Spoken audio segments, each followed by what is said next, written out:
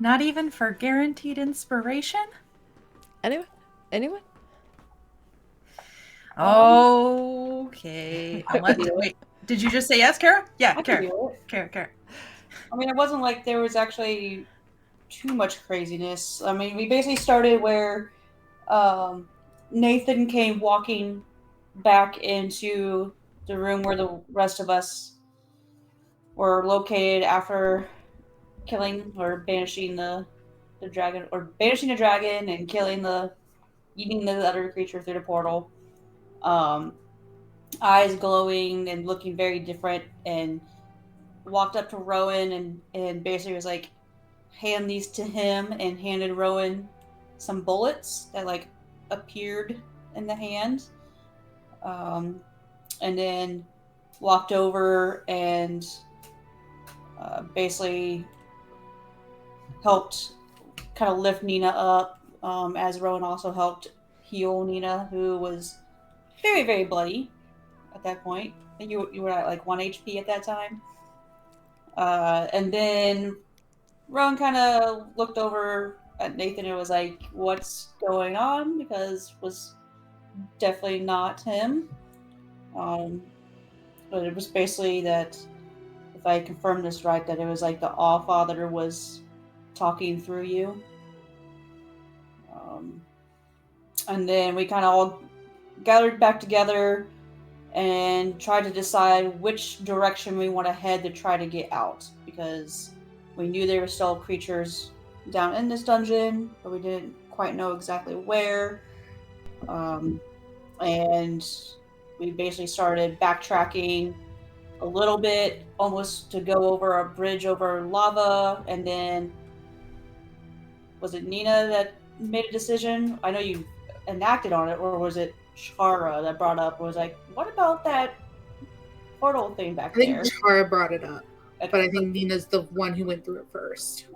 And so Nina backtracked, and we kind of waited for a moment and like, well, Nina's not returning, so I guess we could go that direction. So we went back up through the portal that brought us down here, and proceeded to literally backtrack the way we came, see some of the destruction that we had all done and some that Char had done as we were going through, and um, did some fighting here and there between some people, but kept going. Got to a room where uh, it was like the pillars would give off fire, right? It was like a fire plume, and we were being attacked by multiple different people who kept fireballing all of us in an AOE effect, and we're just very close to like a party wipe,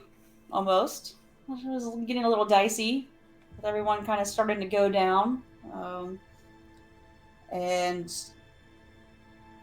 Rowan went down officially. Nathan managed to pull her back away from these pillars to not just be yeeted out of existence instantly. And I think after a couple more hits, um, eventually we were kind of close enough where Nina let out a guttural, like dragon-like scream and shifted a little bit into something we hadn't quite seen before, and proceeded to poof us to be in front of Westbridge Manor all of a sudden, with Rowan still past knocked out but stable, and some others looking pretty rough, and Nina definitely not looking herself or anything, was much more feral. Definitely seemed it cost something for doing this. And the people in the manor came out to help, and took Rowan to like the infirmary room or to rest, and everyone started making their way to their own rooms to settle down after barely making it through trying to get out of this dungeon. I think we also ended with you having a vision or an unconscious dream. maybe? Did we? I just have Rowan has a vision. I don't have details about what that was. Yeah, there was the pond Yeah. Durgan. voice or something. Seeing Durgan across the pond.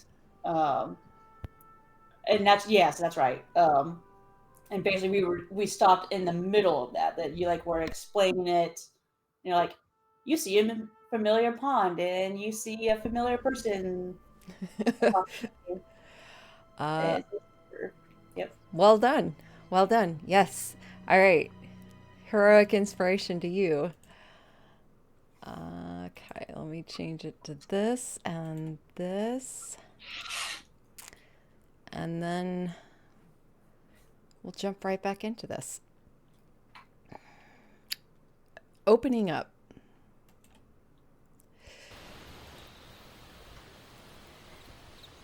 On a serene vista. Rowan, that fills your vision. Just to recap kind of where you left off. As you step from beneath the tree line that opens to a grass embankment, surrounding a large pond as the sun prepares to begin its descent in the late afternoon hours. The water is still, but for the slight indents and ripples from water striders and the plop and resulting ripple of a line and bobber being cast into the water. And there you see a familiar sight. An older man with trimmed salt and pepper beard, half tied up, sat atop a large flat boulder at the edge of the pond where tall grasses brushed gently against the cool stone as a warm breeze drifts lazily by. He slowly reels his line in before you see him pull back and cast it out once more.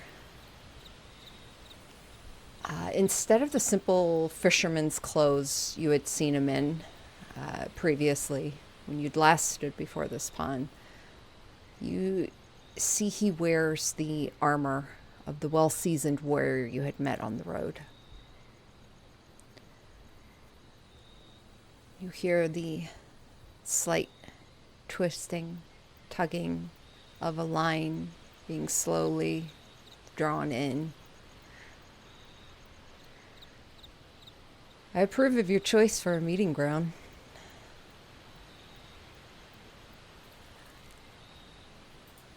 I truly did enjoy my time at this pond previously.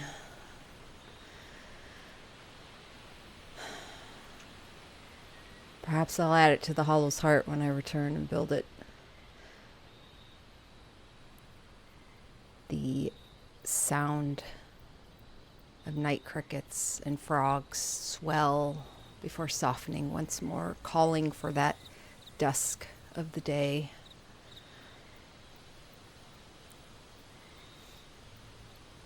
And you see his eyes. They don't look over towards you, Rowan, but they just kind of shift to the side a bit, kind of taking you in his peripheral. You're welcome to visit when it's done. Both of you. Rowan, you see someone stands beside you. Tempo. What expression does Rowan see from you at this moment? I've just found myself here beside Rowan. Mm-hmm.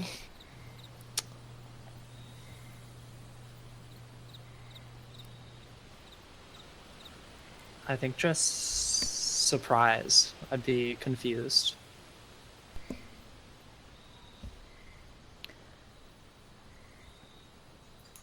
Durgan nods his head towards the edge of the long flat boulder where he's sitting, where you see two more fishing rods are sat against it.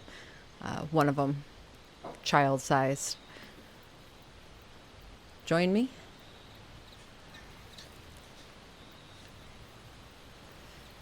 I'm gonna look over at Tempo. Glance between Rowan and Durgan. You're dead. Yeah.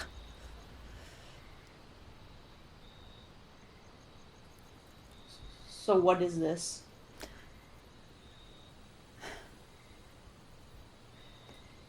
He reaches over, grabs one of the rods, holds it up. Sure.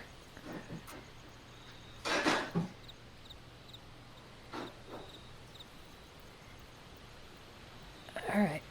Sets it Do down. I, in that moment, like, do I feel pain or anything from what I've gone through? No.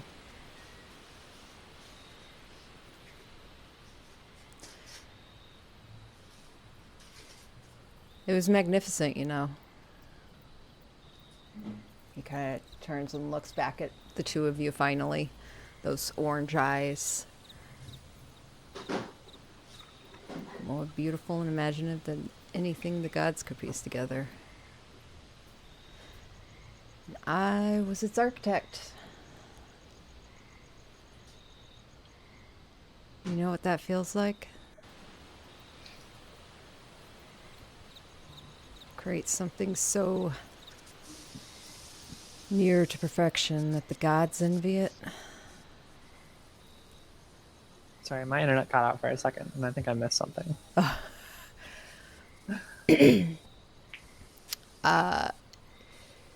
He's talking about the Hollow's heart and how he was the architect, and he basically said, do you know what that feels like? To create something so near to perfection that the gods envy it.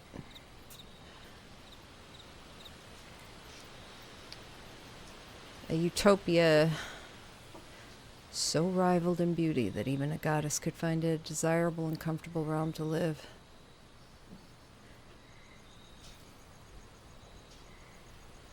Creation made from demon hands. Imagine it.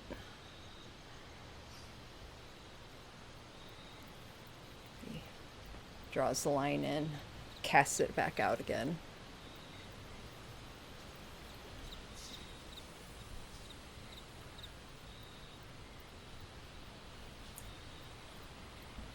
So I'm gonna look over after that statement and see what the reaction from Tempo is.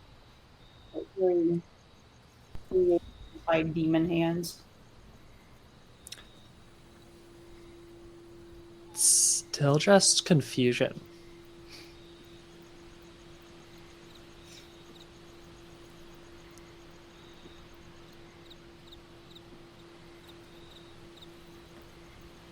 Who are you exactly? The real you.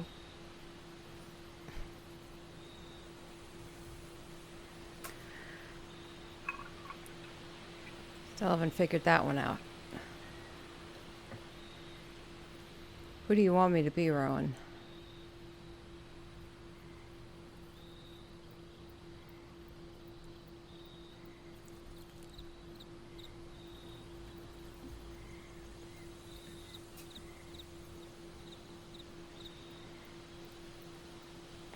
Honestly, I don't even know. Because either way, it's felt like manipulation.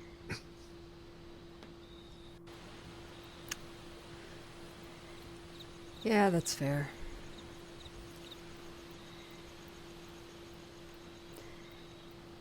Well, it seemed like a good time for a chat. Things are about to get interesting. Figured if you had anything you need to get off your chest, well, now's the time.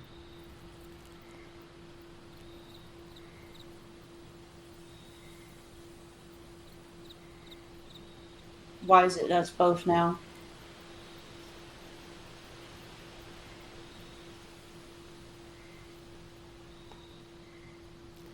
He just slowly reels in.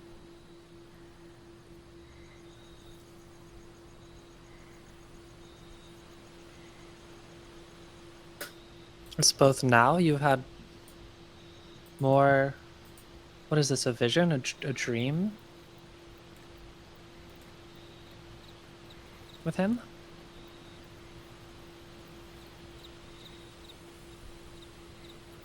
You're asking me that? Yeah. You said, why is it us both now? I've met him before at this pond, and it seemed to be in the real world, but maybe I was kind of under a spell. I don't know anymore. Let's see. It led to me getting this, and I point to, if it's still there, Mm-hmm. I point to dissonance. How's she That's pretty treating you? real.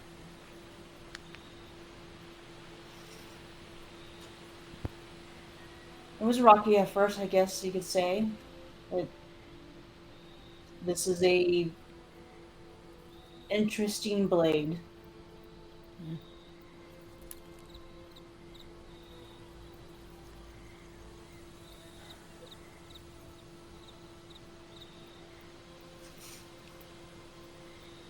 So why'd you give her to me? That's a twofold question. One, I needed something from you. And two, you needed something from me.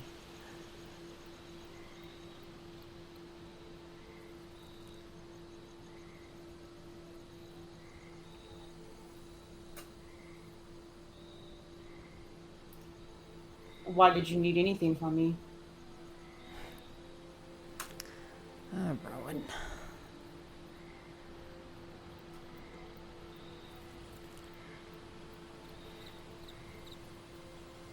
I know you saw it.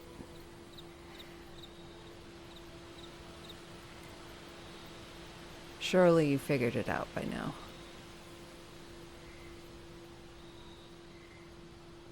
I want to hear you say it.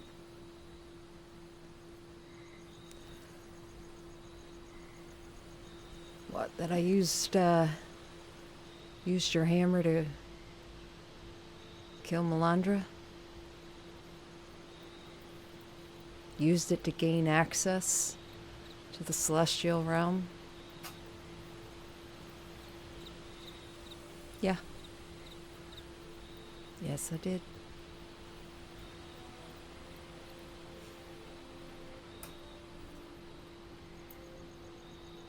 Are you telling me all this was actually my fault? I fell for you? Oh.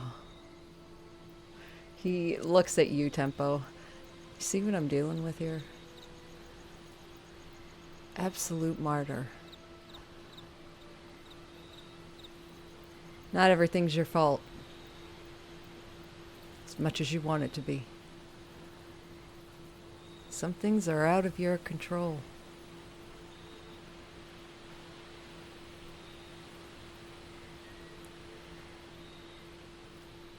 I needed what he guarded.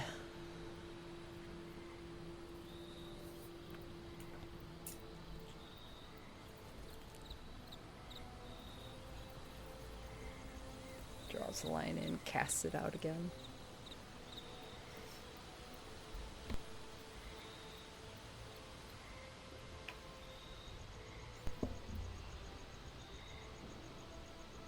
Then what was your goal?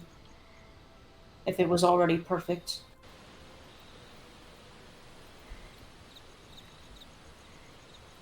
Oh, you didn't hear that part. No, it got destroyed. His eyes kind of flit towards you, Tempo.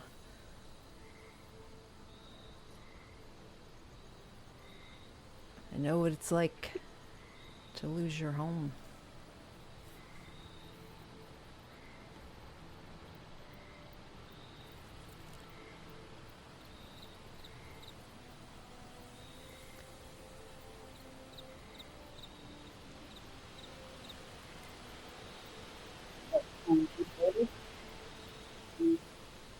Say that again?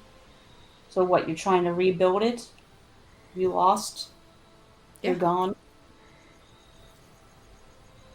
course. Who doesn't want to rebuild home? But can't really do that without my staff anymore.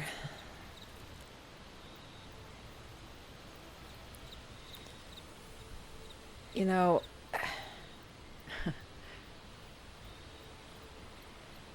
it wasn't too long before I had escaped imprisonment by an archdevil. It's when I returned to find my masterpiece. My home completely decimated, but without that staff, it would be impossible to reform it back to its previous state. So, I was conscripted into the service of Baltazzo to fight in the Blood Wars. And there I found myself, amidst a sea of devils, demons, celestials, all backlit by the burning of the Great World Tree. His eyes kind of go distant, looking over the pond. And so Yggdrasil burned, and with it all the past of the Forgotten Realms.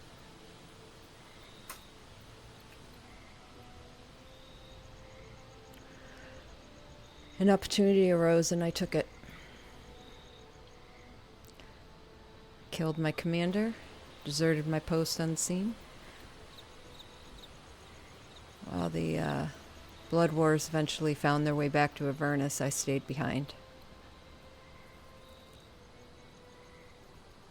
Hiding away amongst a quaint fishing village, biding my time.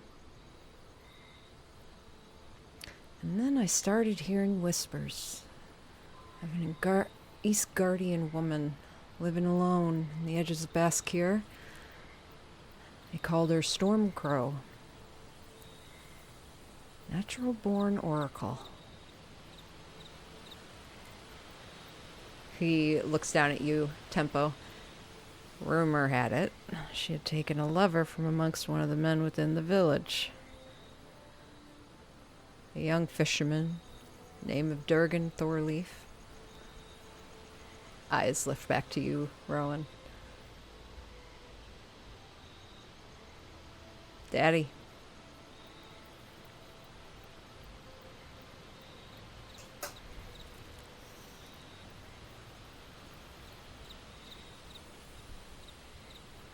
You look over and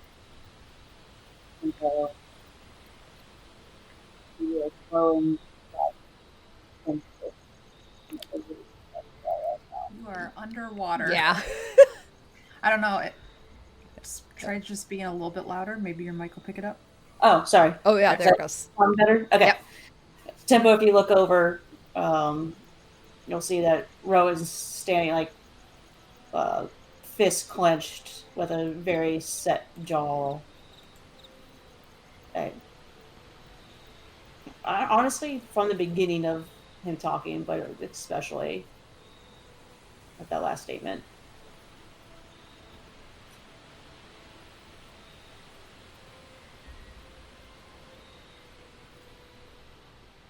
So what do you want from me now?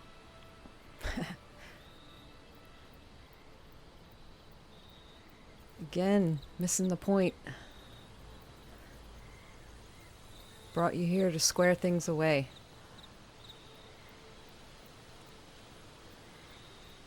Squash any old beefs, beliefs, whatever.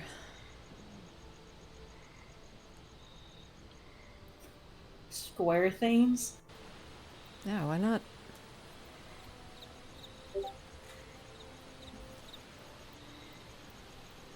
Think it's that simple?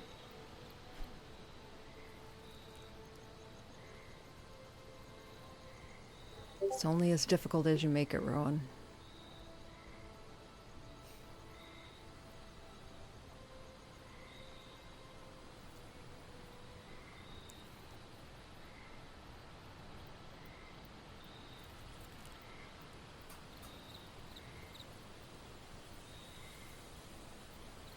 We'll look over at Tempo.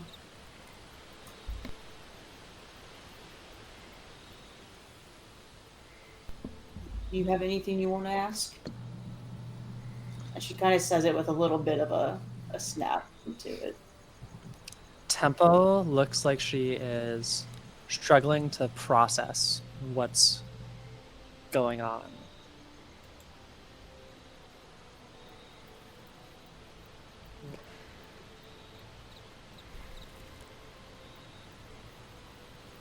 Why?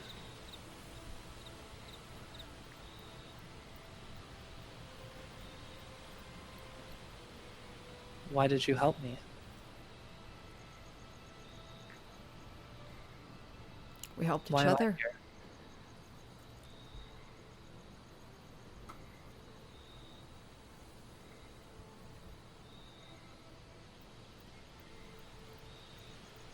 What did you take from Tempo then? He looks at you, Tempo. What did I take from you?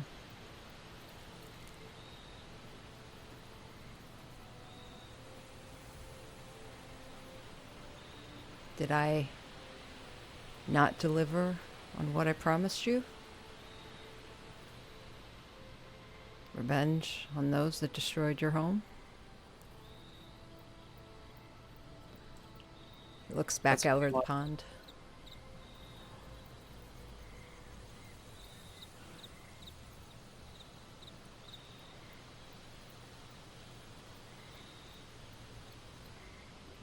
You did.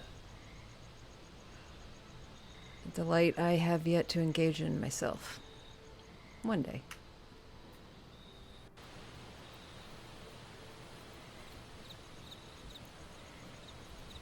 Anyway,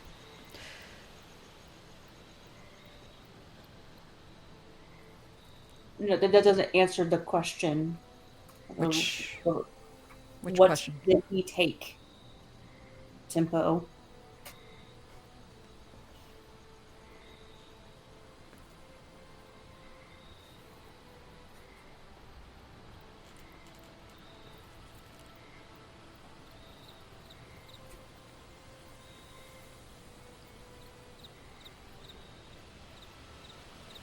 She seems stunned.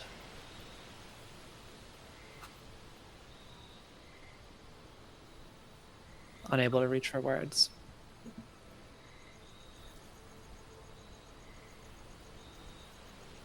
Are you afraid to answer the question?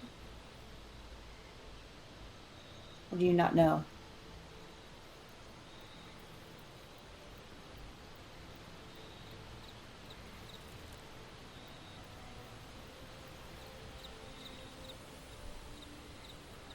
I, I'm not sure.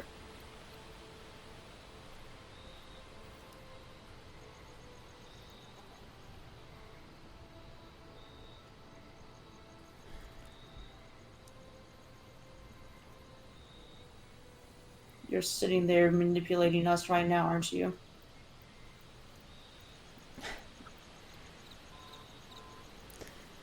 No.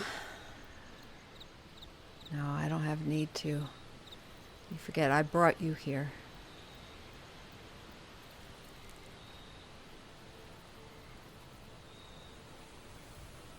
You I want to have. explain that since you're dead? Okay. You caught me. No, of course I'm not dead.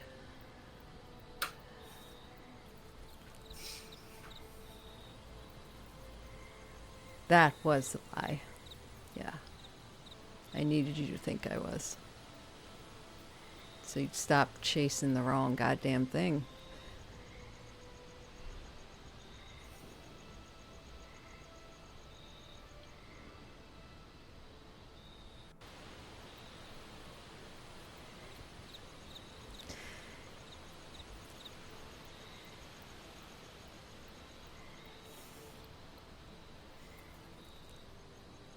I'm gonna look down at the water. Draw you in the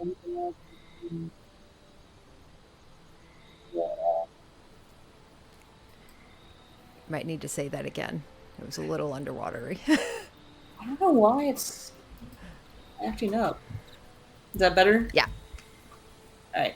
I'm gonna walk up to the edge of the water and look at it and like see if it's. I want to gauge and see if when he says "I brought you here," that it's actually like, are we physically in this location, or if it's like we're projected here and it's looking like the place. Like, how realistic is it? It looks and feels very real.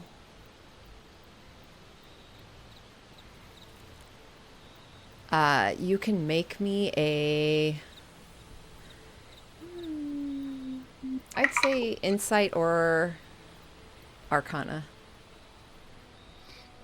Okay, I'm gonna do insight.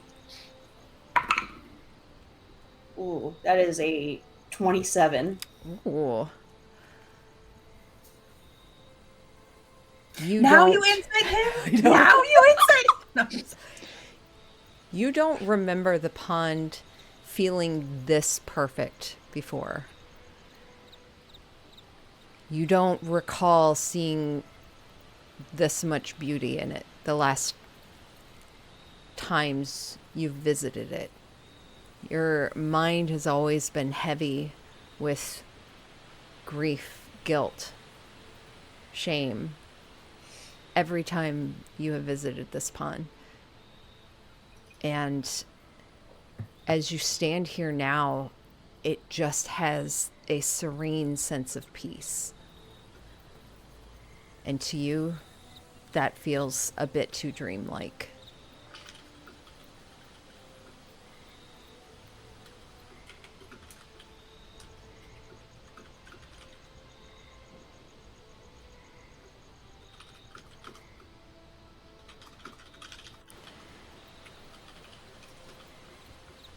I'll start walking around the pond towards him then.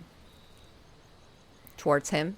Yeah. Okay. Yeah, you're like back behind, kind of just off to the side. So you walk Yeah, that's up, right. He's in front of me. yeah, next to the rock.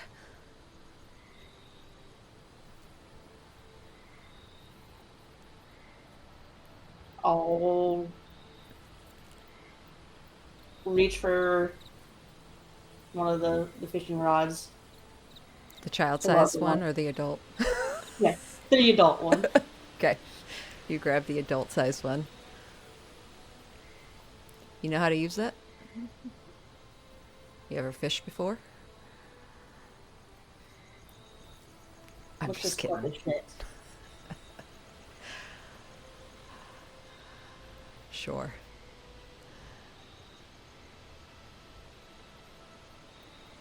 I'll like start messing with it, looking to see if there's even anything like a bit or like. Do I get a sense that he's not even using bait? It's just like Yeah. he's throwing it in. Just throwing the hook in the water.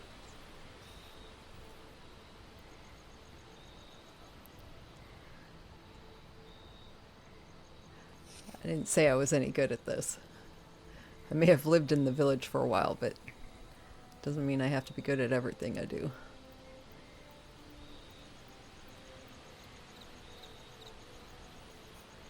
What would you say you're even good at? Probably everything you think I am. Manipulation, lies, deceit, kills, murder. I'm a demon after all. Can't deny it.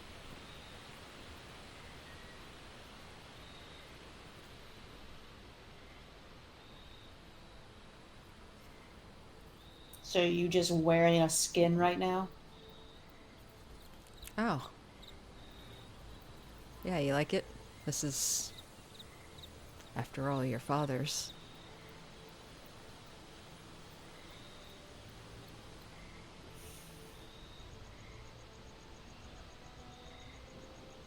I thought it might bring you comfort. You know, some internal insight. It's not actually his skin. It's just his visage. I can do that. Deceiver.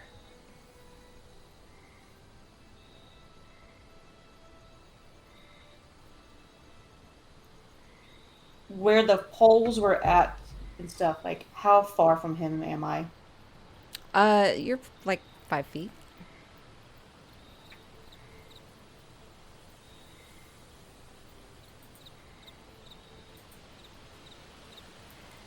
Just had to destroy all of my potions. That damn dungeon. But before I do anything, what's with me having walked over and like grabbed the pole? What are you doing, Tempo? Tempo is still just standing there, unmoving. Just she looks at a loss.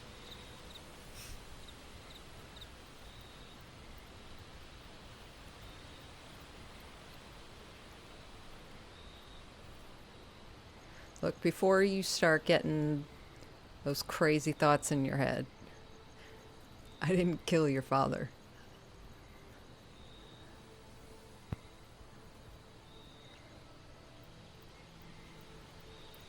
And how exactly could I believe that? I mean, he's probably still in the village. You can go visit him. Prefer you didn't, but it's up to you. These guardians tend to live long lives. Sorry, what was that? East Guardians tend to live long lives.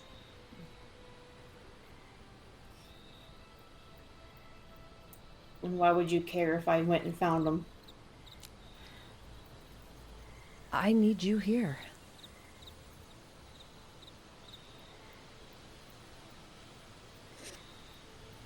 Look, I didn't... I have no beef with you or your family. I will admit an oracle certainly piqued my interest. If I was going to rebuild the Hollow Heart, I'd need something of equal power to the staff I'd had before. So I went and had myself a visit,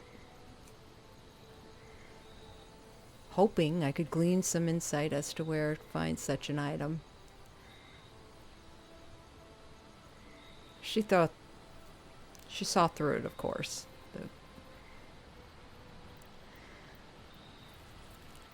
Through the disguise, so suffice to say, it didn't quite go to plan. Honestly, I didn't go there looking to kill an oracle, but what's the saying when life hands you lemons?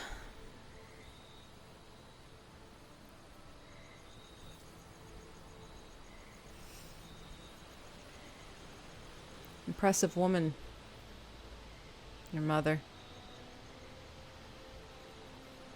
I think she always knew she'd die by my hand.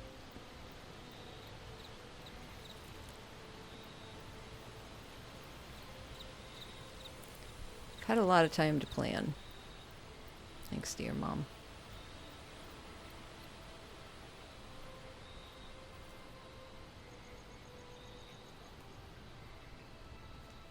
Cast the line out again.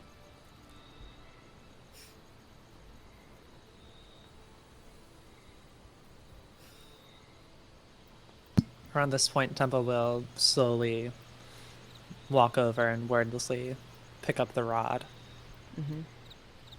and follow suit of Ronan, Durgan.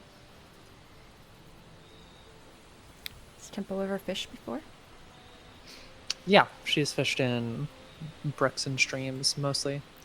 Less often lakes, but Lovely.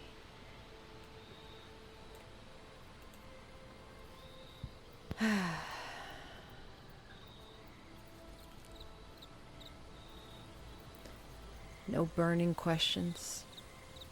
Nothing. Nothing you want from me?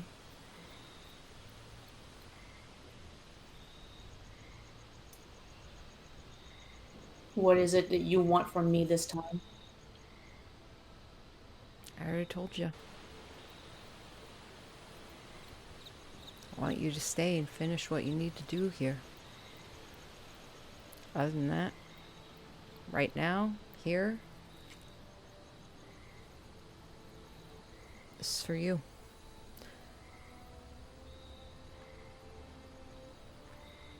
So you can figure out whatever's going on in that head of yours. Sort it out.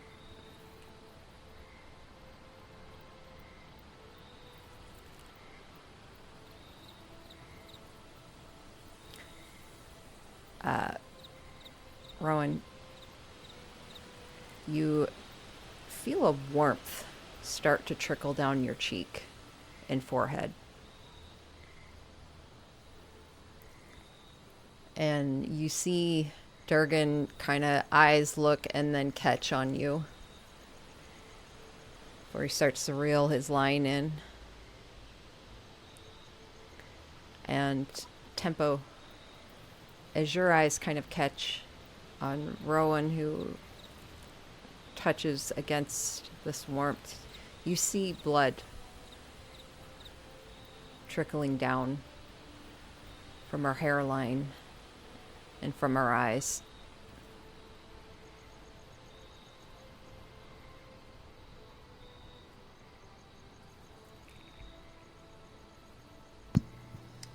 She would start and kind of still just watch. There's nothing immediate.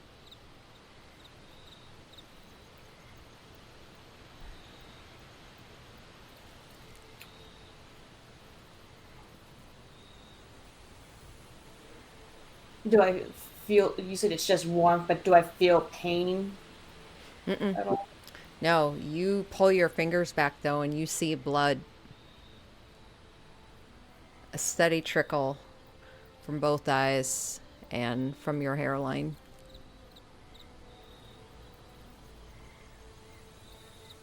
No pain.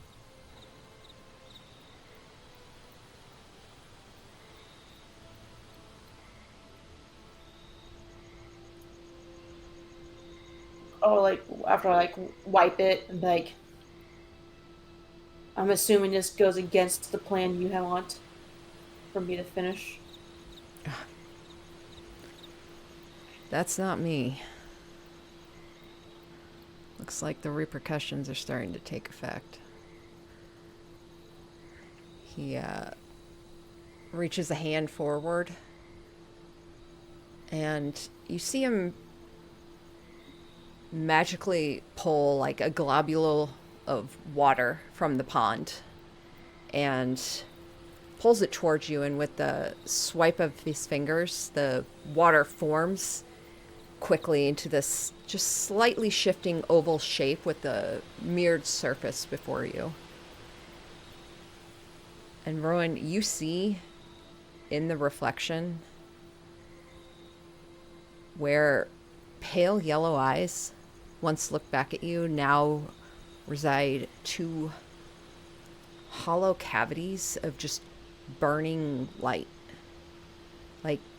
like two suns sunken within the depths of your skull. Blood seeps from the corner of each eye, protruding from the gray skin along your forehead and surrounding your entire skull. Like a crown, these sharp spikes of pure gold, short. The tips just blackened with obsidian.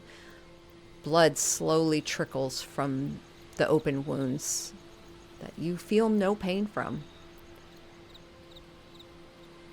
And the wings at your back, you watch as they jerk and tear, already in the process of this gruesome ripping and separating into a second set of wings that breaks free, blood dripping freely as the bones snap and form into place, these red-soaked feathers unfurling.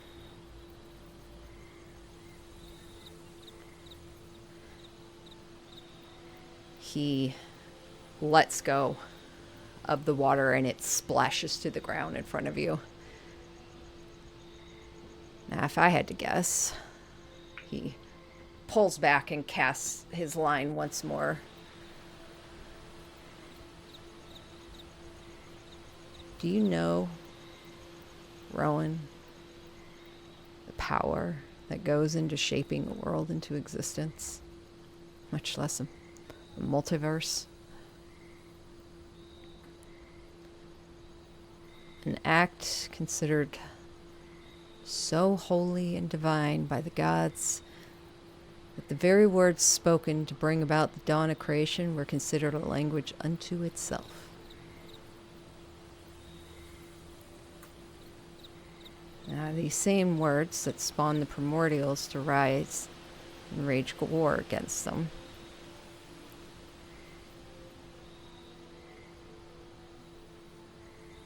you used words of life and purpose, order and light, and you molded it to tell a primordial to get the fuck out.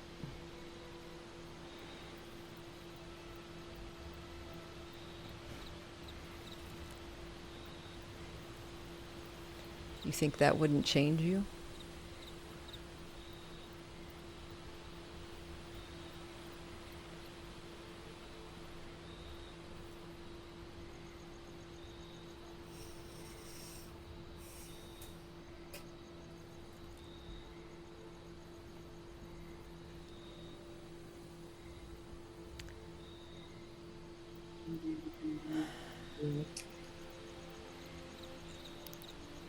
I'm going to say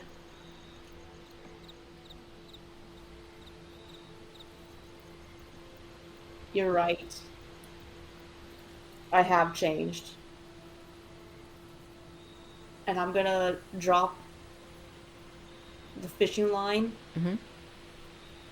And I'm going to reach and try to grab him. Mm-hmm. And I'm basically wanting to try and grab him and then flip him over into the water. Yeah. You go and reach forward to grab at him. As you do, like a dizzying scene, all of a sudden, you're falling into the pond. The water splashes around you.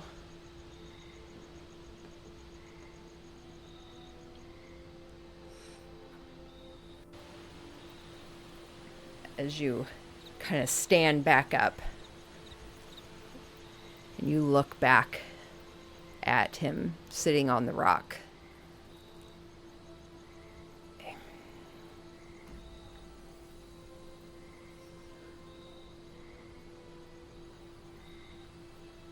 Come on.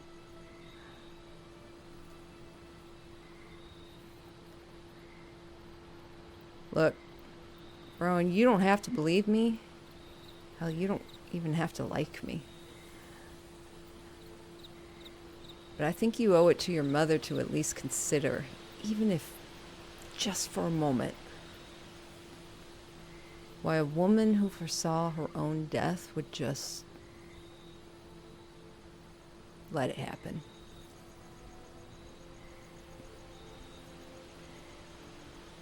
Kind of makes you wonder.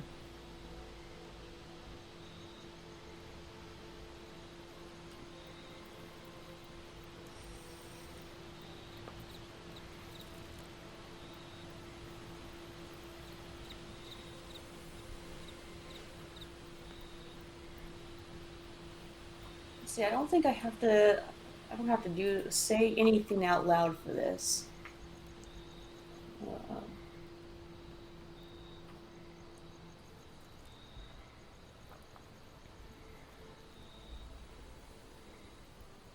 I'm going to look at him and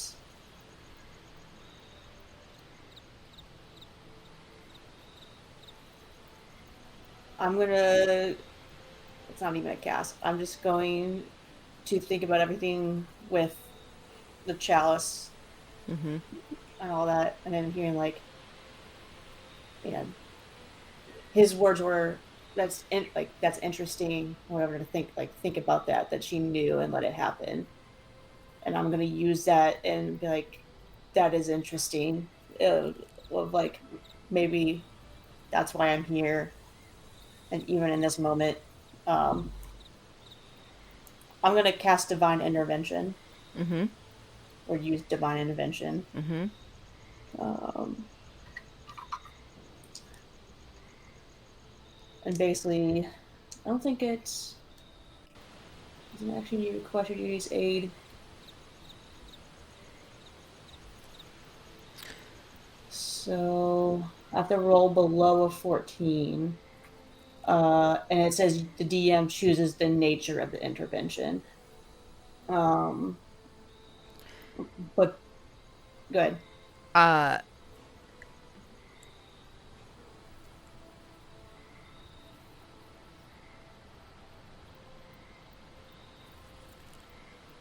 Basically, I'm almost attempting to use this of like, that you're right, that is interesting. Maybe I'm supposed to be here in this moment of pulling all that light now into this space to potentially cause irreparable damage, kill him, whatever. Like, you see he raises a hand again as you're getting ready to do something, and he closes his fist.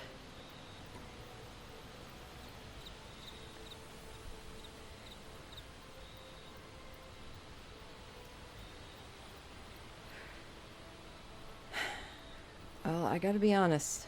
I didn't think you'd be this narrow-minded.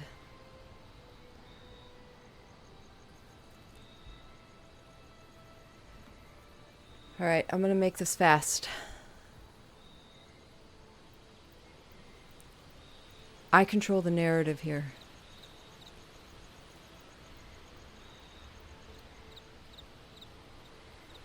You don't have access to your powers. You don't have access to your weapons. Everything you see here,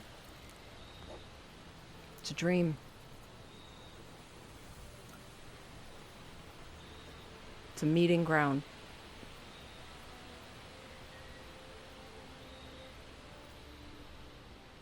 You want to kill me? You're gonna have to come find me.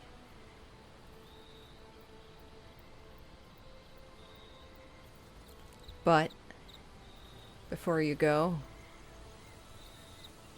there's some things I think you should know about what you're getting ready to go up against.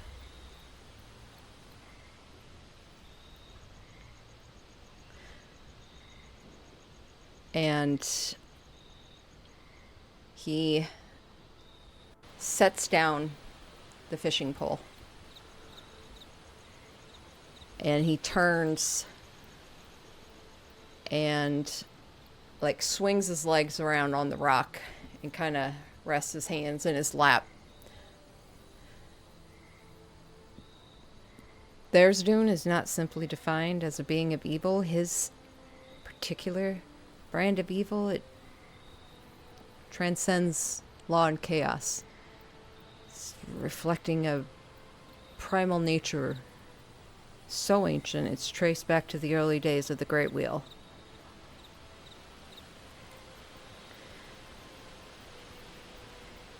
It's... He pauses a moment. You do know what the Great Wheel is, yes? I've heard of it. You, Rowan, you have flashback to a room with statues that you stood alone within, and a map of the plains on the ground. Yep. Well, it's more than just a map of the plains. It's the gods' way of defining themselves from the rest of us. Simply existing in their own ideology wasn't enough. They had to draw lines in the sands, separate their ambitions and intentions, and so the great wheel cosmology was created. When the multiverse was young, or creation, so to speak, there's Dune.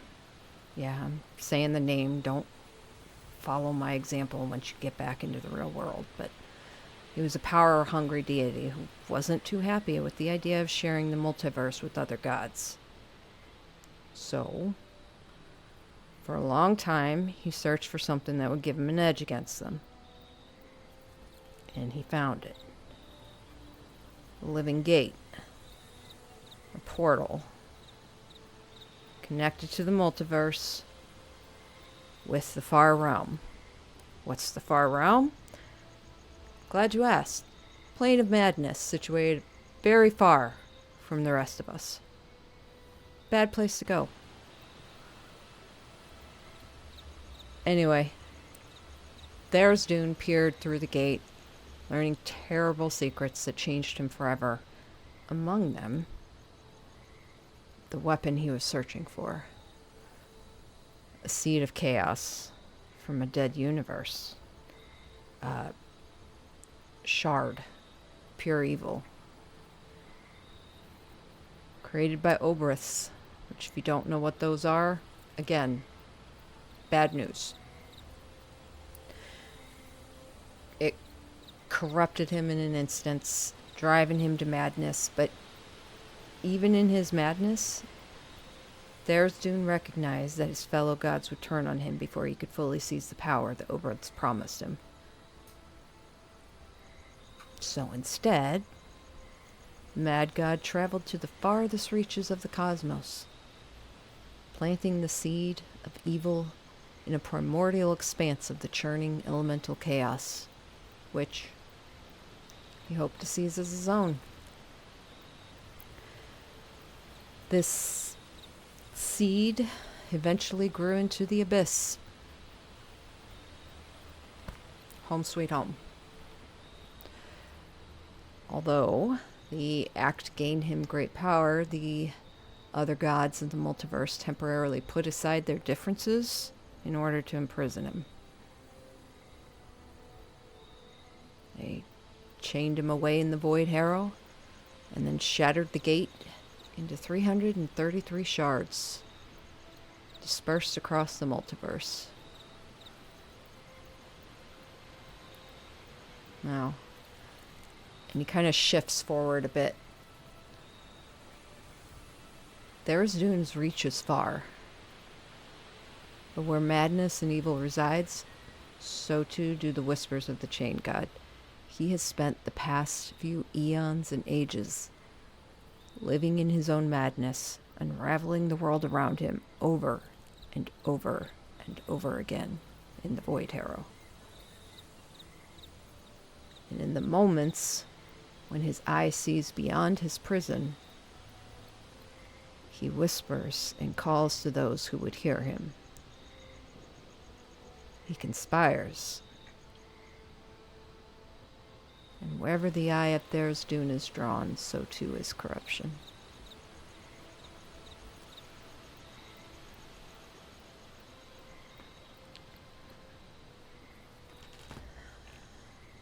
It's up to you.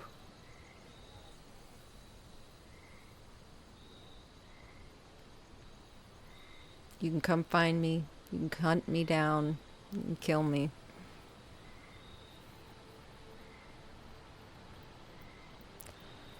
Or you can stop There's Dune. Stop these cults. Stop them before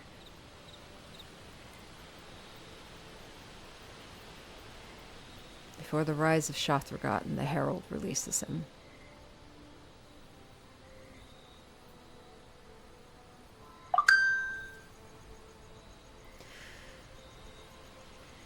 Any last questions?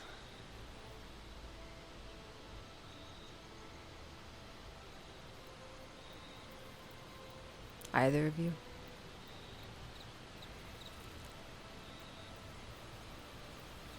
Where would I find you? I'll find you. Unless you're really good, which I don't think you're there quite yet.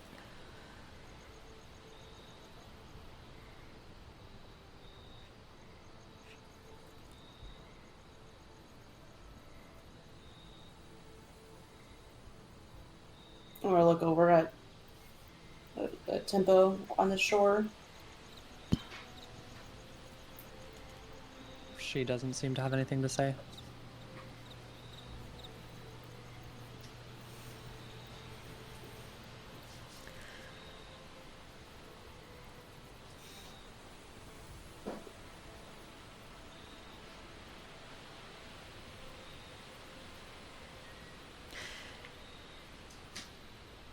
All right.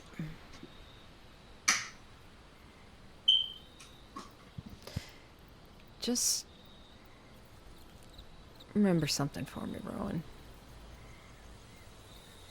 This guilt you like to carry around with you.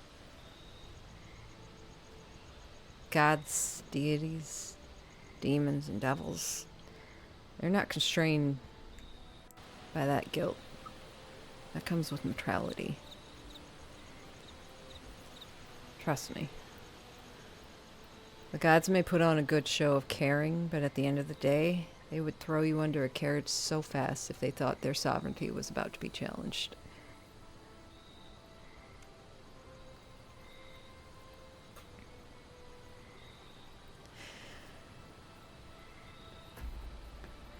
I respect the hell out of your mom.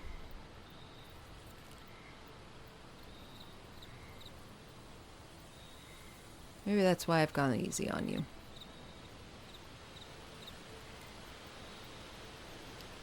And he snaps his fingers, and the scene dissipates for both of you.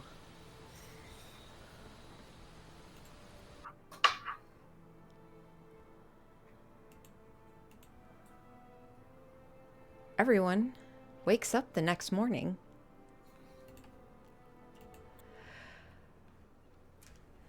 to painful, aching bodies, headaches, fuzzy heads. Some of you have even more questions and concerns.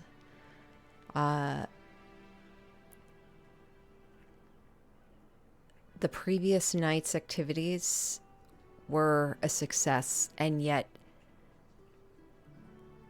something feels lost, like you didn't quite win.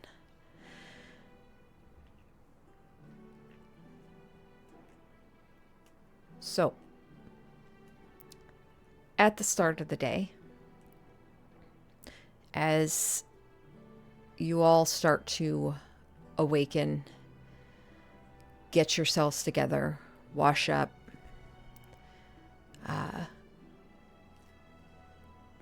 do you all wish to gather and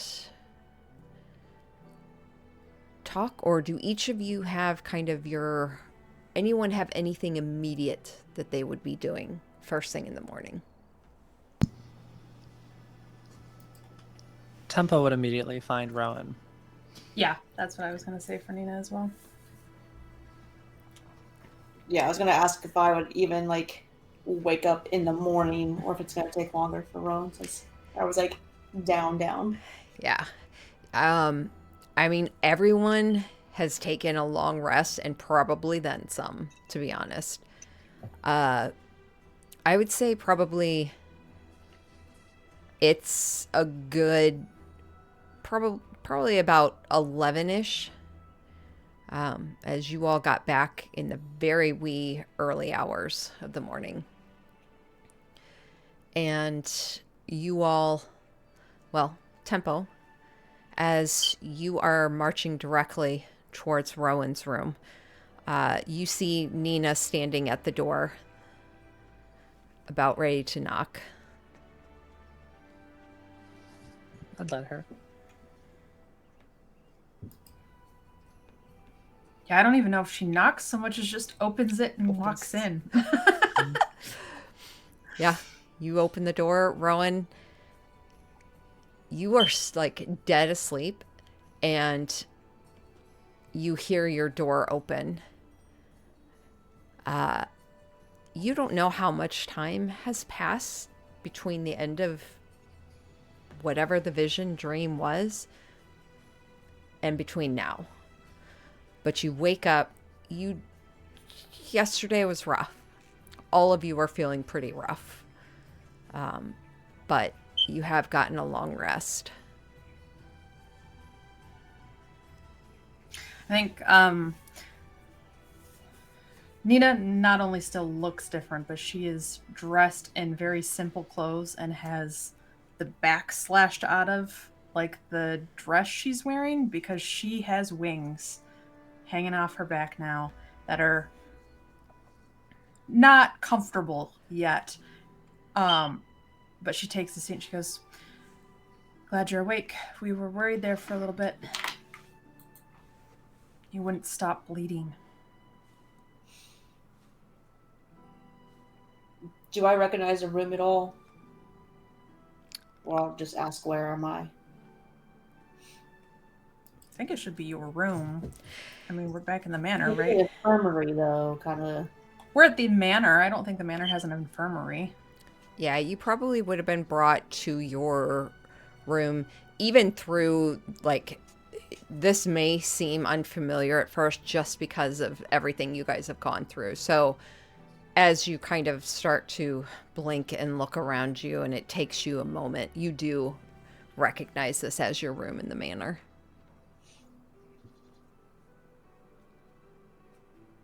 How did we get here?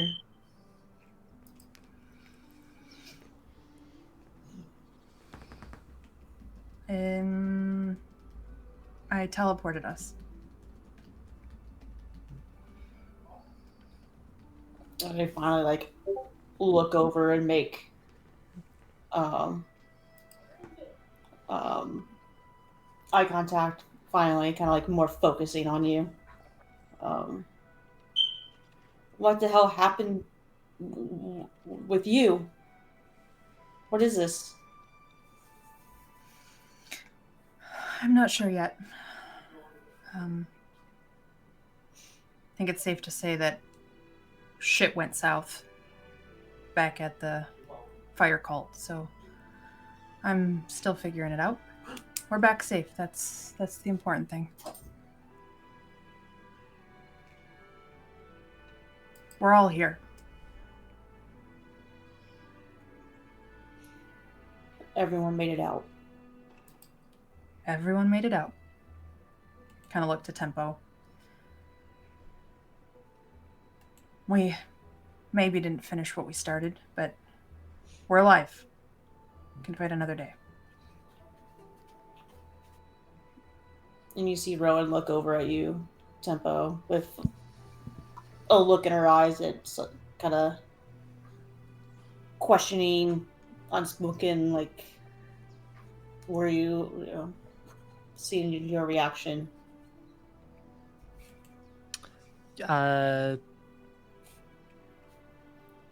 She seems unsure, and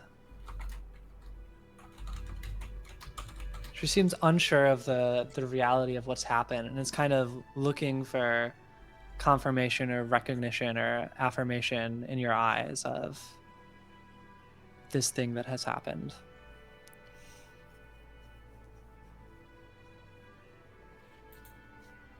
Looking for confirmation. Yeah, that's what it looks like.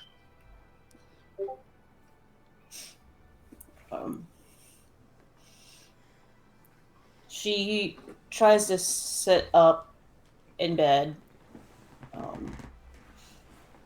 like kind of pulls her legs in, kind of like wraps her arms around her knees.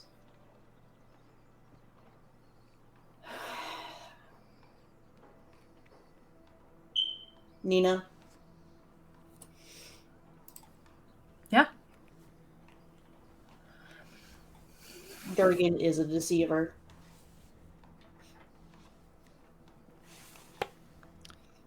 You see Tempo sort of deflate mildly.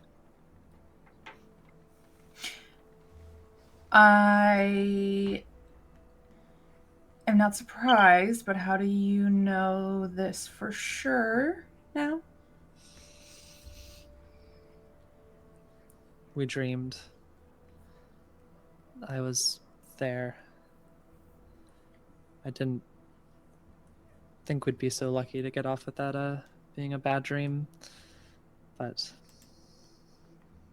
I hoped. You saw him.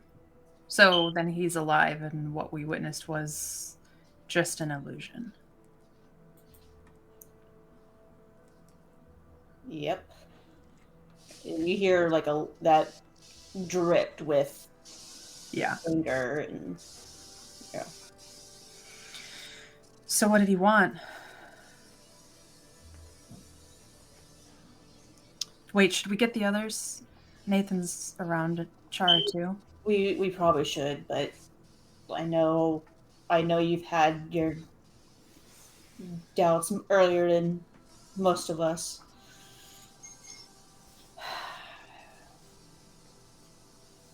They were just pawns in his game.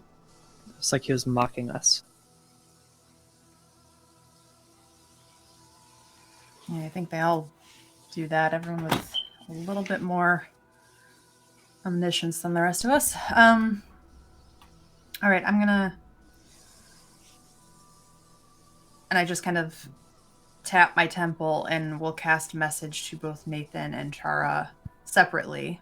But Rowan's awake. Tempo's here in the room. They've had a vision. Join us?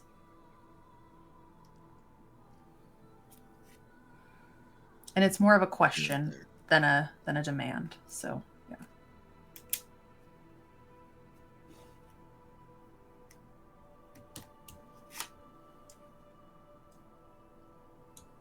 Yeah, Chara would throw off the covers, groan, give her head a little shake, and then make her way towards Rowan's room. Yeah, I think in this moment, we basically crashed getting back to the manor, so whatever. You left, and Nathan said he'd be right behind you. I think that's when he does find the nearest mirror and kind of Kate undoes the buttons of his shirt and takes them off. And he sees that the crackling is now almost to his sternum and halfway down his torso. And he just kind of puts his head down when he gets your message, and I'll be right there, and does his shirt back up and starts making his way in. Mm-hmm. Before you leave the room, if you look over, Nina's usual outfit is like on the desk, and Stitch is trying to fix where she ripped holes in it with her new wings. And he's just over there adjusting her clothes for her, tailoring them. Thanks, buddy. He just kind of walks out.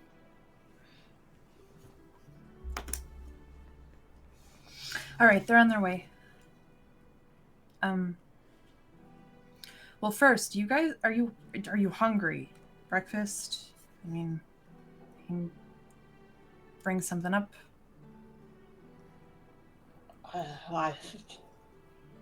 Yeah, I'm starving.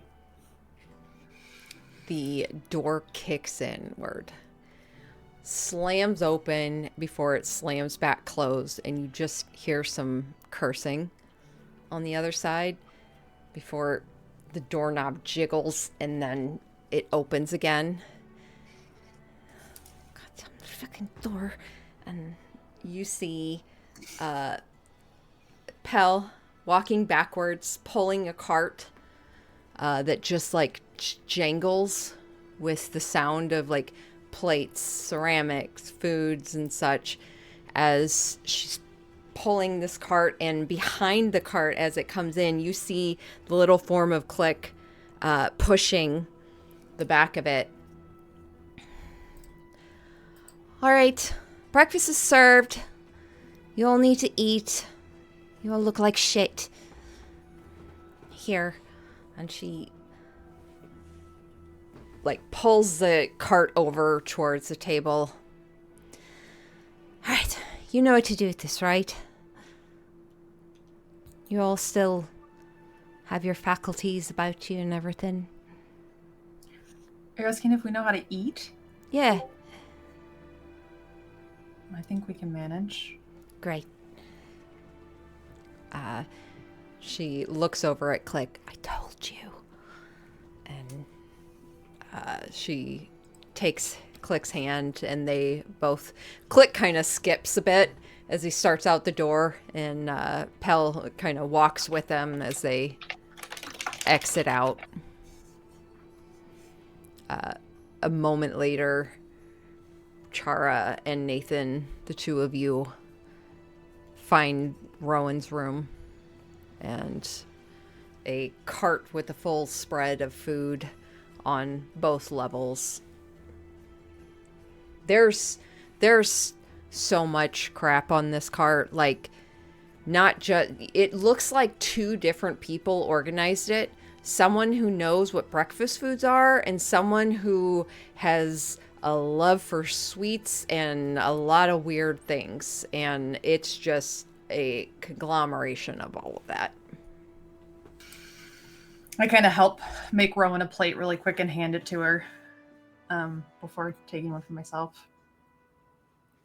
Thank you. Of course.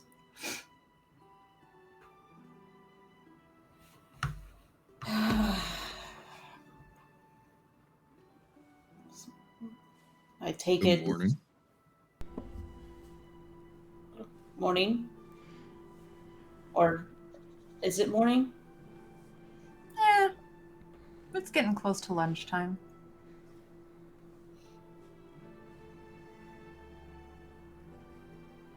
Just depends on what side of the world you're on.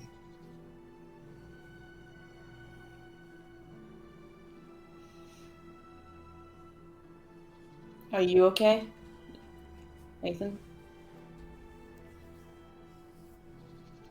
Feel like crap like the rest of us, but I still look good, so there's that.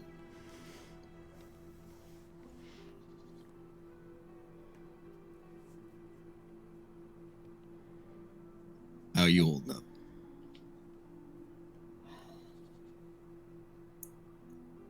Feel like I was set on fire over and over again. Yeah, pretty much.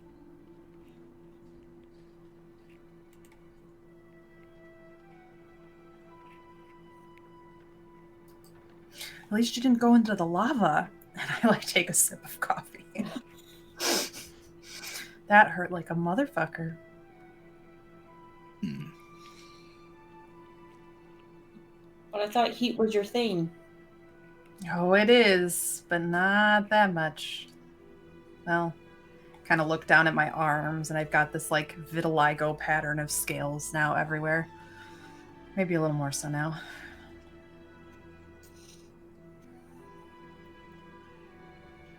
But tell him, you mentioned Durgan came for a visit. In her dreams. Their dreams. Gesture to Tempo. Hey, listen.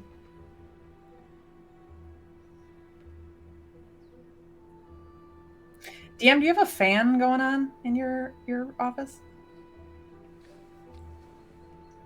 No. Is it mine picking up a I lot think of shit? so, yeah. It stopped now, so it's fine. That was weird. New mic stand for Christmas. Good lord. I don't know. There's freaking fire alarms beeping. And I fans know! What going is going on tonight? I just saw the little Probably. green dot in the corner of DM's things when the fan thing was going, so I thought maybe it was her. Oh. But again, audio's weird. It's fine. Well, Durgan is indeed the deceiver.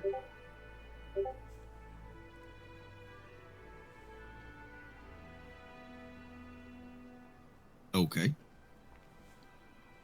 Just up and told you, or Yeah, pretty much. oh, well then.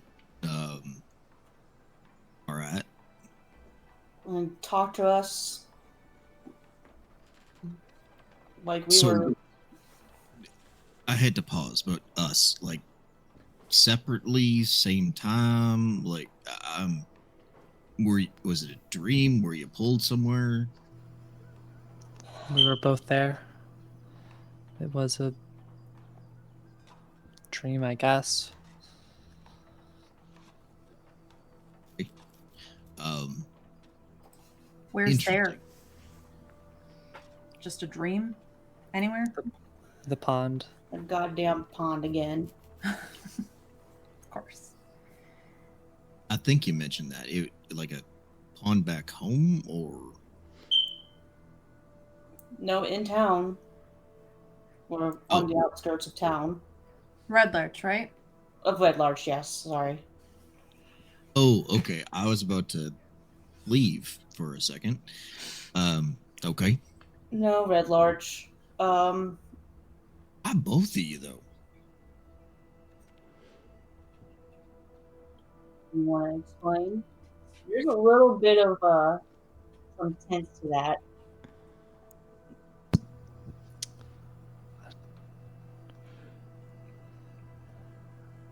I mean, you haven't told me much, but I take it he was someone to you. That's as much as you told me when he died, or when we thought he died.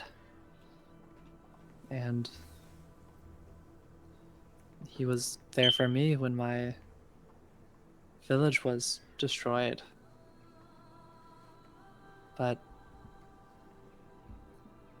I I don't really understand why. I don't know.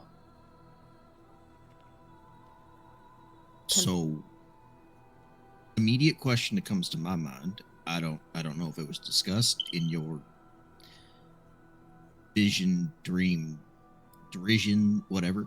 Um, did he burn down your village?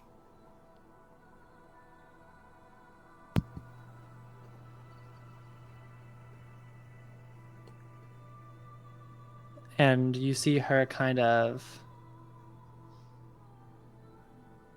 her voice kind of catch. Right. Wasn't a thought yet. Sorry.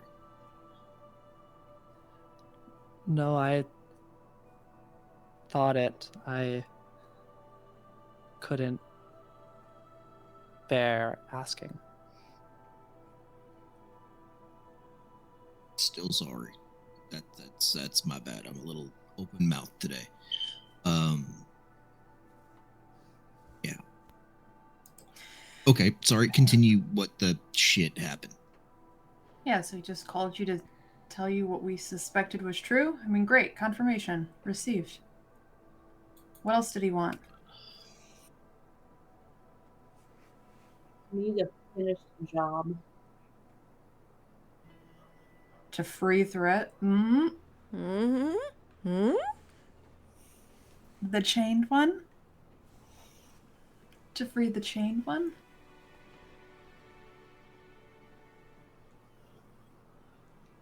No, more so to stop them from being freed. What? I thought the whole point was that he wanted the gems taken to the big guy.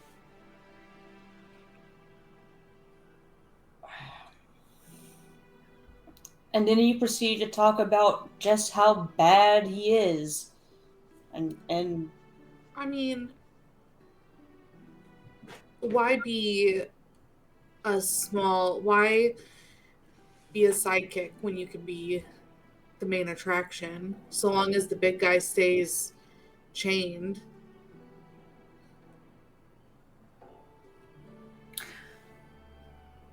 So what, he wanted us focusing on the cults to potentially die before we got to the big guy? That, I mean, that doesn't entirely add up. Unless he thinks it's a training run. Take out 4 cults. Sure, you'll be able to handle a god.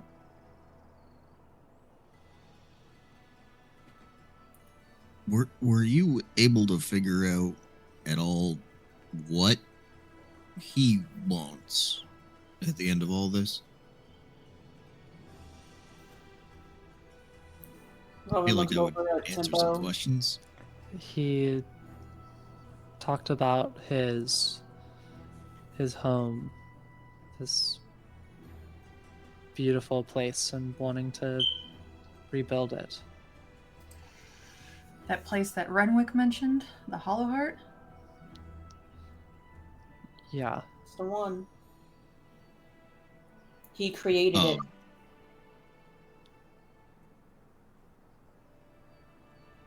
So he's what, a deity, a demigod, what?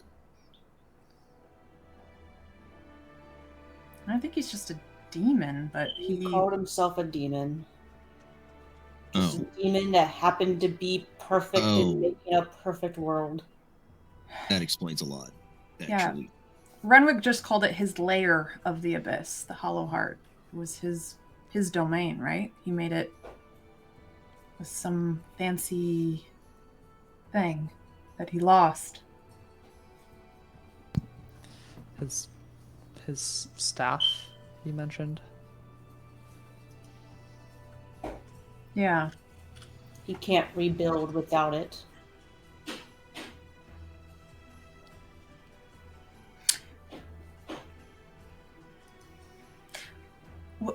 Was it destroyed or did he lose it? And if it was destroyed, could he recreate it with the gems? Is that why he wanted them instead? The shards. Gems, shards, different things. He said if he was going to rebuild the Hollow Heart, he'd need something as powerful as the staff he had before. Oh, okay, so he wants a weapon. All right. Well, that narrows it down. Our friend the chain one gets loose, he doesn't get squat, so...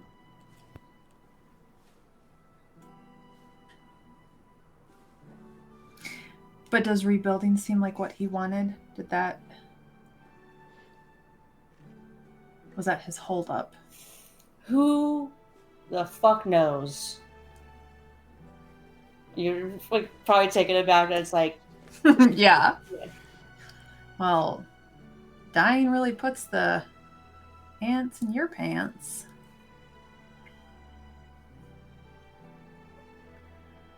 He's manipulated us. Me. Tempo. All of us. The first one was fair. He murdered my mother. Okay, that's news. Well, we saw him in that vision coming for her. On the festival thing when we all got sucked into your memories. Yeah, and to put icing on the cake, he took the visage of my father. I think Nina snorts up the coffee she had just attempted to take a drink of. I'm sorry? Durgan's your dad? Well, I mean, according to a deceiver, so who knows? It could all be a lie. Liam would have loved that one.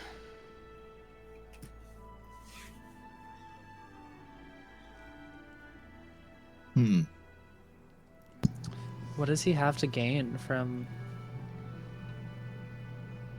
telling us this?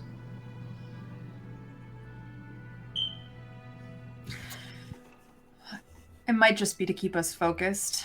If we stop trying to chase him down, then we can focus on the cults. But I still think we're missing something. That's kind of what he's like, I literally faked my death so you would focus on what you need to focus on. What an asshole. So, in his opinion, what are we doing wrong then? You don't step in to guide your little minions unless they're doing something wrong. Especially after faking your death and trying to disappear.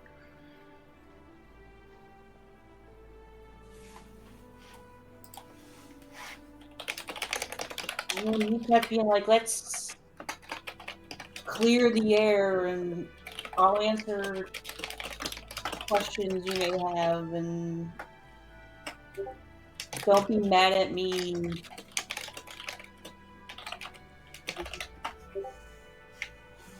Doing what I need to get my perfect little world back.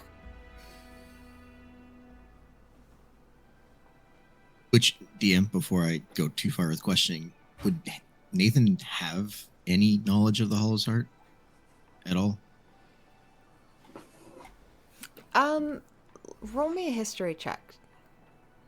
Yeah, from like a blood war Yeah. perspective, maybe. Mhm. Yeah.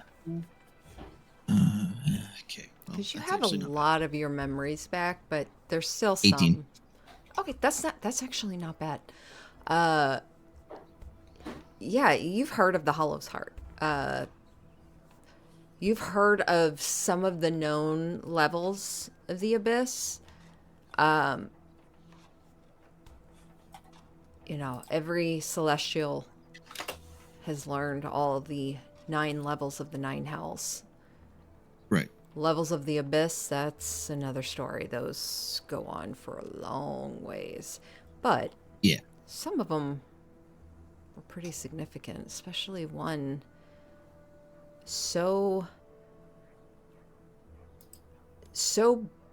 broken free from the rest of what you would expect the abyss to be, the rest of the levels.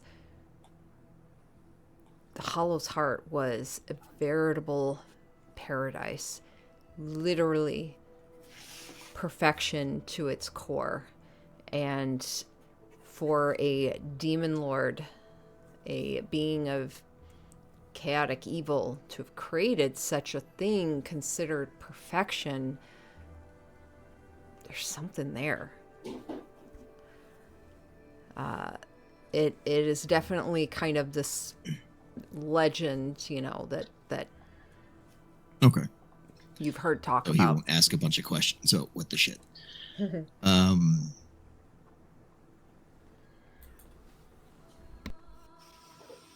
Okay, so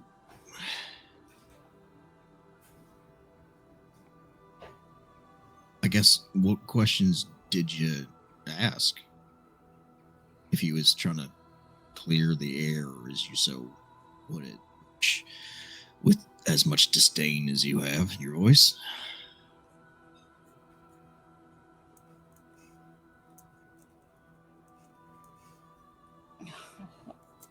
I don't even really remember. I mean, what questions do I have for someone that I can't trust any answer from? That's fair. Fair, but the best liars have tinges of truth inside. So even the little bit would be helpful if you could remember. And take your time. We're not in any rush.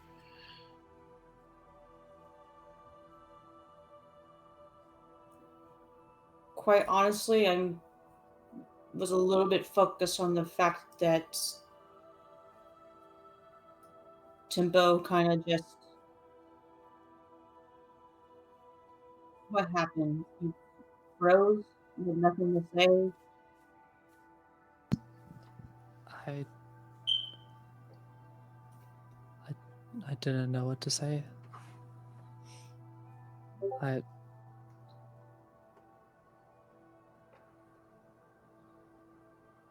I mean, I haven't known much, and it all seems to get taken away.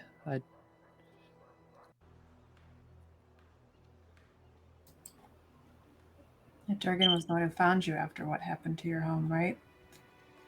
Maybe it was just his way of coming clean to you, too. He said he gave me this revenge against the fire cultists.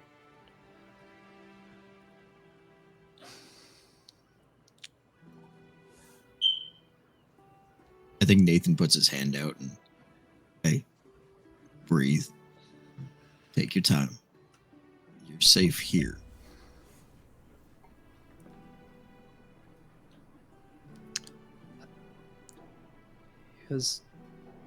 He was just something I held on to. I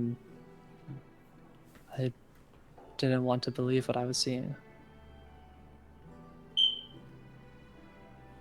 It's understandable, for sure. But do you believe?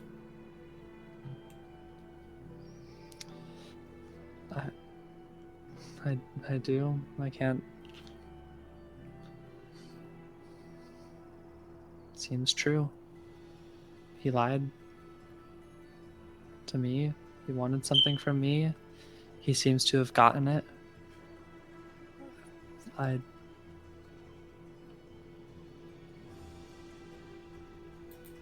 you still don't have an idea of that. Like if it was something physical or psychological or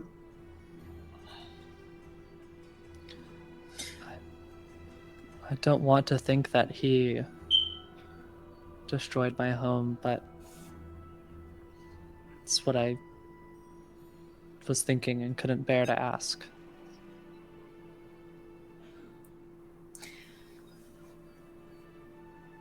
he said he took something. He's taken it from me, he's taken it from Tempo. Or tends to. It's never just a give. For me, it was the hammer that was used to kill Mylandra.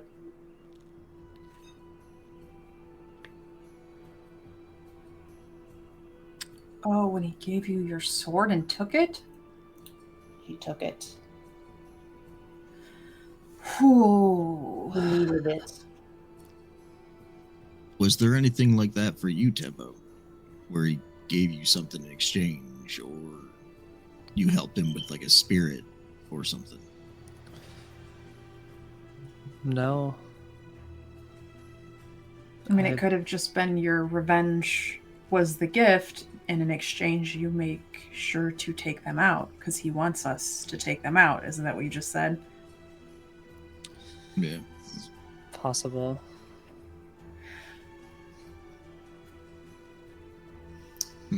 He basically said that I had a choice to hunt him down and get revenge on him for what he's done, or stop him. Stop the cults. He still doesn't know us very well because we could easily do both. No problem. I think that's gonna be what it is, honestly.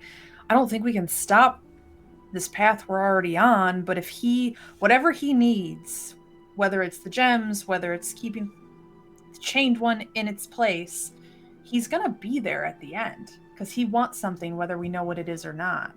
He'll be there. Wait, you said he built the Hollow Heart? So he claims. That means he would have been around for that rat motherfucker. No wonder he hates me.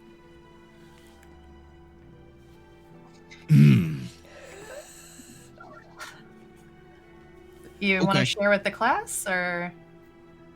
That means he's old enough to be in the Blood Wars. I've probably killed hundreds of people he knew.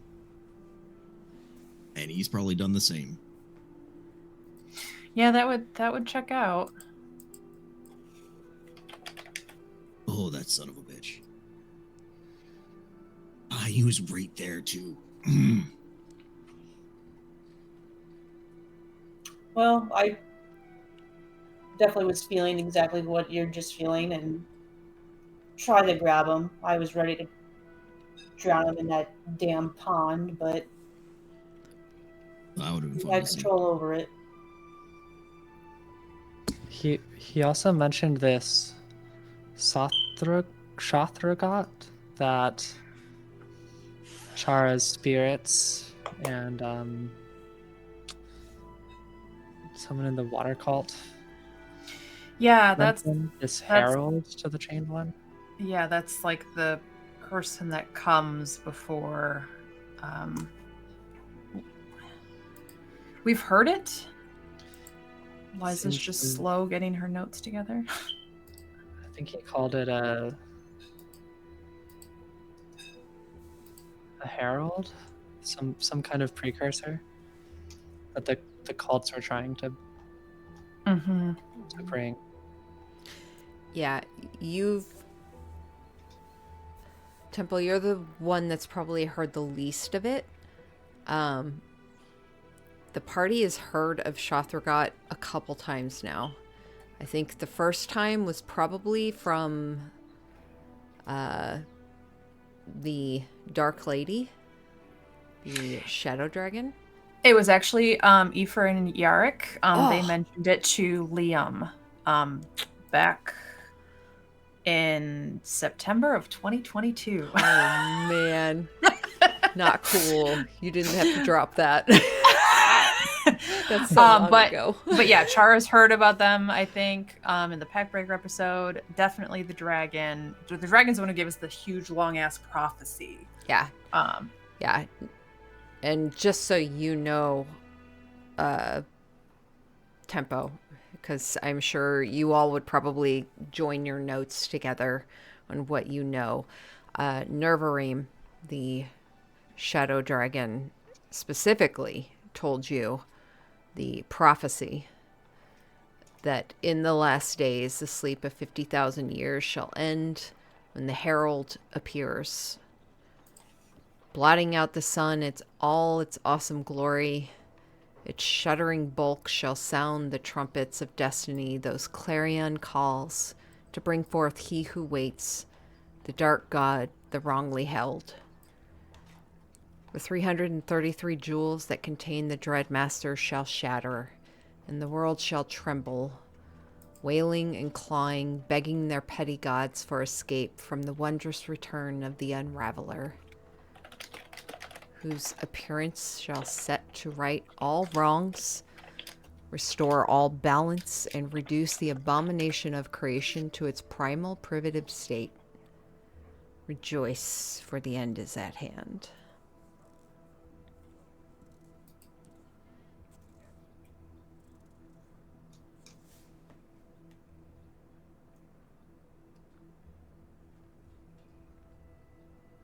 I see.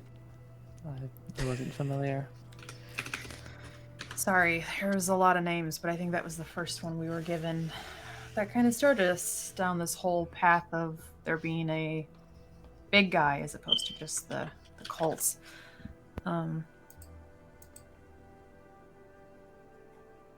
Okay, so he wants us to stop the Chained One. We have a gem from the fire cult, the one that Alice was going to take somewhere. I put it in Nathan's pocket yesterday before we left. We should probably keep that in a safe place. I know they're tracking them somehow, but someone's going to come for it at some point. But I imagine as long as they don't have all of those, we keep it temporarily postponed until we can get through the rest of the cults. We still need to fucking get Vanifer.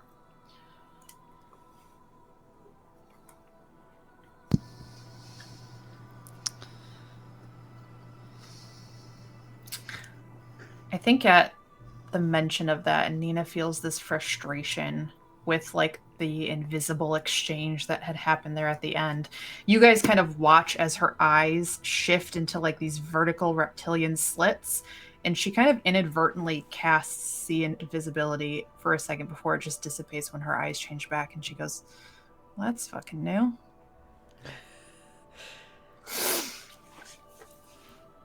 Like you actually went invisible for a second, came back?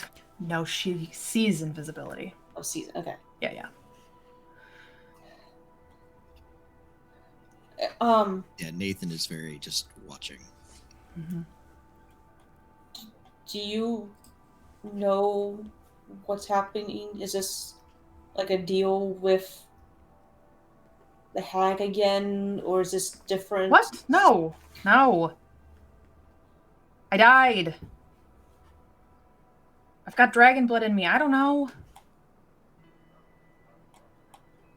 My powers are evolving. That's all I can say. I don't know what happened specifically, but At her mention of I have dragon blood, I'm gonna immediately kind of start looking at myself and like feeling because of what I saw Mm-hmm. with the Yeah, water. you feel, and as you bring your fingers away, you see blood on them.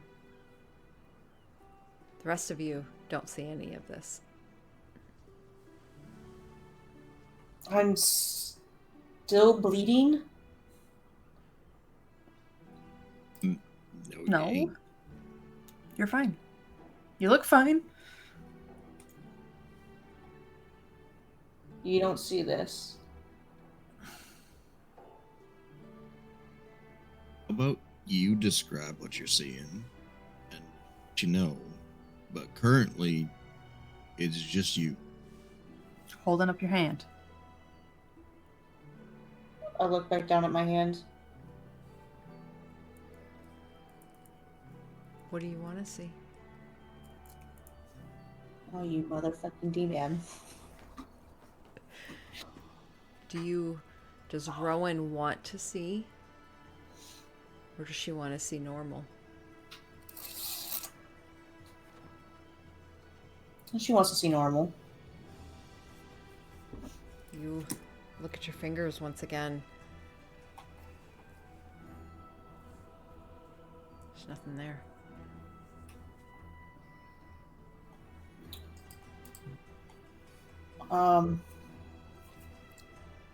No, never.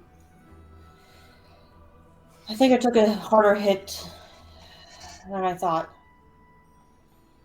We can let you be. You should rest some more. We should all probably rest some more.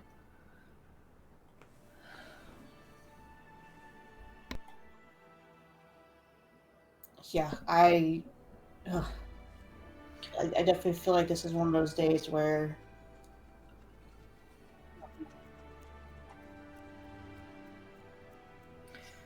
Why don't we leave you alone? I'm gonna go find Gillester and Hemlock and see what we might have missed while we were gone. And we can meet back up later for dinner. Downstairs in the dining room. yeah, that sounds like a good idea. I think I kind of give your hand like a squeeze before getting up and clearing out the dirty dishes, but leaving any of the rest of the food that's still there. Kind of fumbles a bit, wings hitting the cart. Fatherfucker, as she just keeps going.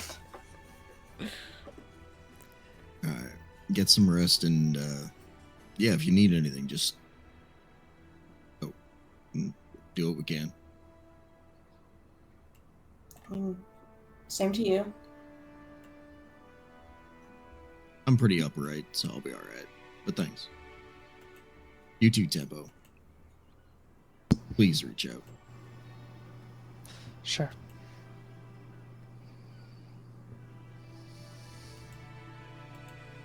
Now get the hell out of my room. All right. Nathan will walk out into the hallway. Tempo as Morning, well. Squirt.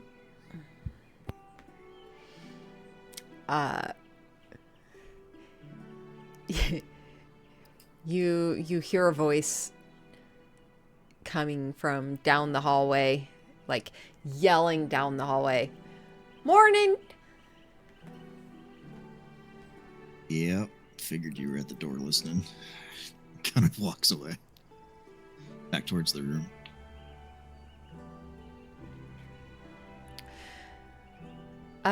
One thing to note, Tempo. You've never seen that pond before.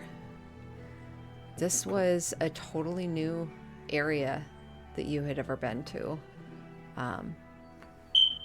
Not a huge deal, just thought it was worth mentioning. Okay, didn't when we were mourning Durgan's death, I thought Rowan showed me a pond where she had met Did Yeah. you? Durgan. Yeah. Okay, when we were then in Red Lodge, disregard. You have seen this pond. Okay. I think she told me that she met him there. Okay. Beautiful. Oh, that's so sad to think about now. You guys did like a little like morning like goodbye ceremony for him. Right there. Right there. This motherfucker. I wonder if that's what he meant when he said at the beginning you chose an interesting place or whatever it was. Like that's yeah. Wow. Fun. Nina, you are looking for who? Gulliver? Jalester and the Jalester. Hemlock crew, or really anyone from the Hemlock crew, just to get an update.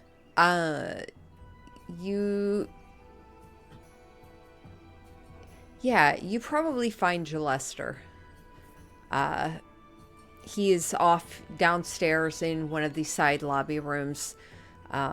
You see he has multiple books open, and he seems to be working on some notes, looking at a map, jotting things down.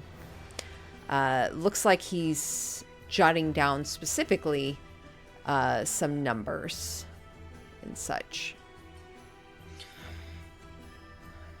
Looks like you've been busy. Yes. I kind of tip the cover of one of the books. Not my idea of a fun read, but I'm sure it serves its purpose. Yeah. Just I kind of like numbers, and with the gathering armies and everything, I'm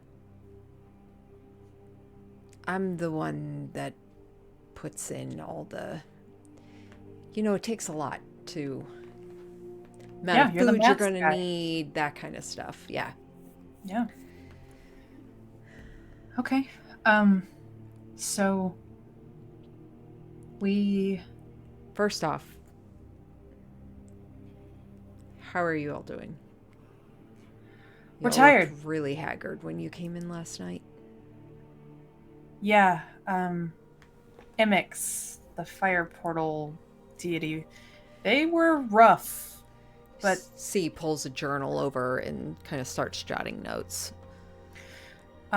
we got the portal closed. Their Great. prophet got away, Vanifer, but I imagine we'll go after her soon. The weapon's gone, so I don't think she'll be able to open the portal anytime soon. Can you describe her? Did I did see her. She didn't. Okay, yeah. Tiefling, red skin, black hair, extremely fire resistant to the point that it was just cliche, really. No, I mean she was angry, but smart. She hit and run sort of attacks, I think. Yeah. She kept her distance unless she needed to be close.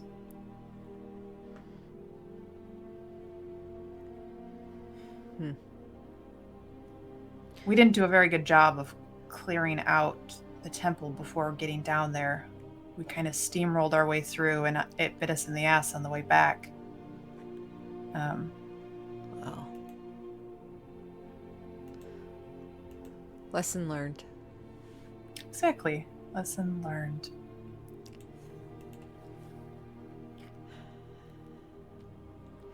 So, next step? I think that depends on if anything happened while we were gone. You see him look back down kind of at the books, his eyes kind of slowly gazing across them before he sets down the quill.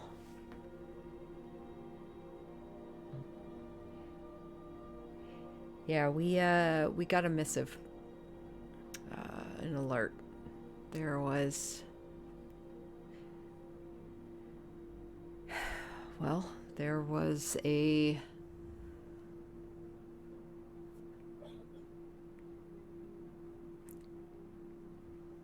Do you know what the orbs of destruction are? Yeah, we captured one. It was in the basement. Yeah. So apparently there was a stage 3. Really not looking forward to any more stages, but of the cultist plans.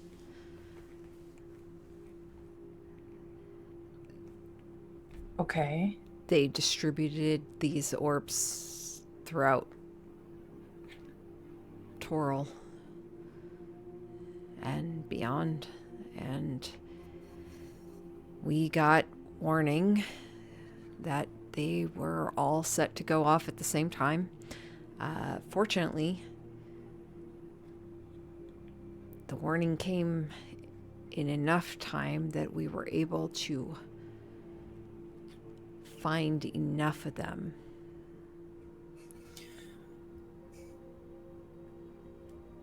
Including the one you had in the basement. And the ones you didn't find, did they go off? Yeah, they went off. Fuck.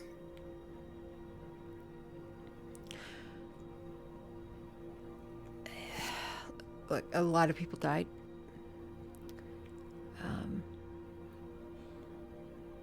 But... Yeah. And I mean this with all due respect. The silver lining is the ones they had set in place to destroy the army.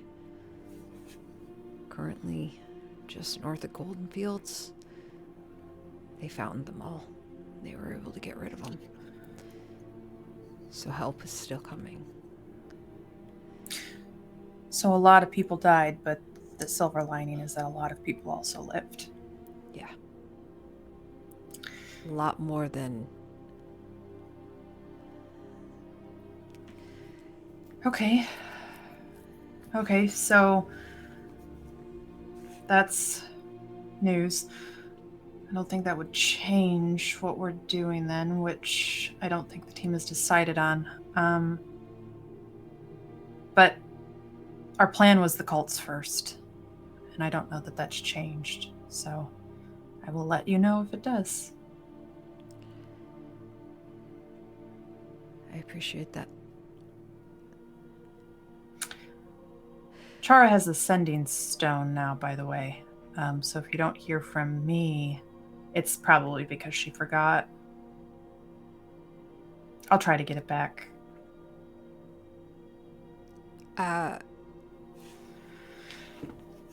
Sounds good. You should know, he kind of says as you're turning to leave. We lost Wexley. He was teleporting the orb out when it went, and part of the job.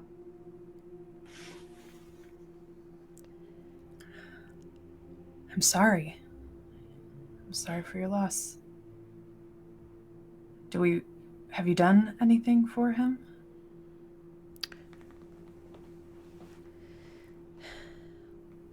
No. We'll hold off. Wait till we get back to Cormier. He has special requests. We'll attend to that as needed. Well, once this is all done.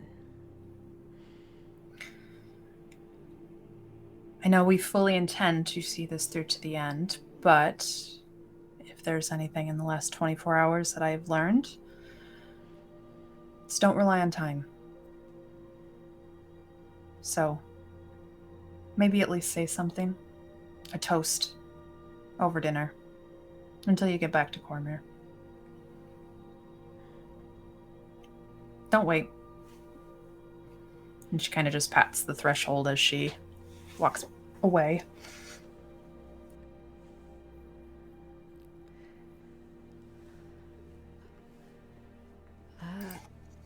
What are the rest of you doing? Actually,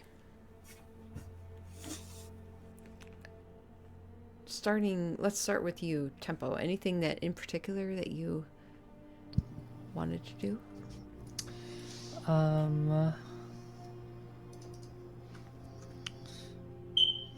Let's see. I would spend some time just.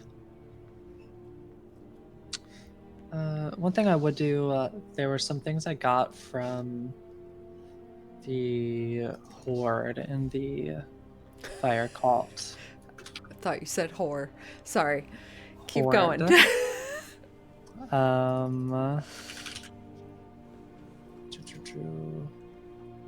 There was a spell scroll, a red pouch, and a potion, in addition to some precious stones and gold.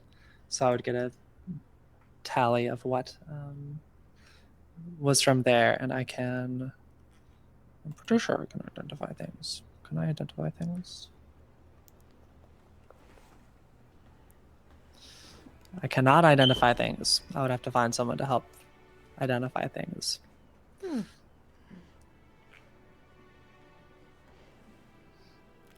Okay.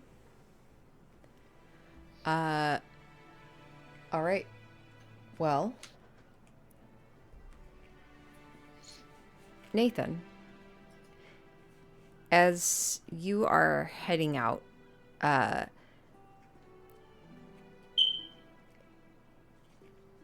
anywhere in particular you're wanting to head?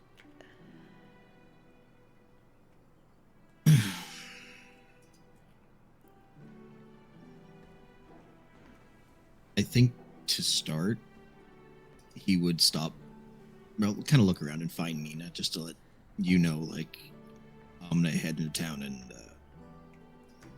let's try to clear my head. Okay. When you come back, just meet me in the ballroom. Sure, I can do that. Okay. And he'll lean in and kiss you on the cheek. Mm-hmm. Love you. Love you too. And then he'll head out. And yeah, I think Esme's will be the first place he'll stop at. Okay. You head to Esme's. Oh no. What's it actually called, Megan? The Clang's Call? Clang's Call. Yeah, Klein's cool. And I think if anybody sees Nathan, he literally walks the entire way with his arms crossed and his eyes closed, just kind of muttering to himself.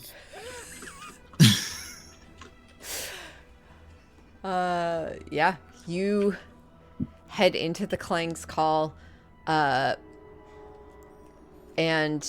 you see Esme at the forge, already been going at it for several hours now. For sure. I think he also forgets to open his eyes, but he kind of walks in and is just, kind of knocks on the counter. Could I, bother you for a moment? She's back there. I bother you. And he points at her, and his eyes are still closed, but he just points at her. Bother you for a moment. Sure. You hear the thunk of her hammer as she drops it. Throws a blade into a barrel of oil. You hear it sizzling, and she walks over towards you. So, So, I don't necessarily have a request for you to make, but... And he kind of pulls out his tinkering tools and lays them out. I'm gonna make ring, and I don't know if I have everything. And I was gonna ask if I could pay for your shop time and help. Tools, things like that. Yeah, sure. You know, you don't actually have to pay for it, though. Well, You've I've always kind of been a firm believer of time and space, so it's not worth nothing. I don't really know what you mean.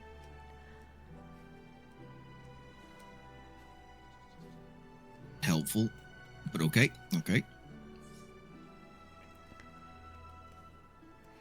shop is yours. What's yours is mine. Got it. Just hit me if I'm in your way.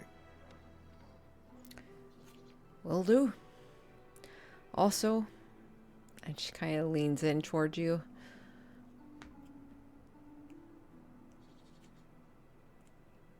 Maybe you could talk to her, seeing as you two knew each other way back when. Sure. Thanks. I'll head back there first.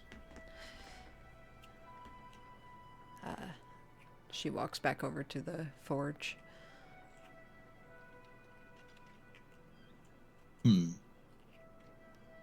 Actually, and he kind of walks back over to her and leans over. I got one other favor for you. All right. He pulls out like 5 gold and puts it down. When I'm done talking to her, take her out for dinner. Because she is never going to ask you.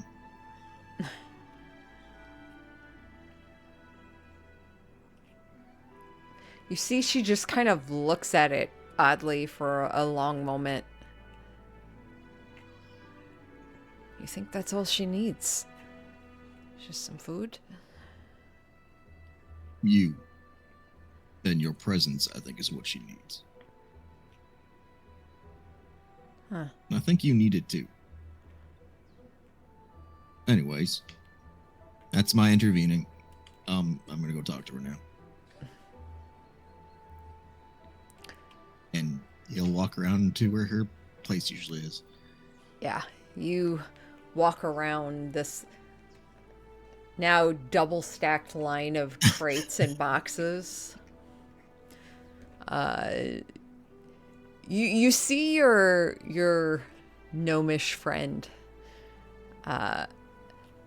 who is seated at her workbench, and her head is just like down.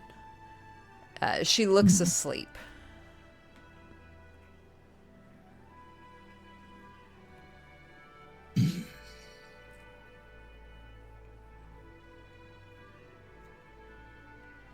I think he'll grab something like a small barrel or something and pull it up and sit on it.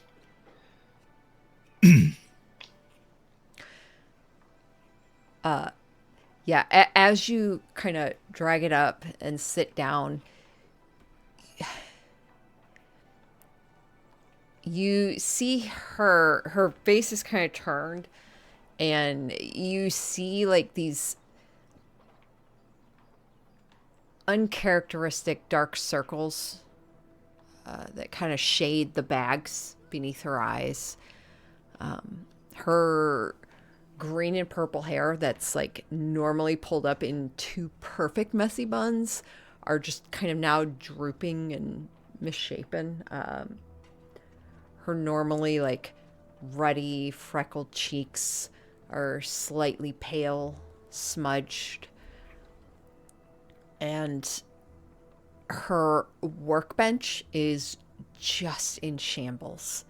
Not even like the chaos you're used to seeing, like bits and pieces of half-shaped metals, glass panels. There's like copper wiring tools, several different unfinished projects lying about, a grease-stained blanket draped over something off to the side behind some stack of crates, and You see her kind of mumble a bit as she is just like lying sleeping on her own arms.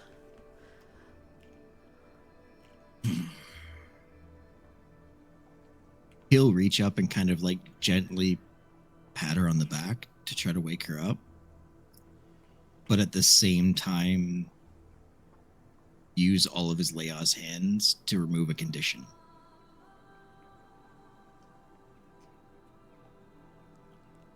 Any condition? Or just one. anything that's Yeah. placed? Okay. From what I'm aware, yeah, cure disease, neutralize the poison, and essentially, just in this case, help her not feel so sleepy. Yeah. Kind of role play that way, but You actually remove a level of exhaustion from her. As she rears upwards, you manage to kind of support and catch her before she half slides off the stool. And she grabs back onto the workbench and looks up at you. ah, Hi. Hi. Hi. Morning. yes, Yeah. You're back. I am. You got my note? Which one? I've only sent you one. I don't think I got it, if I'm being honest. Oh. Maybe they just hadn't gotten it to you yet. Maybe. What was the note? I needed to see you. She kind of blows hair out of her face, shoves it out of the way. She kind of shifts on the stool and turns towards you a bit. I'm here. What you need? I need something. Okay. You said in the past if I ever needed anything to just ask, so I'm asking. Care to define something, or It's called Incense of Dreaming. Super rare. And there's only one source I know of to get it. yeah? I, oddly enough, do know what you're talking about from experiences, but nonetheless, Really? yes. What can I? Sure. Why? Yeah, I need that. I need it. Sure. Can I ask questions, or is this a no questions asked type deal? I guess it depends on the questions. Why? 'Cause I need it. Helpful. I'm working on stuff, okay? Okay. Done. In turn, I need you to help me with something small. Okay. I'm gonna go over there and make a ring. Could you make it so the ring could absorb spells?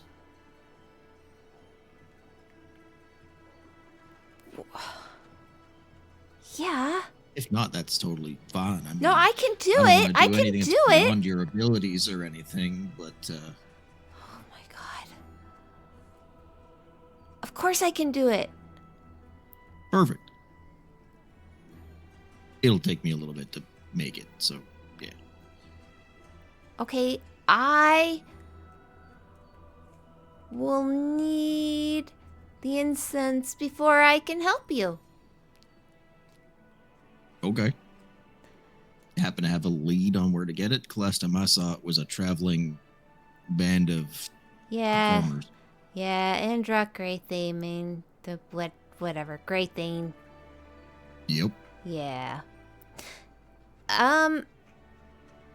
So that's kind of the thing. I have it on good authority that Mhm. a little friend of yours might have some leftover sticks stashed away. Oh, really? Wait, which little friend? Little blonde girl likes to steal things.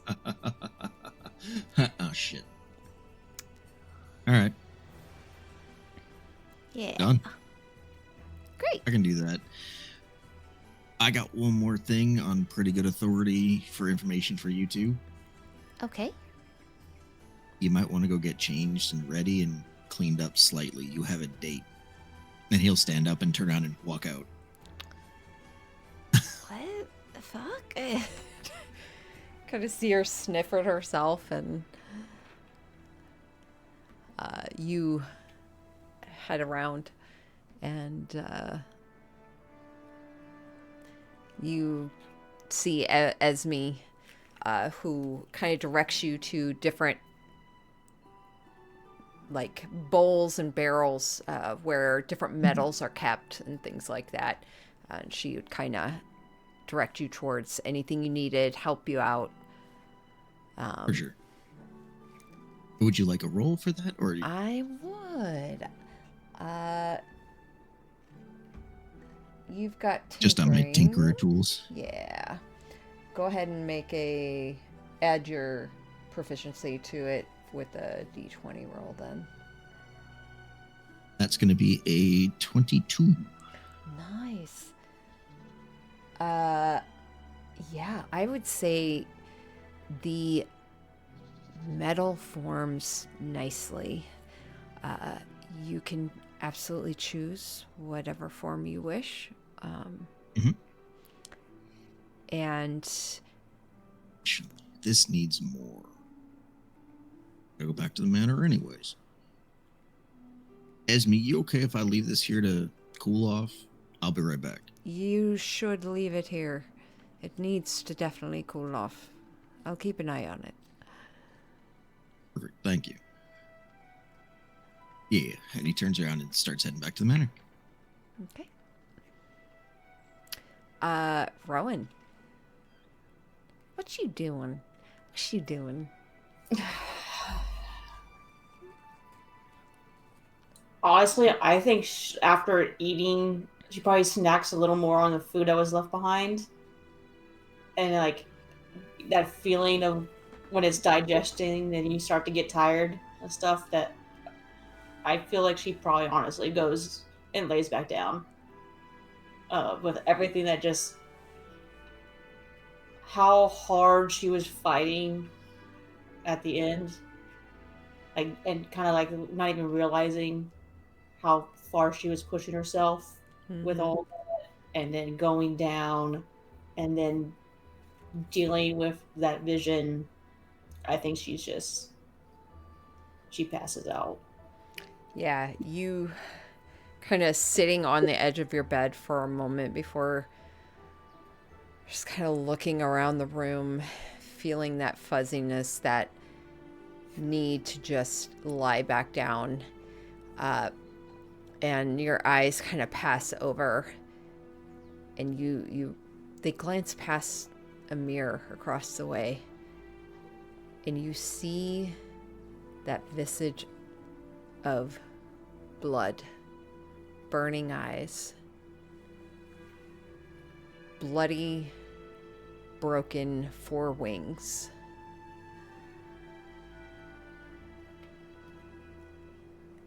And you reach up and see blood once again.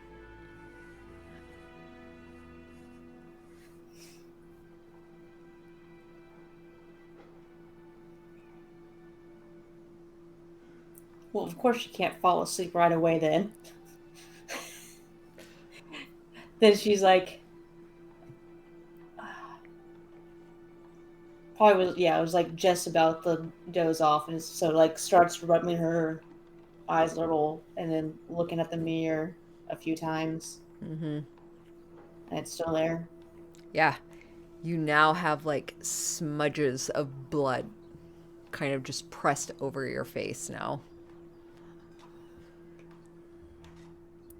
And as you kind of step up to the mirror and look, what you notice is the blood starts to almost like the glowing embers of those hollow eyes that look back at you as they pulsate.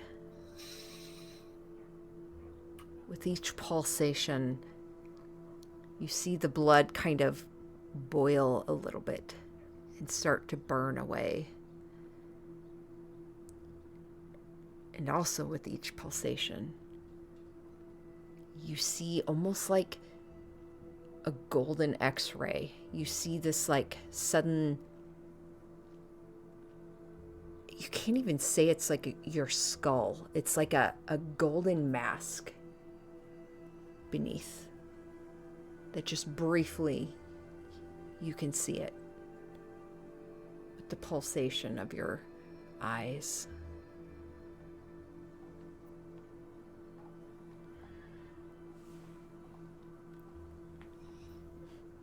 After that goes on for a few minutes or so, I'll probably grab like a blanket that's in the room, or if not a blanket, like the sheet off the bed or something, and I'm gonna drape it over the mirror.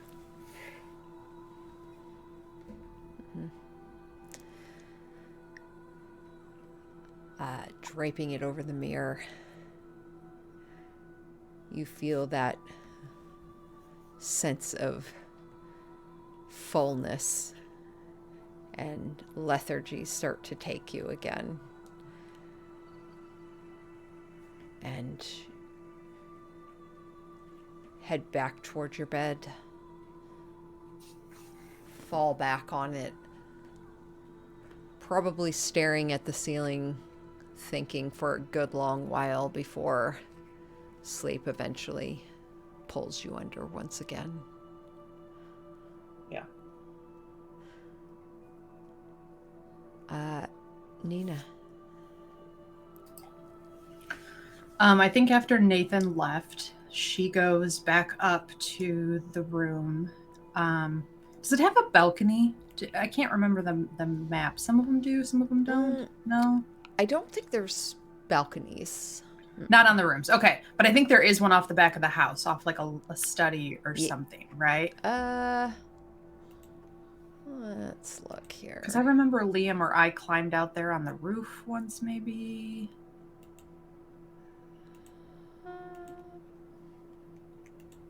If not, no big deal. I can just go outside instead. I just need open air.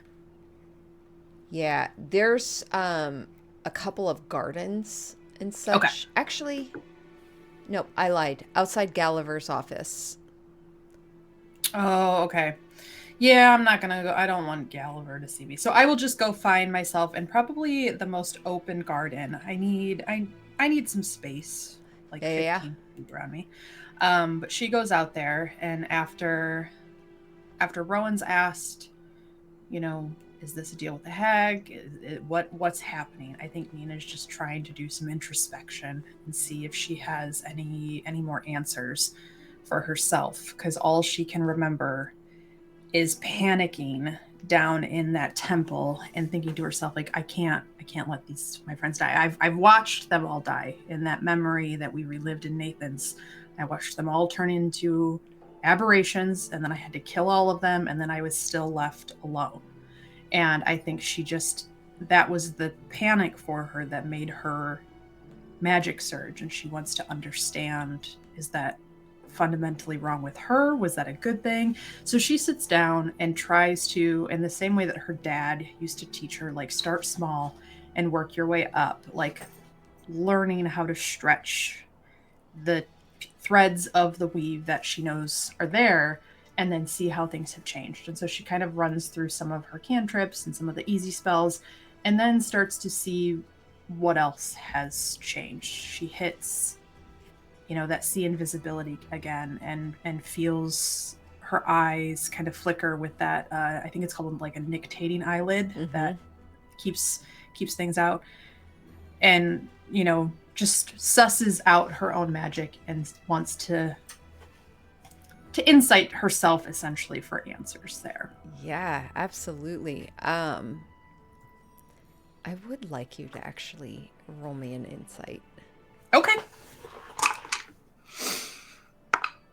Oh, that's not great.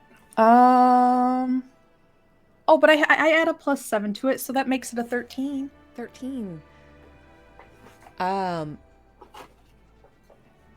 You start small.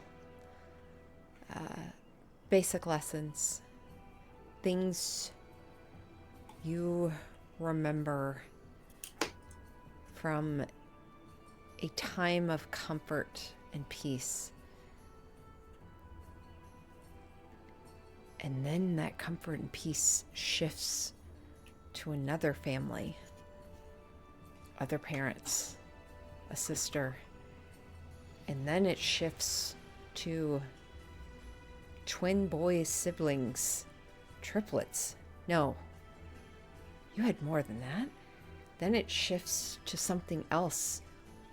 Roaming down a road on your own shifts older, one thing after another, and you start to find these memories and these lives starting to mix and coalesce, and you can't seem to find one singular thing to focus on, and you start to feel panic, and you feel your heartbeat picking up and your heart thudding in your chest, and this empty feeling in your stomach as your hands kind of grip your own knees and you start to just kind of pant.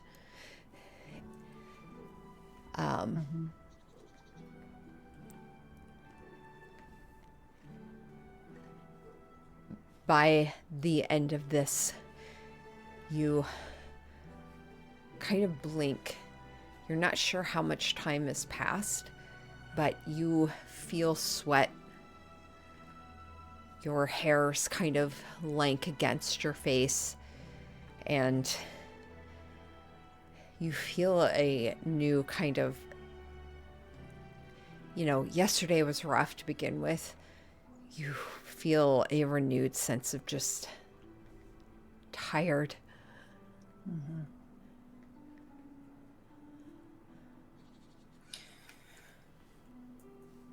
I think through all of that, as the memories of these two conflicting lives that she can recall having lived,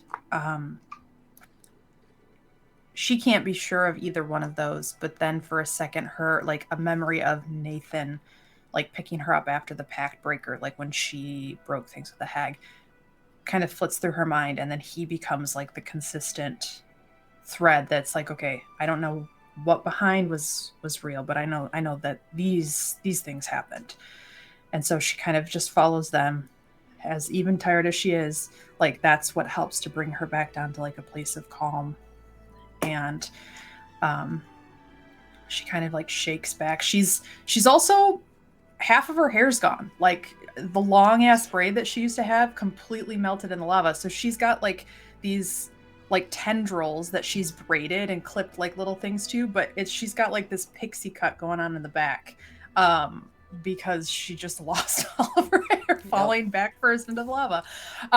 So she normally would go to like brush the hair behind her back, but just hits one of these like braids instead, kind of grumbles to herself, but then takes off her earrings that she normally wears, those like gold and ruby earrings, and kind of presses them into her hand.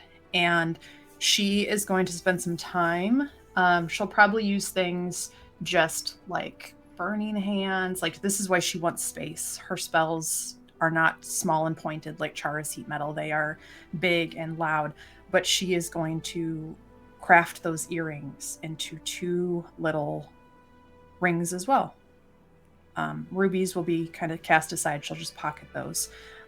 These are rough. It's like she melted the gold in her hand and stuck her finger through it to turn it into a ring. Like it's painful. It is raw, but it is in the end like these little molten, kind of hammered. I guess they wouldn't look like they're hammered, but kind of like pinched into shape, as she just kind of lets them cool in her hand. And It should hurt, but it doesn't hurt as much as it would normally. And that's because the scales on her palm now kind of rise to the surface and protect her a little bit more. And I think after that, she would start to wind her way down to the ballroom and wait for Nathan there. What's one more scar? As you head towards the ballroom, Nathan, you arrive back at the manor? Yeah. Yep. What you doing?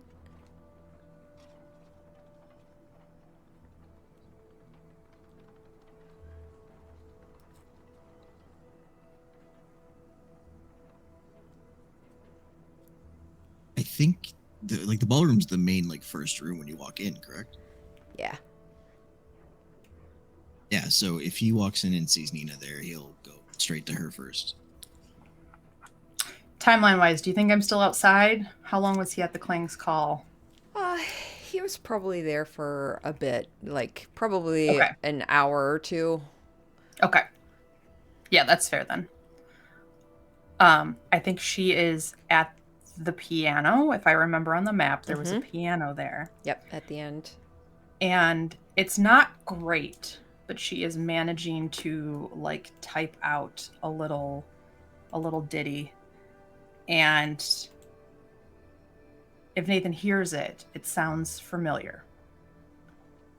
It's like a small part of a song we heard when we were in Athkatla at the big old gala.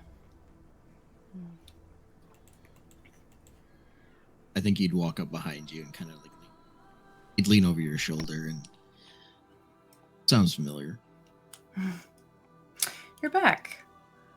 And I think she stands up, but the piano, she kind of just glides her hands across it, and she'll basically press to digitate it so that song keeps playing, just that little piece of it, even if the piano itself isn't still going. She was just trying to get the correct notes in place with it. So Neat piano. Thanks. I have a really small memory of my mom trying to teach me how to play an instrument, and I don't know, Chara's probably a little bit more gifted than I am, but it's gonna serve its point. And that is, would you dance with me?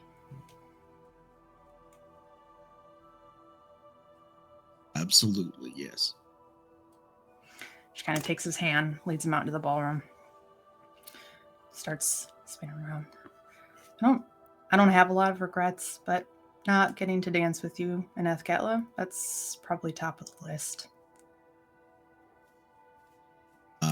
Honestly, would have to agree with that. I'm not gonna lie, I was really looking forward to that.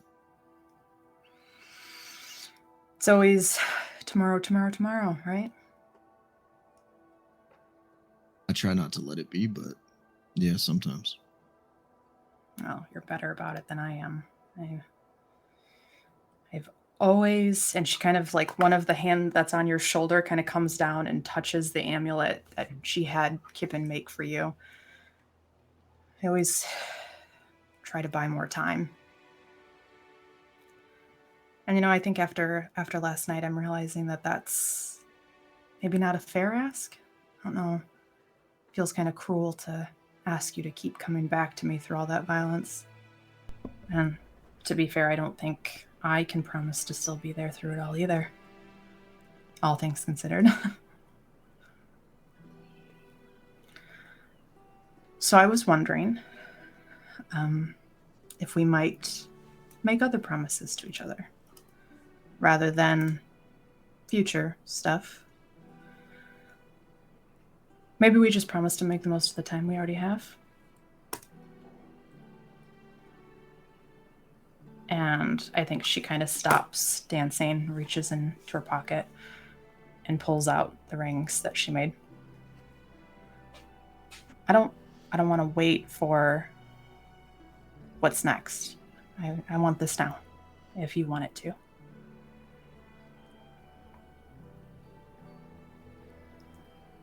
I'm gonna say yes, because my long-winded speech would be painful, and I know that. Because yes. Absolutely yes. And I think she just jumps up and kisses you. He definitely holds you. And he kind of pulls his face away for a second. I want to say one thing, though. A condition. Okay. Not really. No. It's more like you never have to ask me to be there at the end of all this violence. I want to be. I know you do. I think it's just... You put on a very brave face this morning. But I can see it. And she kind of like pulls down your collar just a little bit. I know it's taking something from you. And I don't know if it's fair of me to ask you to keep coming back if that's not going to be good for you in the end. I haven't given up on fixing this, mind you. That's still on my list of things to do, but I don't want you to be in pain to be I with think me. he interrupts you by reaching up and kissing you. Mm-hmm.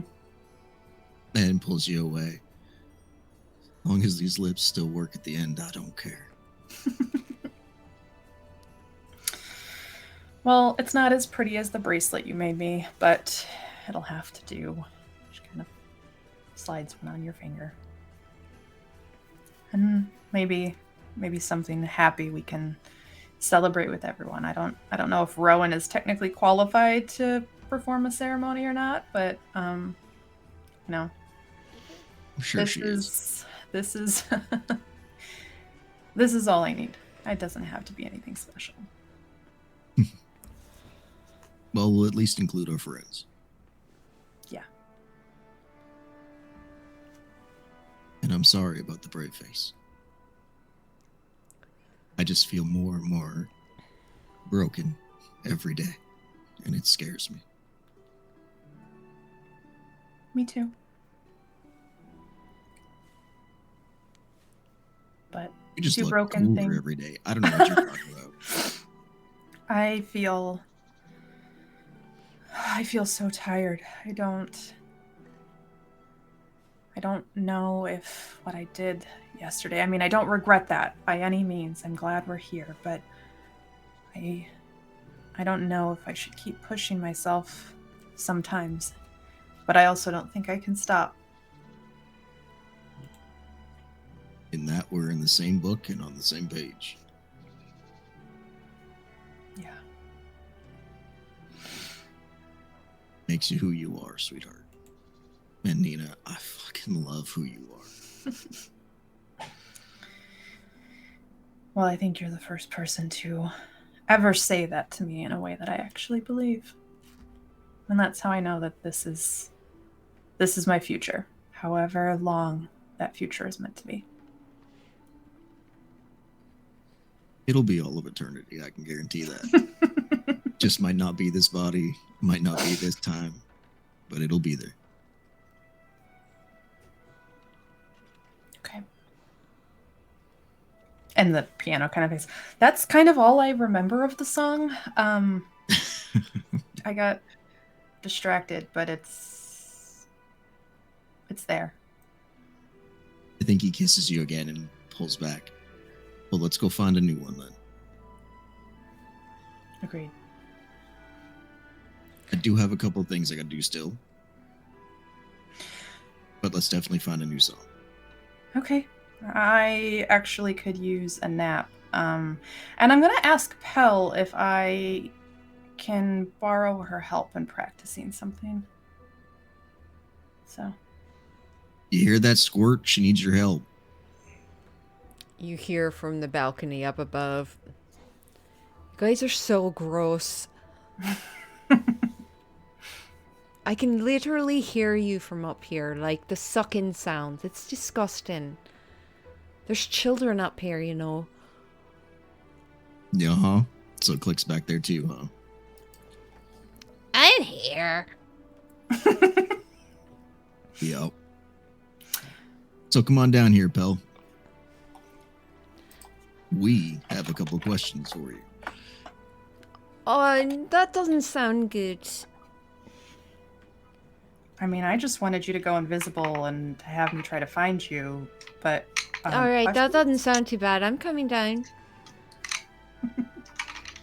You see a rope that lowers and it thuds to the ground before it straightens once again. And she just slides down. And then she kind of shakes it a bit and it coils back and it realigns into a coil at her on her belt. Well, I will leave you two to play. And he kind of bends down. After you give me the incense. The what?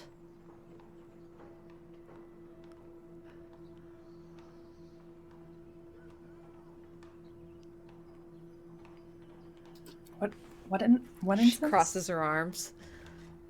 The special incense you decided to keep from the Night of Memory. It's mine. What would you like for it? It's mine. How much is it worth? What would you like for it? 500 gold. How about, and I pull out the 2 rubies. These. Bet you can get pretty decent amount. She looks over to it and her eyes kind of drift up towards the balcony where you see 2 tiny little goblin legs just kind of hanging, paddling, and 2 How about dibs hands. on the second magic item I find next? Those look like good rubies from up here. I'd take the deal. And you see Pal kind of look back down at him, looks up to you, You Nathan. sure? Yeah, no, He kind of looks at you. that looks like a deal. That's a deal. It's a deal. Snatches the rubies. I'm positive. I don't remember which life they're really from, but the gold went to good use. That's all I care about. Fair enough. All right. And a magic item. Next one you find. Nope. Second. Next What? one I find. That's not what you First one's said. called for. First, I did. I said the second magic item I find next. First one's already claimed. Fine. It's in the vault. Son of a. And he'll just turn around and start walking down to the vault. Yeah. You head down to the basement for the vault. While you head there, tempo. Yeah. You, in thinking about these items that you kind of wanted identified, you recall there is an individual here in town, a contact who could possibly identify these for you and who you feel like you kind of wanted to talk to as you head to the Klang's Call. I do. As you head inside these open doors, 2 open wooden doors, a archway, and you see this large forge and system off to the left, and off to the right there is a wall of stacked crates, and you kind of wave to what you see is a halfling woman with no sleeves, just a blacksmith apron on, and she's pounding away. You see her pause for a moment as you come in. You needing armor? Weapons? No, I was looking for Kippen. I heard she hangs around here. Around the back. Thanks. You head around this wall of crates and stuff, and you hear what sounds like cursing, and you see a small gnomish woman who you've met before, and she is sat at her work desk, and you see her trying to bend a piece of metal, which she holds over a candle, heats it up, and then tries to bend it further before she hears you come up and kind of looks over. Oh, hey. Howdy. What, She kind of sets it down and hops off her stool. what are you doing here? There's a couple things I wanted you to look at, and I'll take out the I think there's a red pouch, a potion, and a spell scroll. If you could give me a hand figuring out what all of these are. I know we haven't talked one-on-one before, but you've seen me. We have a number of friends in common. Yeah. Okay. Where did you get these items from? These are from the treasure hoard in the by the Chimera in the Got it. fire cult. Perfect. Let me... Yeah, there's a red pouch, a spell scroll, a potion, and then there were precious stones and gold. I don't know how much, so I'd also want to figure out how much Perfect. was there. But those were the three that I wanted to learn more about. So she kind of looks at you for a moment uncertainly before she looks at the items that you're holding out. Oh, thank God, it's something easy for once. And she takes a few steps forward, takes your hand, and leads you over to her desk. She drags over a stool. Both of them have been modified for easy climbing up to sit on top of for the workbench. And she drags over a machine that she puts one of the items in. And for each item, the machine kind of gives a readout, and she winds up telling you, All right, so let's see. Okay. The potion, it looks like this, and she gives it a little bit of a shake. This would be a potion of water breathing. The this red silk pouch. She kind of shakes it a bit. It looks like...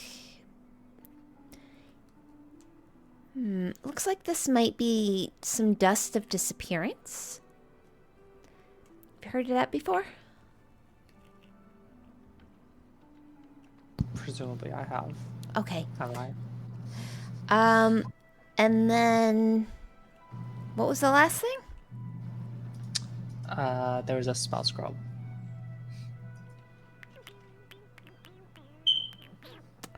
was there?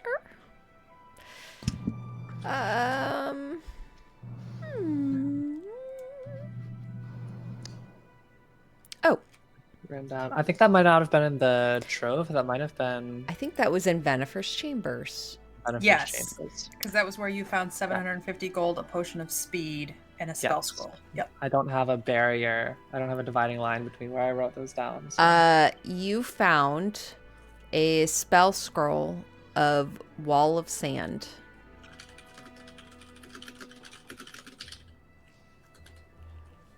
Thanks. It's a big help. Yeah. This is an easy help.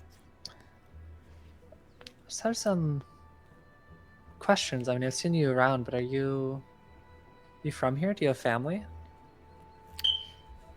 Yeah, I've got family. I- My uncle Gilbicat Atwood. You may have heard of him. He has a merchant shop. He kind of... Anyways, I've been trying to break free from him, actually, but start my own business. I see. Well, you've look around the place. Seem to have done pretty well for yourself. Well, thanks. I've definitely had some help. Just curious. I came from a place in the woods where there were a lot of gnomes, just us really. So, are there? I don't really know. Are there many other communities like that? Do you know of any? Like gnomish communities? Yeah. Well, I sure. haven't- Yeah, there's gnomish communities out there for sure. It's just we're also kind of all spread out too. I mean, I know I don't look old, but I've been around for a bit, and I mean, I used to travel amongst the stars. Went to college and everything. The stars. Yeah. Wild thought, right? That's On a- unbelievable. On a pirate ship, no less. And you figured down here was better?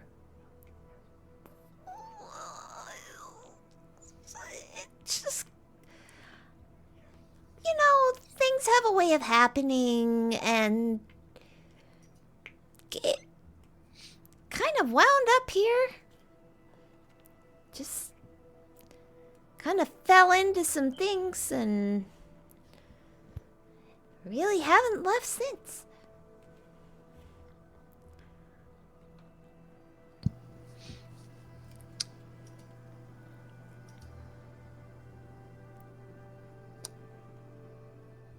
I feel like you're avoiding the questions you really want to ask.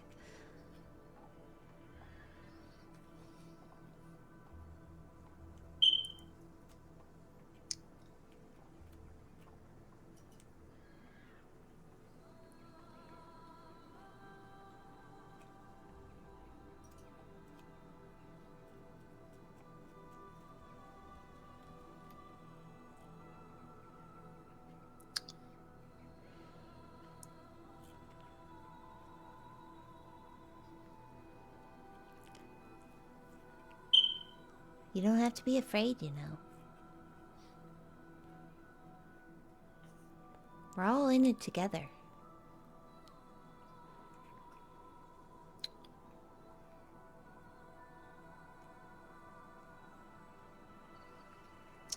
It's just good to have friends. Well, you managed to find some really good ones. I'm not jealous. Not at all.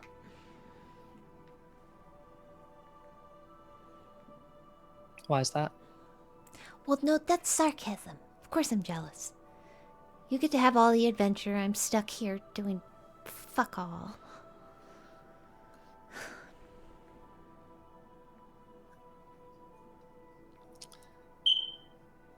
Well,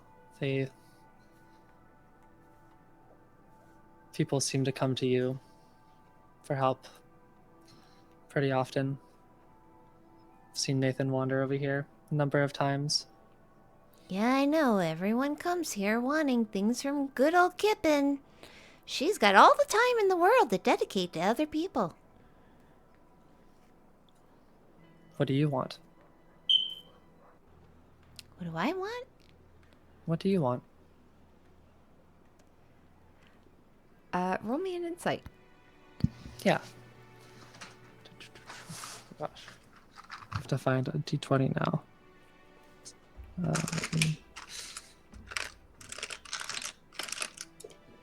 Oh, my d20 sunk to the bottom.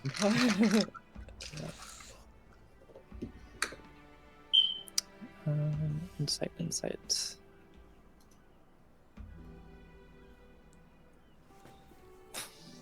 I have a +0, so that's a 10. I get to add a couple d4 if I would like.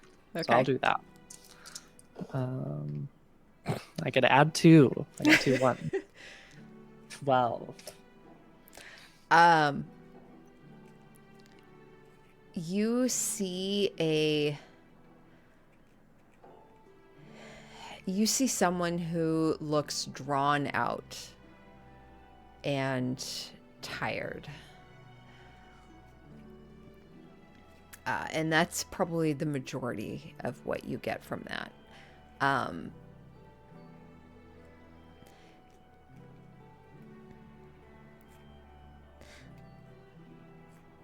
Well, look,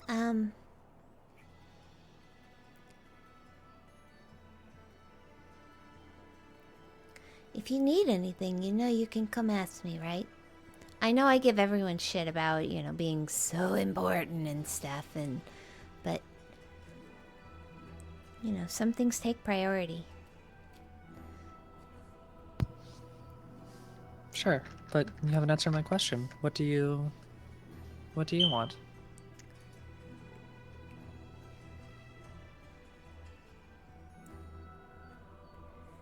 Honestly, I just want this all to be over with.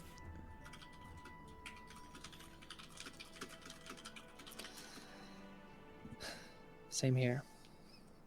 Same here.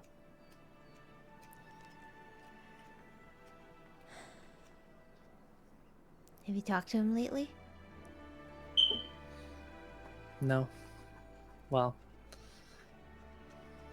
not much. Yeah, me either.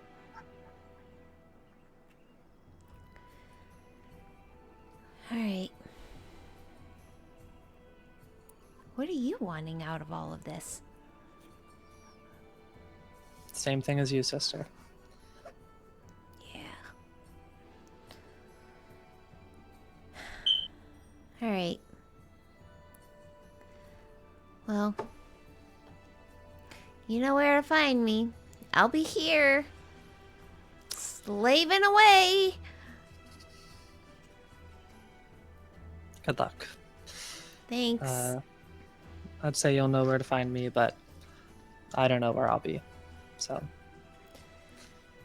Well, if I need you, I'm sure I'll be told where you are. I'm sure. Right. I would nod and then take my leave. And I would just go wander around town for a short while and then out into the woods surrounding, just to find some peace.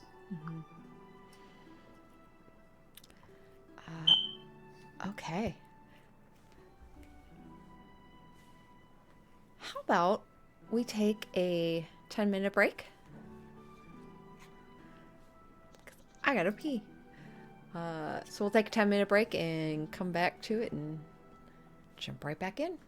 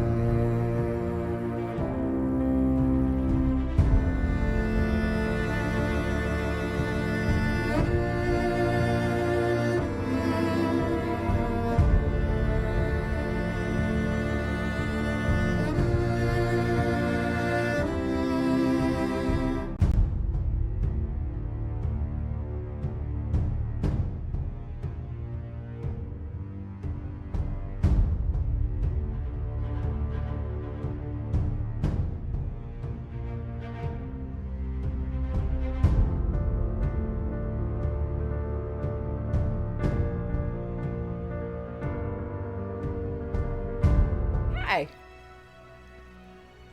So, coming back,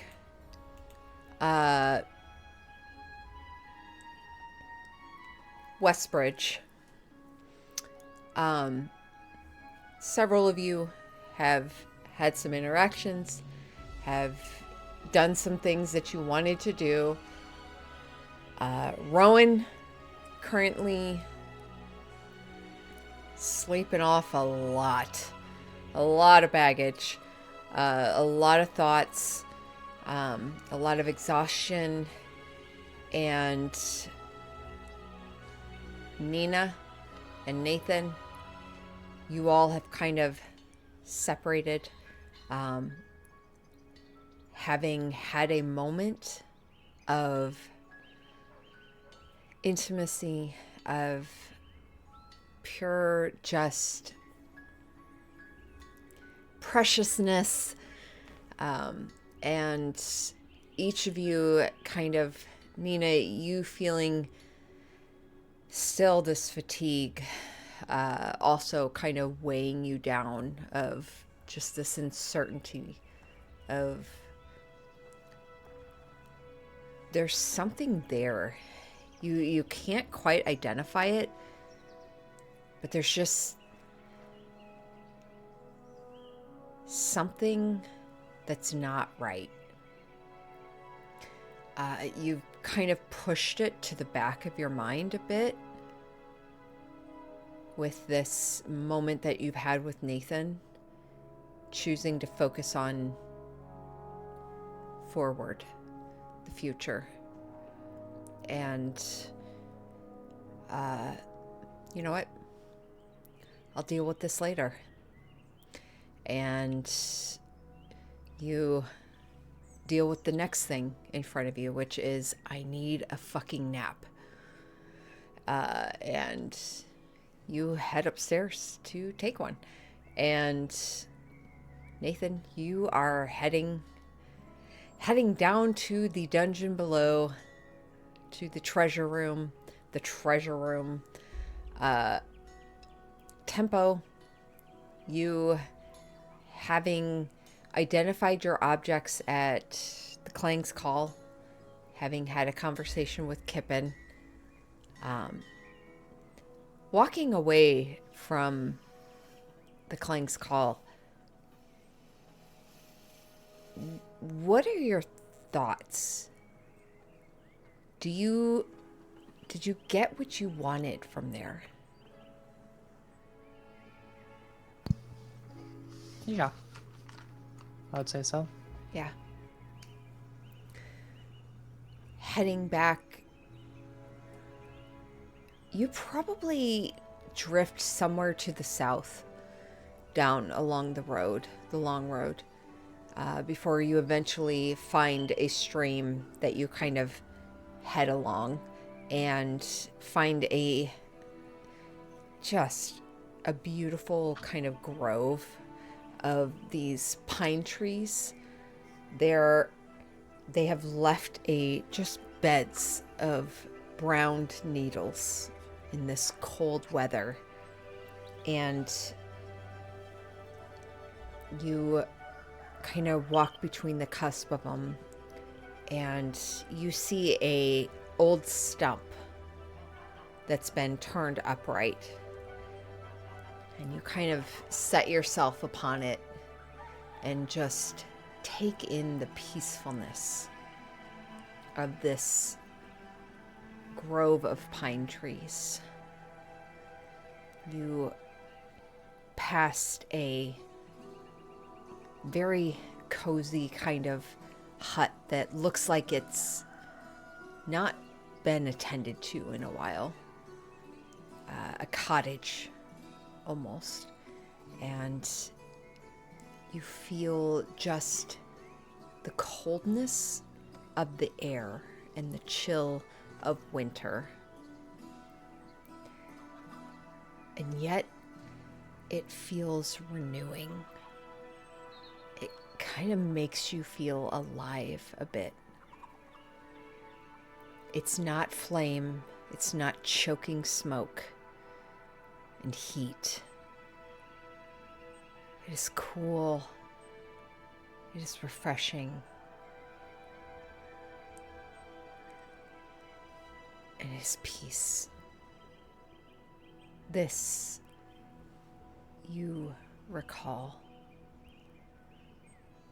A forest. Comfort and home.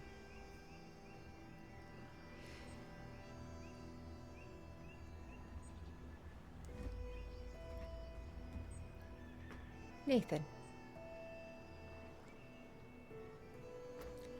you head down to the vaults. Actually, vault, not plural. As you head down the mansion into the basement or dungeon, you already know the route through the fireplace, out and around, and you find the vault that Gulliver keeps the treasure in. And as you step inside, it looks thinner. Like, as in, some of the treasure has been utilized. There's not as many piles. But the main thing, the thing that you're drawn to the most, you see a small area near the back left corner that's kind of been sectioned off by this small blanket fort. There is a crudely painted sign that's hung above the entrance that reads, Pell's Curse Stash. Death awaits those that enter. And as you head towards it and you look at it, you pull back the flap and look inside, you see several stashes of just knickknacks. Buttons, half-bent spoons, coils of strings, ribbon. There's a half-eaten pastry that's dried out. The crumbs are just scattered. Lines of burlap string that are draped back and forth with like feathers tied to them. Snowflakes that are cut from what looks like book pages. You see kind of the tear lines, and you absolutely assume these are ripped from probably important books within the manor. There's piles of keys, and one thing in particular, a small cabinet with 2 doors. And as you pry them open, inside you find some folded blankets. There's some jars of half-eaten preserves. You see an empty perfume bottle and a pocket watch. The face is popped out, coils sprung free, and a narrow wood container that is about 6 inches long. And you reach forward, it squeaks a bit as you open it, and inside you see 3 sticks of unused incense. Okay. Well, he's gonna leave the box, because, yeah, just in case. He'll take the incense, kind of tuck him into his jacket. And he kind of looks at the watch and just, yeah, you know what? And he picks it up too and kind of puts it in his pocket for a minute. And then he'll close everything up. And while he's in the vault, he'll kind of look around and just, you know what? I need a couple other things. And he'll go rooting around for a bit. And then he'll go to see Gulliver afterwards. Okay.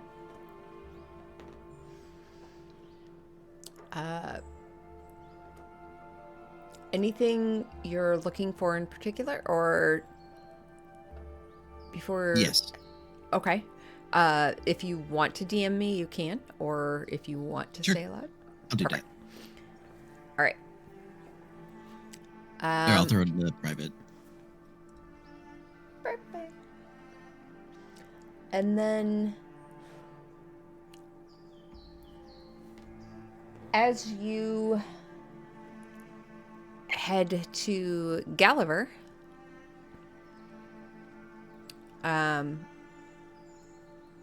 he's probably milling about. Honestly, he's I want to say I know what he's doing. Yeah. You actually find him on his balcony.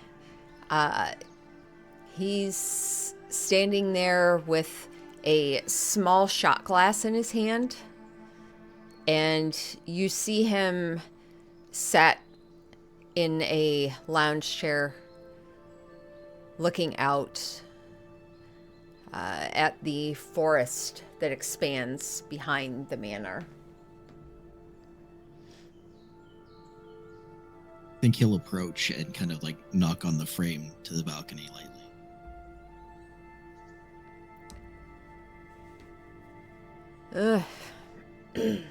Kind of shifts a bit.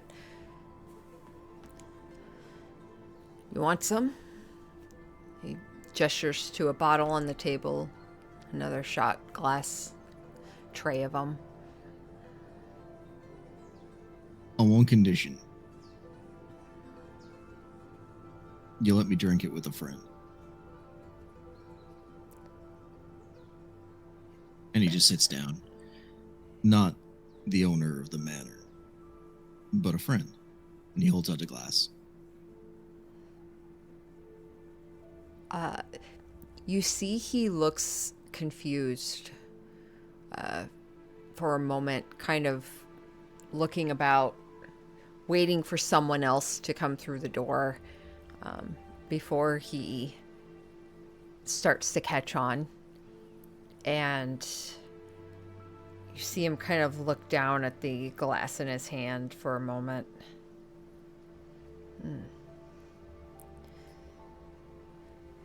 And he reaches over, grabs the bottle, and pours some into a shot glass. And holds his up.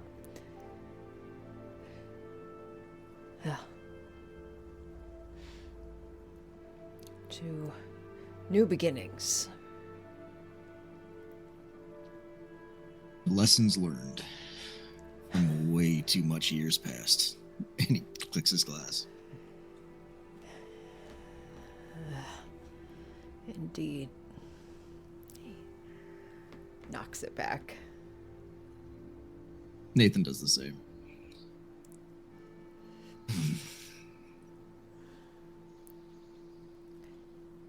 How Well, are you holding up? I've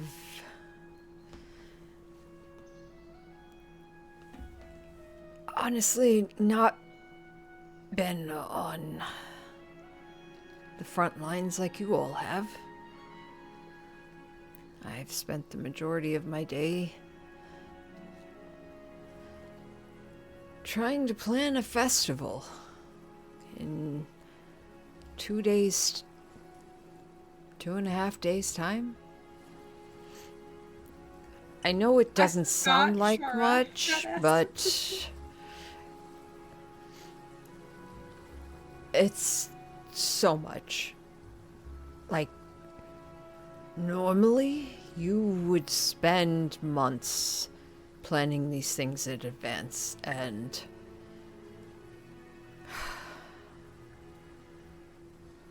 I'm grateful to have Marigold, who's been offering quite a bit of her time to help plan. But Yeah. I can't tell which one of us envies who more at this point. He just kind of stares off for a moment. The Hellion has torn my library asunder.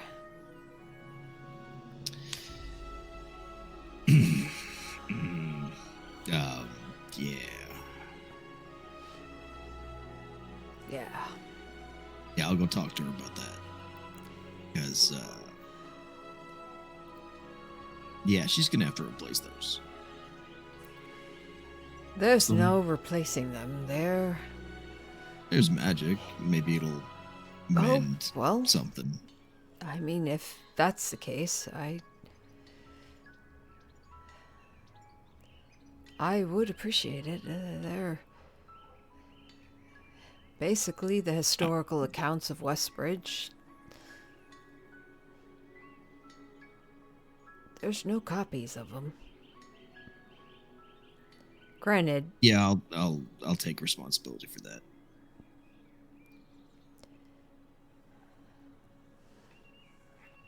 He just kind of holds up his glass for a moment.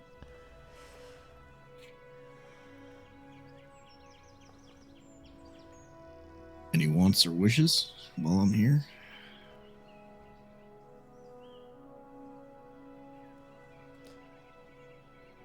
Any end in sight?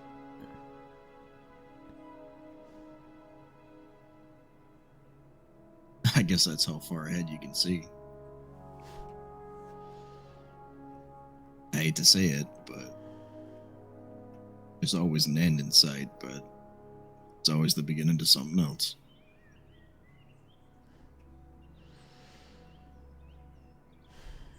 You and I have been around long enough to see that.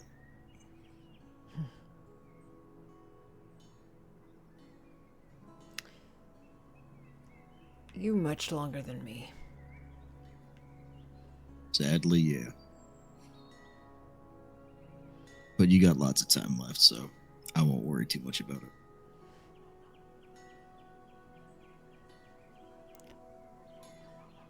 He kind of just looks out towards the forest.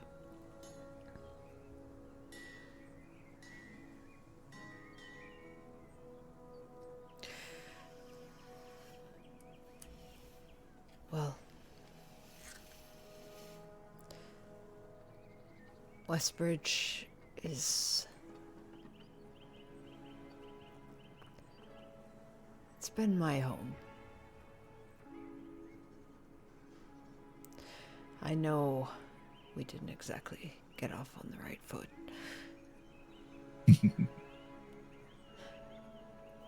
This place was handed to me. I am under no illusion that I've been given a great deal.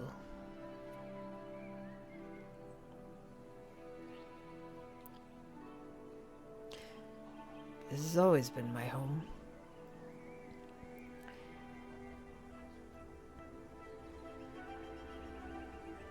I'd like to see it into an...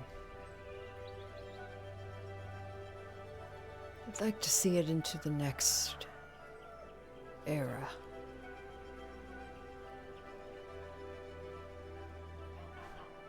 It's weird to say that, but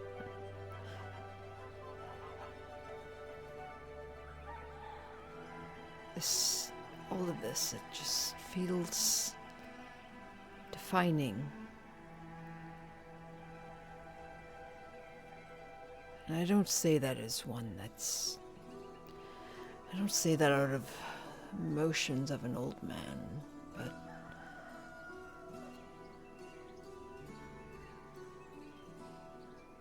as one that's spent their entire life in a small town, reading book after book after book.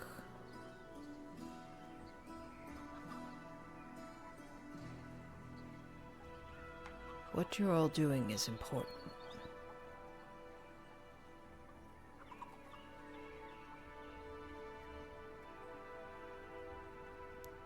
may not see it, but you are defining an era.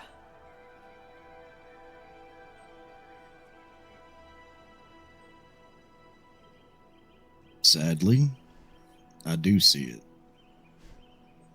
And that's part of what scares me. Mainly because heroes are only summoned when they're needed. And it's starting to scare me how many heroes I'm seeing.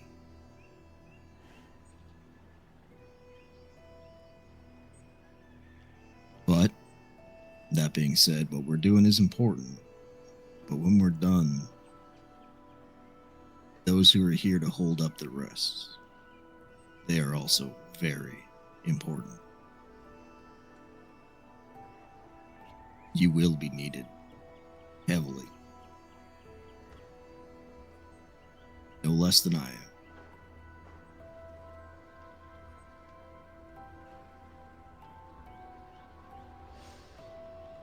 Gonna pour us 2 more shots.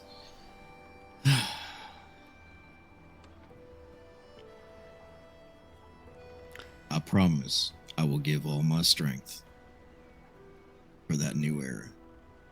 Because I want to see it as much as you do.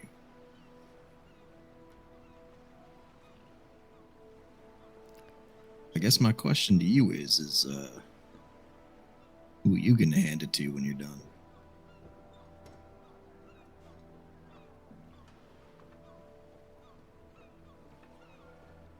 Food for thought. He sets down the empty shot glass, grabs the one you've just filled, and looks at it, kind of swirling it a bit. You kind of hear him, his gruff voice, kind of thoughtful.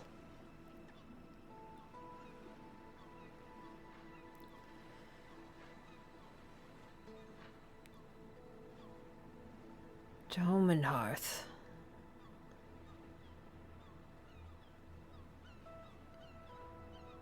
And he just reaches up and clinks the glass.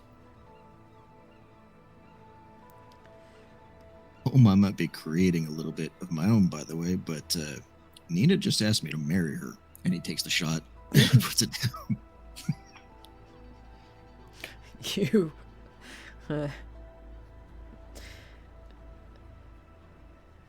How long ago did this happen?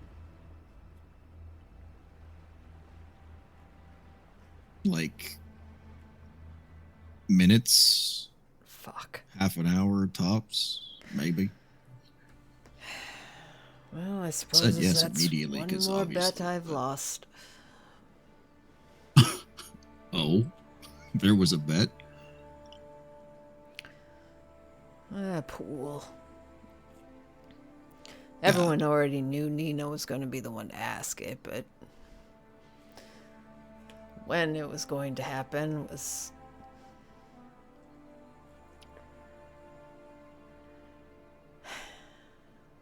You see almost like a renewed sense of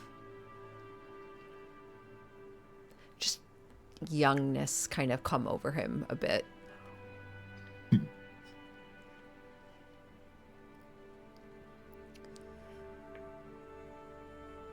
You know, I haven't quite talked to her yet, but I don't know how traditional weddings work around here. But technically, somebody's supposed to give her away.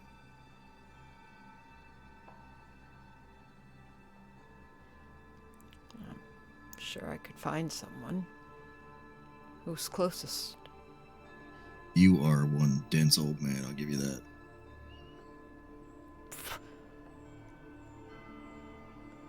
I would not die.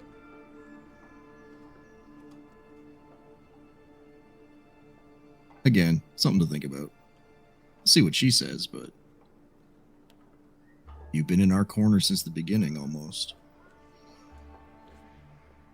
You have kept a roof over our heads. You've taken care of Pell.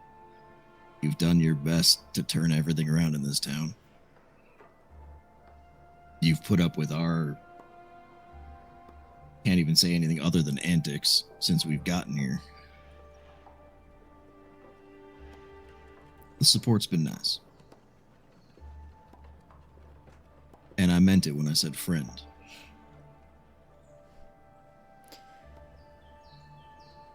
Well, friend, you have filled my home with the sound of laughter and joy once again.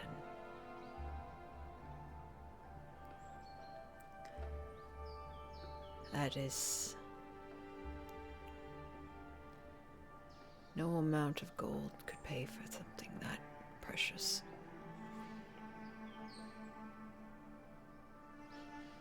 Though Nina did ask me, so maybe you could give me away. I don't know. I don't think I'll be doing that. Fair enough. But, well, I suppose a wedding would be nice. Just, let me get through the festival first. Maybe. All right. If you'd like, you can go try to put the brake pedal on, Nina.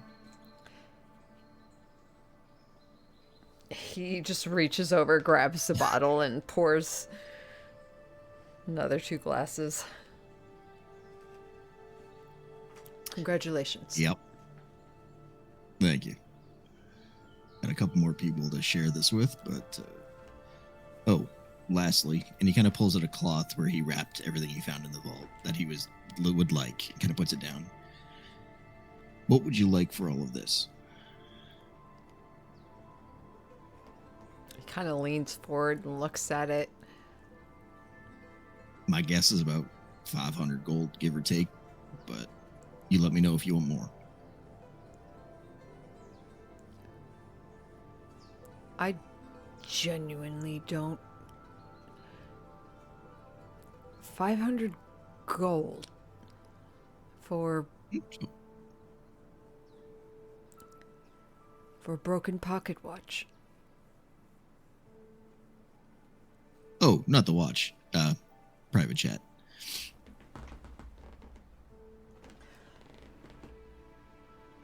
He kind of unfolds the other corner of the cloth.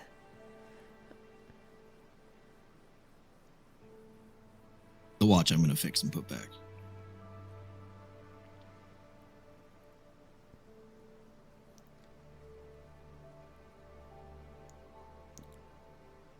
You're selling me these. No, I'm buying them off you. You see he takes a long moment to connect the dots.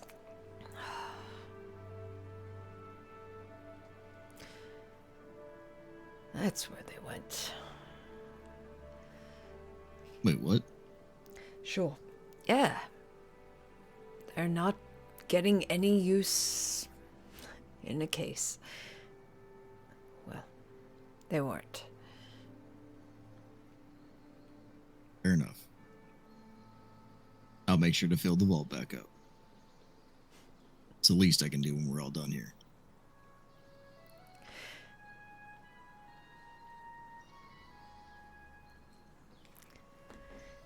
All right, don't drink yourself to death. And he pats him on the shoulder. Don't count on it. And you I don't need to. I can bring you back to life. You just hear some grumbling as you head out. Back to Clanging Call. All right. Anyone else got anything they want to do the rest of today? Chara, what have you been doing? You here, Chara? I'm here. Hello. Yeah, Chara, her main thing would be like trying to connect with Parsoness. Mm-hmm. Like, and I feel like she would be pretty chill about it for like the first part of the day, but if she doesn't talk to him by the end of the day, she's going to be a little angry. I think you probably mid-morning, after initially kind of catching up with the group in Rowan's room, heading back to your room after having eaten some breakfast and calling, not hearing anything. And then as you're sitting there, kind of laying in bed, staring at your ceiling, your leg kind of bouncing.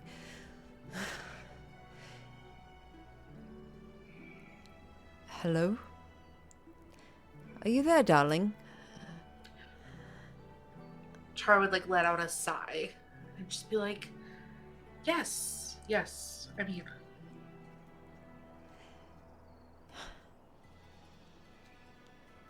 It's been a wild few days. How are you? Tell me. How have you been? The last time I tried to call you, things seemed harrowing. You know, it got a little dicey, for sure. But it seems like we're all back and mostly in one piece. I'm fine. Are just I mean,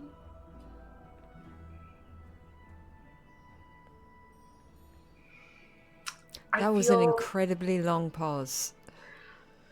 I feel a renewed passion for my mission. Which is what? Keeping those I love safe.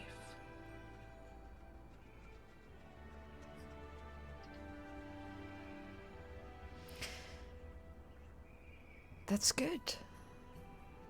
That's very good. What brought about this renewed passion? You know, I can't quite put my finger on it, but, you know, watching the people that you spend so much time with almost die and actually die, and then come back, and then almost die again is a little... Would really do one of two things to any person, and that would be renew their passion or, you know, diminish their spirit. But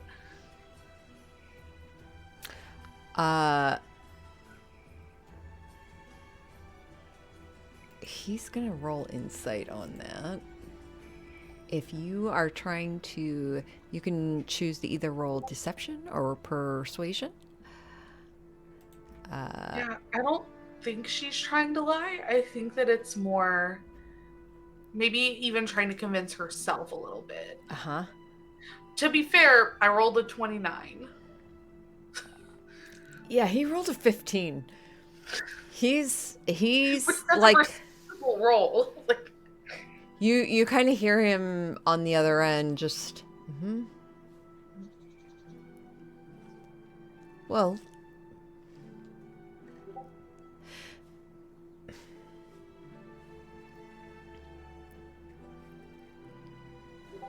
you know,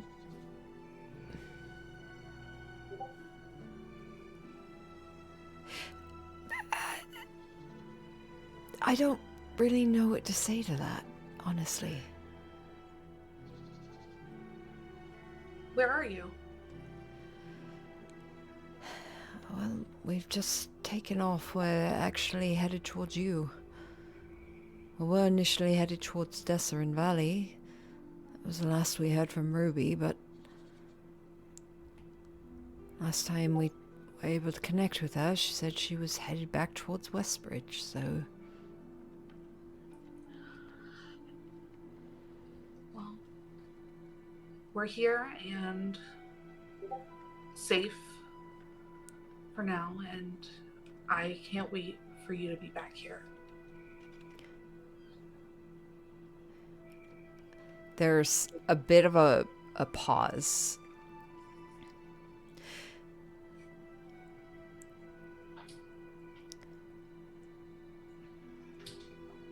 How are you How are you feeling?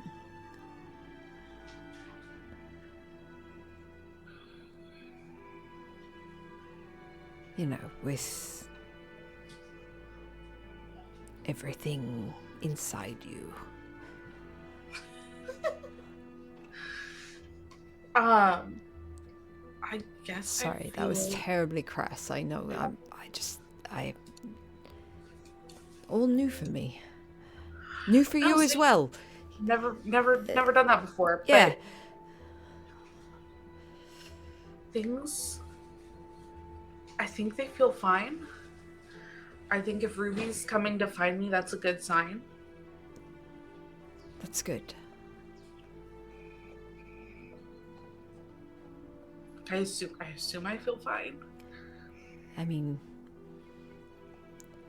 I don't honestly know much on this. I've heard there's a lot of, nausea, vomiting, diarrhea. So that keeps happening. like- But like, Mhm.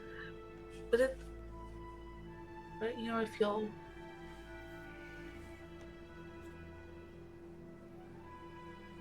fine. That's good. How do you feel?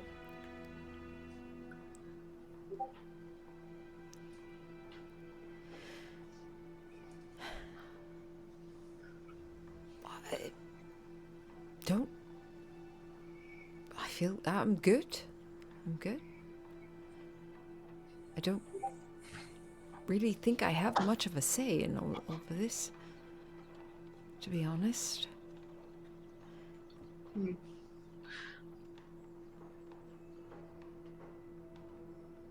I want to make sure you... It's ridiculous to say, but considering what you've been marching into and battling, but I want you to feel like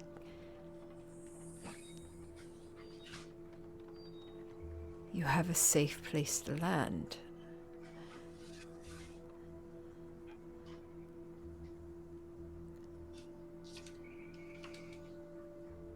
When all of this is over.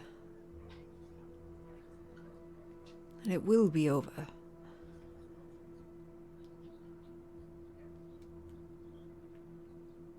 I believe that. Do you? I really want you to believe that.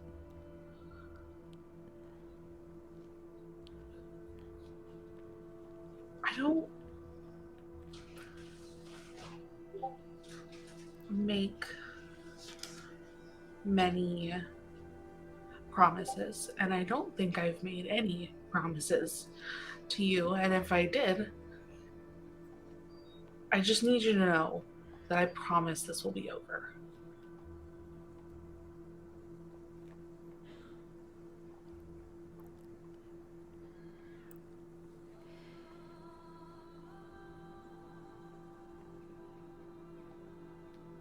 We're gonna make it. We're gonna make it through this, all of us.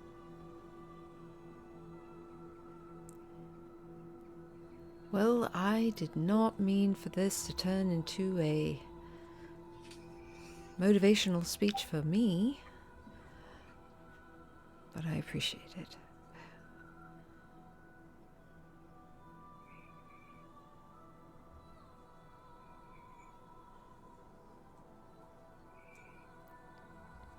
Well, then I will see you in a few hours.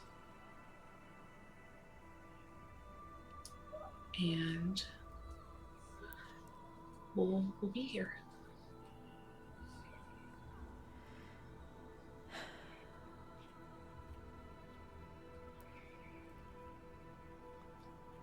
Good night, darling.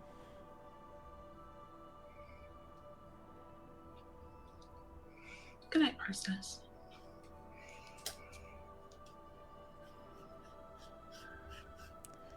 And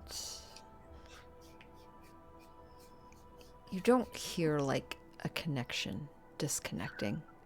Right. You don't even hear like anything like it being taken off or taken out.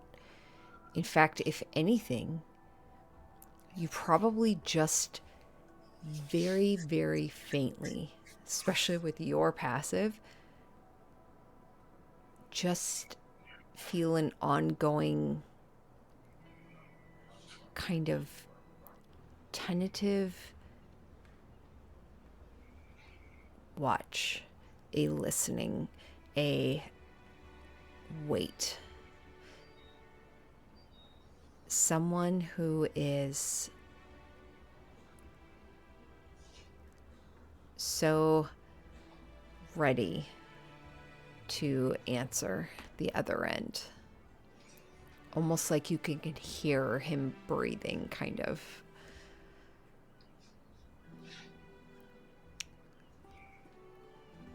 Anything else Chara would like to do in this moment?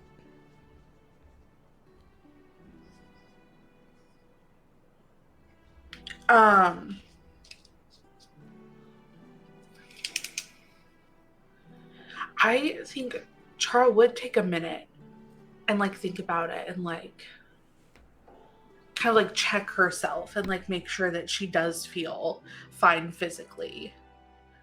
Kind of like run her hands through her hair, look into the mirror, see if she like does she like recognize herself? Does everything seem like it's in place?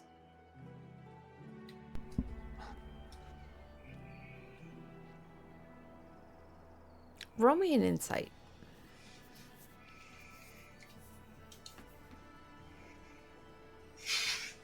That's a 7. There is not a hair out of place, an eyelash out of alignment. Your tail, your gown. You may look and feel exhausted and tired and different.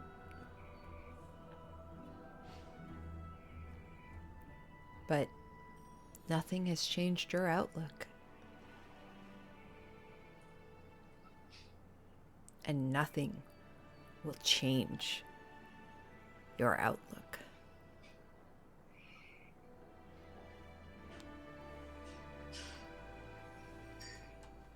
And then she exits her room and goes about normal day activities. Counting. She's like, all right, if he left, she's like waiting for Parsness to like she's always in the back of her mind thinking like what time it is.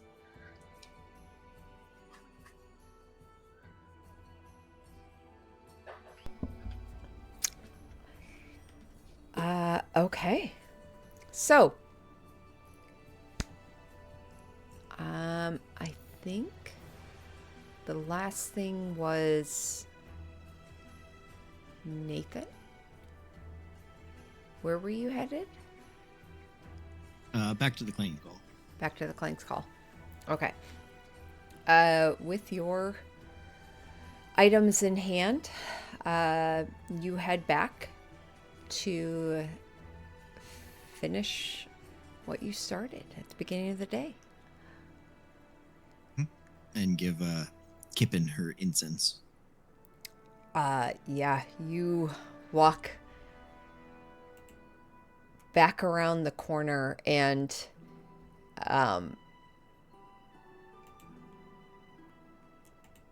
well, let me ask you, what do you do first when you come into the Clank's call? Incense first, then I'll get to it. Incense first.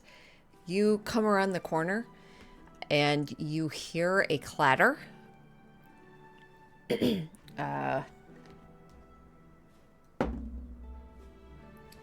all.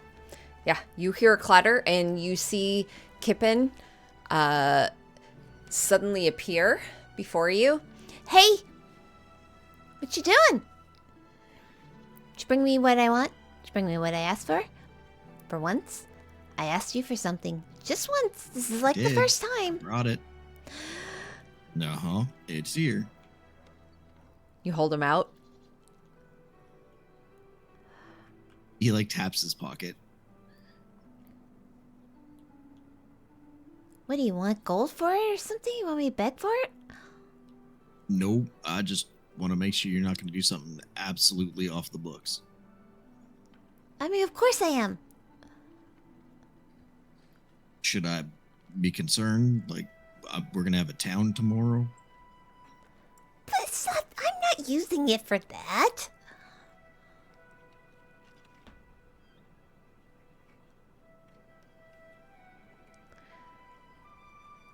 What, you want me to tell you every project I'm working on? We could be here for hours. I mostly just want to hear what this is going to be for in particular, given that it, well, to be frank, messes people right up. Okay. So, clearly you have taken part in the, Feast of the Moon. That has definitely happened. Right, yeah. So, it also has other properties that you can use it for. Mainly, Okay. revealing things, so to speak. Or at least that's what I'm trying to make. As she kind of gestures towards this half-built, like, lantern. Okay. Get behind that. I don't know why that was so hard to tell me that. Oh my god.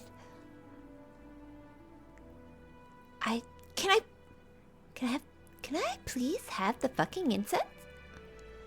Don't get snippy with me. I mean, do I have to remind you about the ship I used to have? And hands her the incense. She snatches it. You're dismissed. You know what? You better make use of that dinner that you're going to. She snaps it, puts it into a bowl, and you see her start to, like, slice off the powder from it.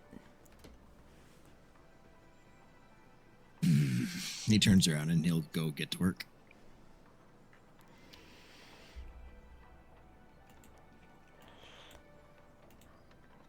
Okay. Roll me another tinker check.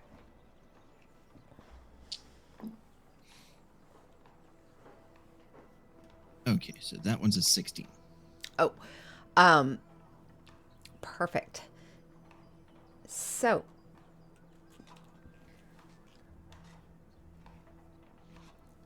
Rowan.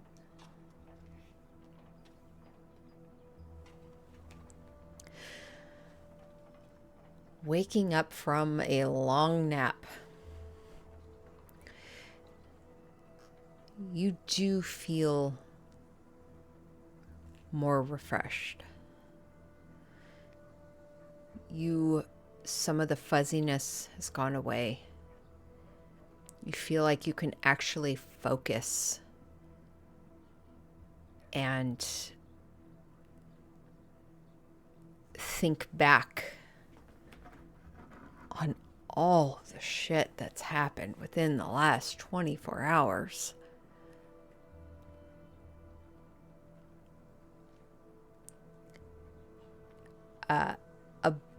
Above board, is there anything that you have questions on that maybe Megan didn't communicate very well?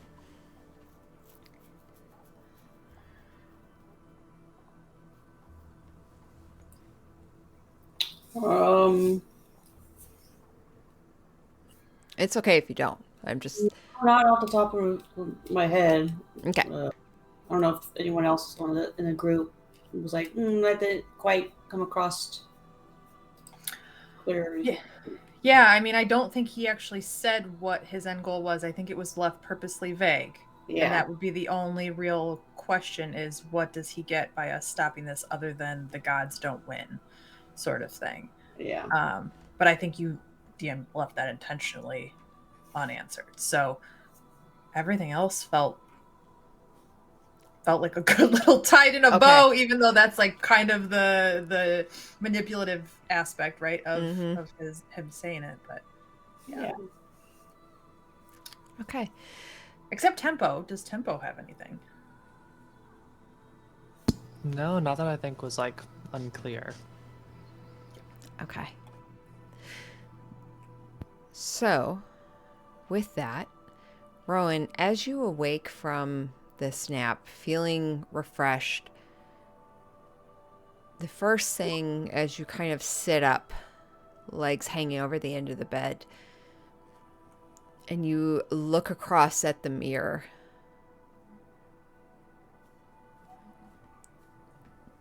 you see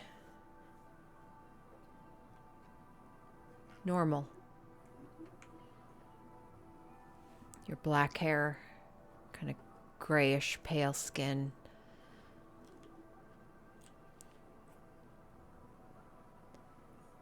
You feel normal.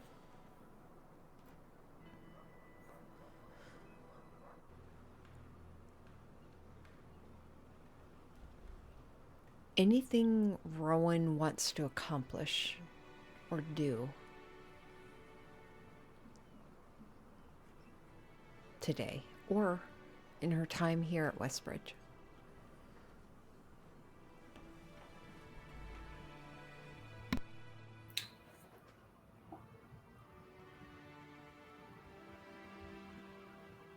I think she'd probably, and we don't have to necessarily act it out or anything, but like, she would probably ponder the phrasing he did have about like you basically told a primordial to screw off. Um, and so that cost her for it, something like the light, like used the light and everything to fight back. So she's probably gonna go to the library and like continue looking up things about celestials. Probably actually look up more about um, details of the race of her potential father, since that was news, Mm-hmm. and like what, and then also like okay, oracles and more doing research on like what could the melding of those two types do to her. It's probably kind of just going back in her, and but still with like a grain of salt because she still doesn't know if they're just fucking with her. Yeah. So going through the various different bookshelves that you find throughout the manor, it probably takes you the majority of the rest of the day, kind of looking through, identifying books that might kind of have some answers for you, scanning through them. I think you probably don't find much in the way of Eastgard in particular. There's one book that mentions the different planes, the old way of travel via the world tree, which is no more. And that's probably the only mention you find of Eastgard. But as you're kind of doing this research and such, it occurs to you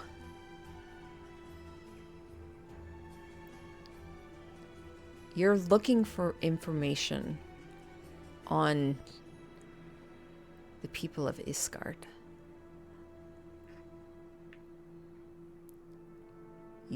You know one. You travel with them.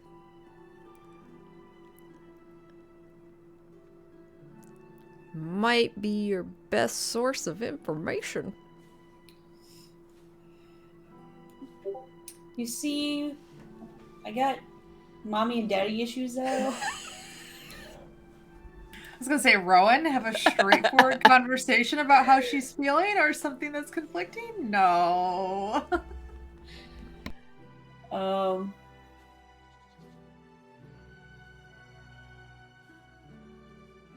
I would say because of the timing of all this happening. You got a little fuzzy again, a little underwater. I There it would- goes. Okay, who knows? Why? I haven't changing anything. So with the timing of how everything has gone so quickly from the fighting in a dungeon to seeing Nathan not be Nathan to waking up here or going through that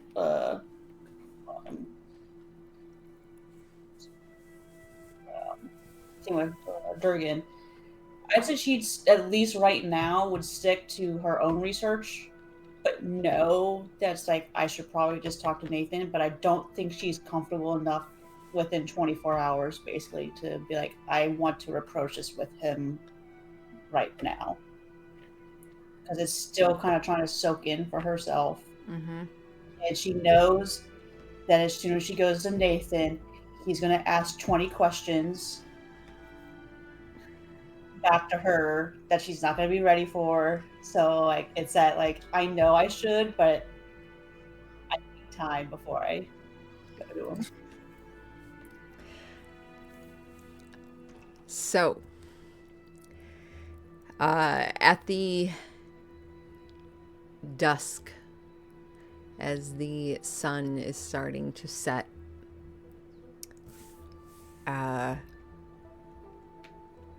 you all gather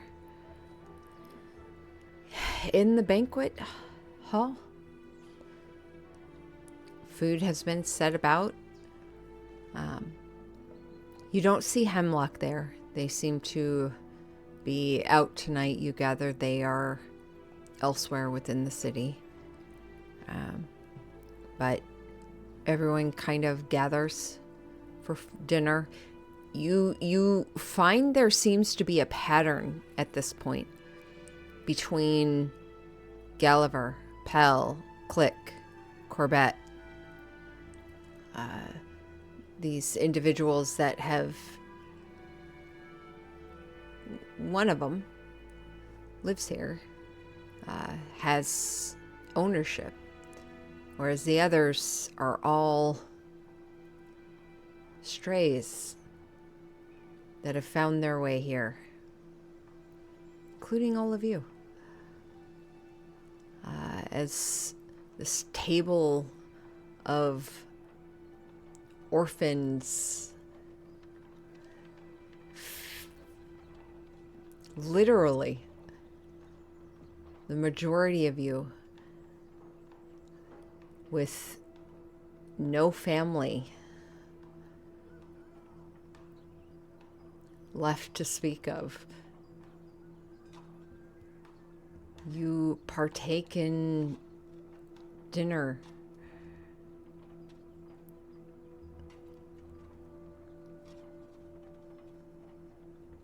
And unless any of you have any conversation,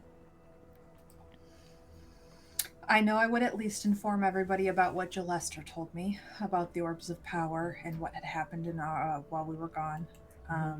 About the fact that Wexley had perished in his attempt to get the one we had in the basement out of here, and how that was likely where the Hemlock was. But also just that Gillester wanted to know our next steps.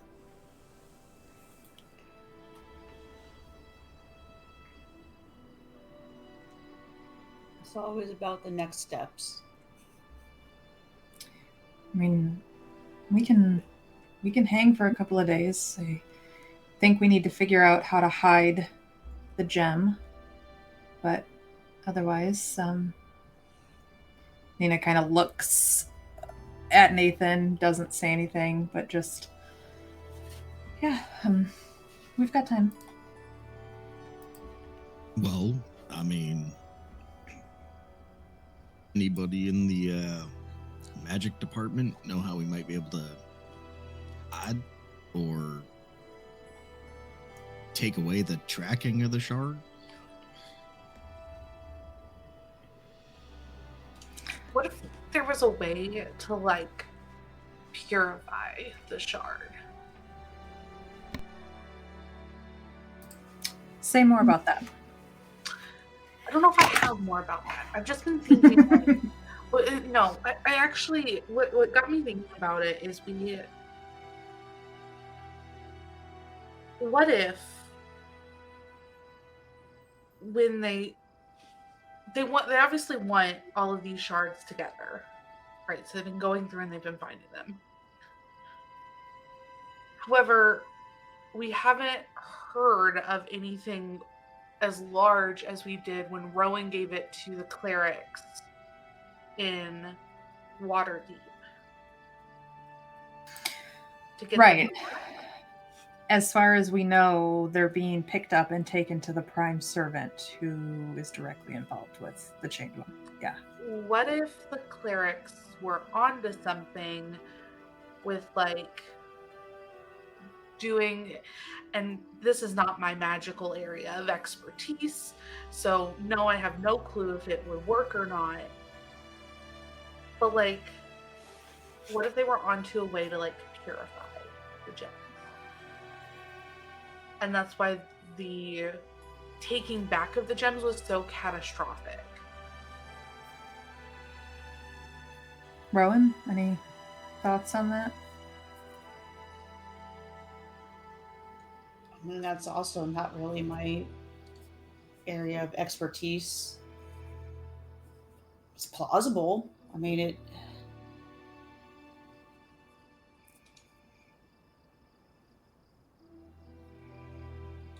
houses a lot of darkness, so if you can override that, it seems like that would cause, a lot of problems. Because, like, And Lymera was able to get rid of the corruption out of Liam and I. Rowan, you shed it as well, so. Sorry, Chara. Nina, no, I mean, that's kind of what I'm thinking. real quick. I'd like you to roll me a deception check. Okay.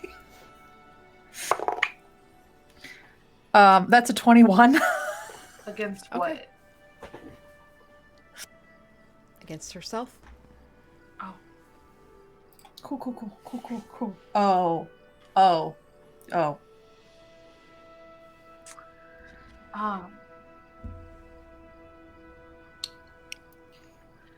Yeah, I just can't help but think, just playing this cat and mouse game, what if there was no mouse? Like, I mean, you could be onto something, because what if we think about it, about the shard itself, of like, why is it even corrupted or evil to begin with? Why does it hurt? Well, what's about, because it's meant for a door, but a door is an innate, object thing. I can do the thing. This isn't my area of expertise, but I can find out more information about the shards.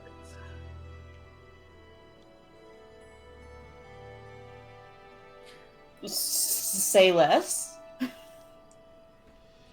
Like, I can't believe I didn't even think of that.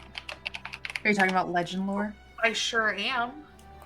As a side note, when I converted Nina's sheet to be 2024 rules, that's also a spell I get as being a draconic sorcerer for whatever reason. So if we need to do that and you don't want to switch out a spell, I have it prepared always. I don't have to switch out a spell. Okay. Because I can learn it doing my seance spell thing. So like Okay. Either this way. one's full of Yeah. divination, so I can Yeah. actually learn it. I mean, I if just you want always to have it cast prepared. it, I won't stop you. But like, It's been Chara's thing so far. Like I was just offering in case you had to expend anything to get it. I would much rather like leave that to Chara because that has thematically kind of been her realm. I just wanted to throw it out there and be transparent with how my sheet had changed in that regard.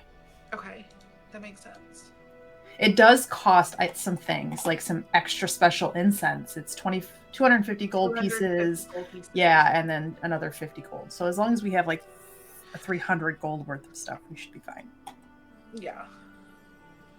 I mean, if I can ask, Tempo, I mean, your friends all reside in things like shards and gems and stuff. Any insight, maybe? That's Do they have any insight?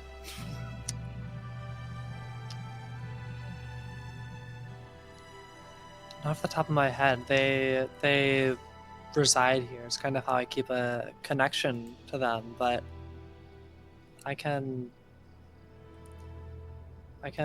think on them.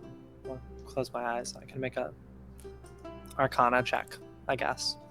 To Sweet. Hey, can you see tell if them to I have stop any stealing my insight. pocket bacon? That'd be great. Ollie.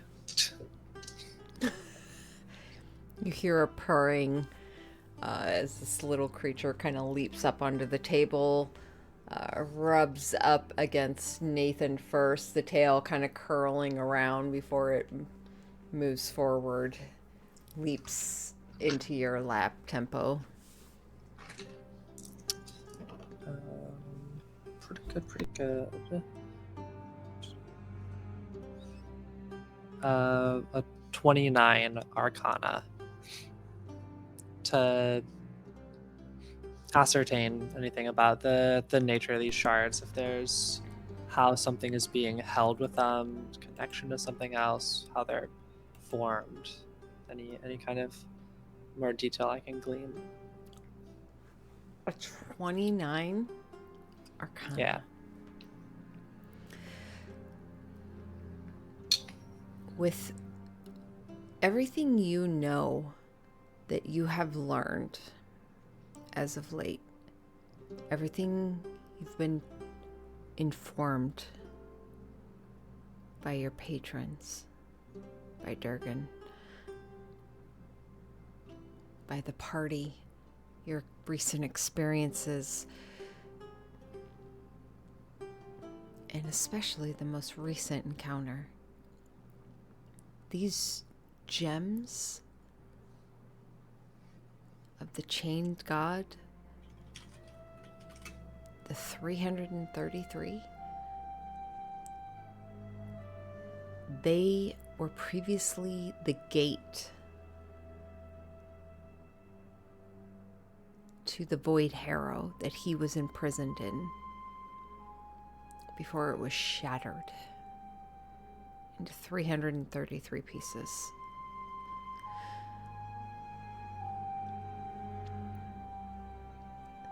From what all of you have learned, when all 333 gems are gathered back together,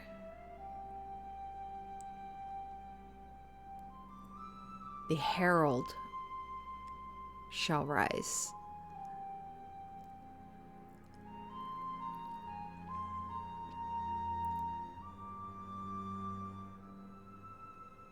There's nothing that you can recall that speaks of whether or not the gems can be cleansed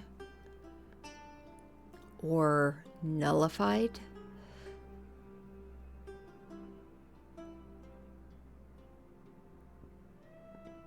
But what you do know is what you have learned of Tharizdun.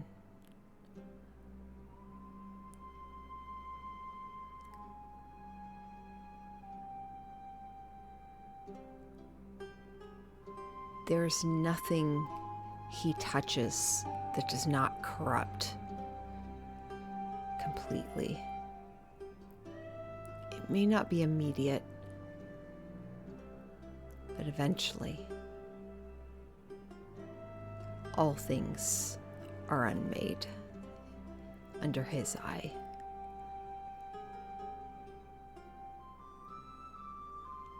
The only ones that have managed to defeat him have been direct interventions of the gods, combined interventions.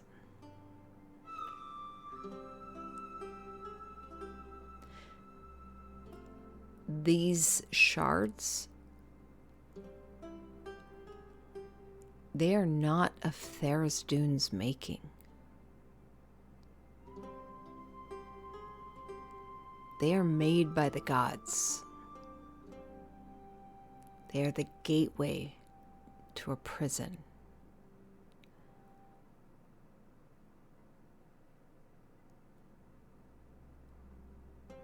There is nothing to purify.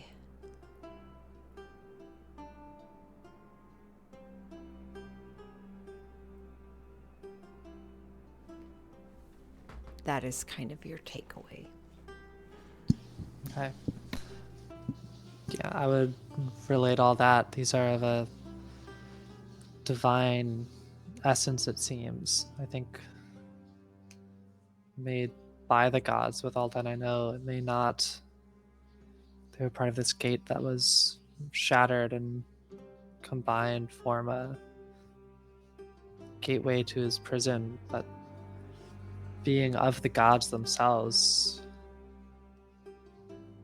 there's not really anything to purify in them. They're not of the chained ones making.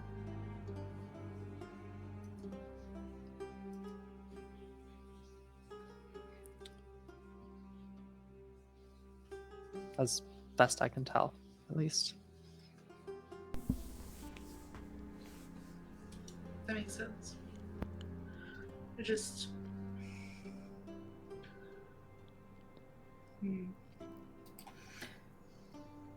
Maybe we keep looking, but the more immediate part is hiding them so that they can't track them down.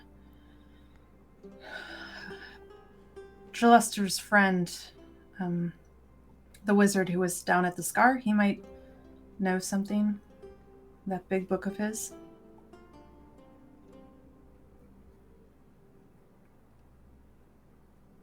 Yeah, we could talk to him tomorrow, see what comes up. I could hide it. Kind of, but not really. I could do it. Against magical detection? Like scry Yeah. spells, clairvoyance? Yeah. Is somebody else telling you they can do it, or are you saying you can? I'm a little offended that you don't trust me. Mm-hmm. She kind of stabs at some broccoli, shoves it aside. I trust you about as far as I can throw you, little one. Which is an okay distance, but I'm just Okay. curious where you're thinking to hide that. Well, if I shared that with everyone, it wouldn't really be a good hiding spot, would it?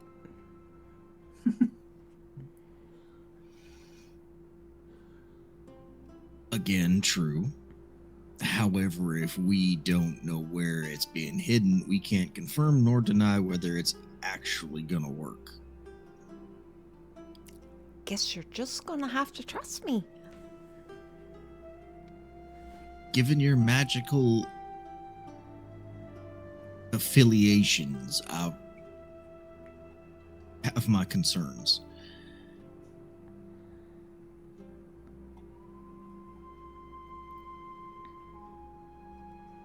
She kind of stabs at a piece of chicken. Plus, if it doesn't hide it, you're the last person I want to put in harm's way.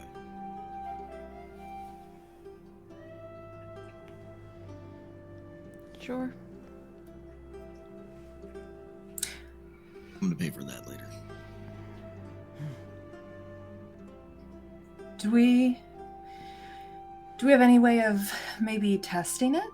Like, if Pell hides it, could we try to magically locate it and see if we can? Just to see if her defenses are as sound as she thinks they are.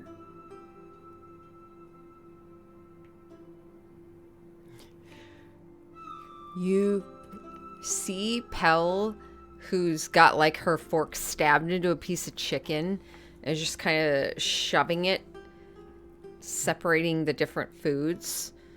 As Nina says that, her eyes kind of lift a bit, and her fork slows as she realizes someone's actually taking her seriously. And she kind of lifts the chicken to her mouth a bit, tears off a small piece, for her eyes kind of connect over towards Click, who's looking at her. And she's like, makes a face at him for a moment. We could make a game of it. Something fun for the evening. Little lighthearted. While we wait for Hemlock to get back.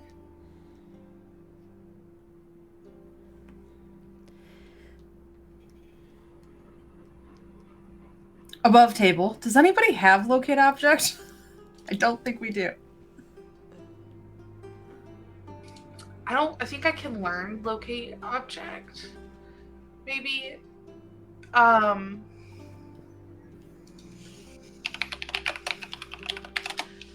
think I can learn it. Because that would be probably the best way to do a little test. I think that or scry. Can you scry on an object? I can do locate object. Okay. But All right. And I want to do this, but I just am curious because above table, I learned about a really cool new spell today. I didn't take it, so I'm not gonna go back. I'm not gonna retcon anything. I didn't take this spell. However, fuck if it wouldn't have been perfect What spell? for the situation. The instant summons spell. If we can't hide it, if we can't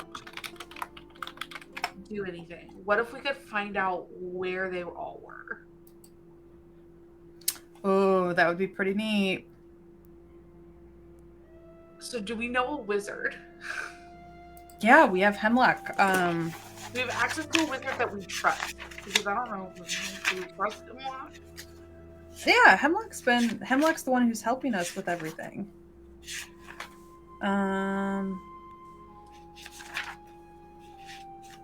Hold on. DM's making a face. I don't know what DM's face is for. Is it Kuzak Flintsunder? Is that the... Yeah. Okay. Cusack Flintsunder. And for the record, I can also prepare locate object. Okay, cool.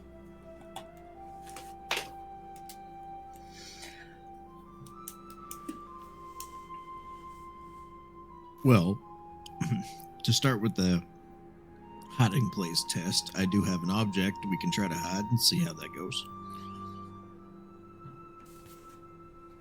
Okay. He just pulls out the pocket watch that's been repaired and slides it to Pell. Her eyes kind of drop down towards it for a long moment. She kind of reaches forward towards it and drags it towards her. Her eyes kind of lift up towards you.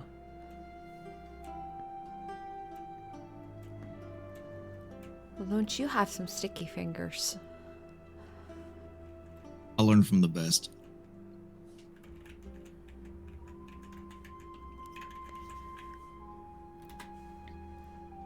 She kind of slides it into her pocket.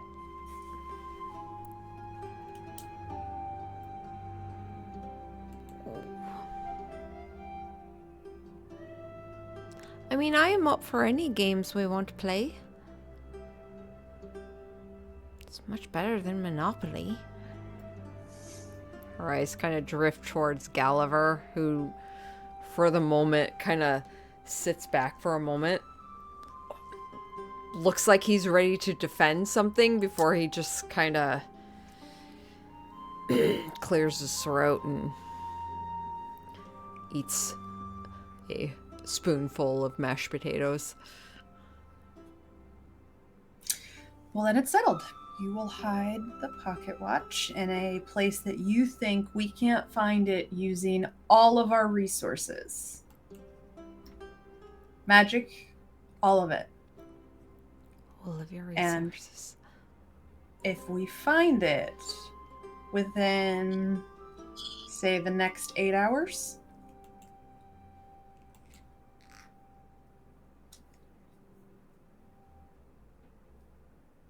then we have to find somewhere else to hide it.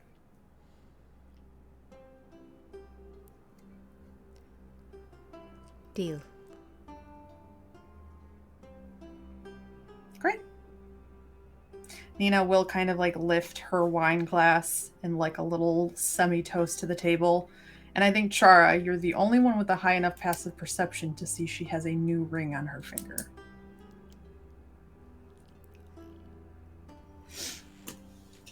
Does it look magical? Nope. Looks kind of rough, like melted gold just dripping down her hand, pinched into a shape. And your passive's like above 20 at this point, isn't it? Yeah. Yeah, Nathan has a matching one on his left hand, his ring finger. It's 28. Wait, your passive is 28. Yeah, my passive perception is 28. She sees tomorrow. You're not wrong. Lord. Chara's like sitting there looking between them.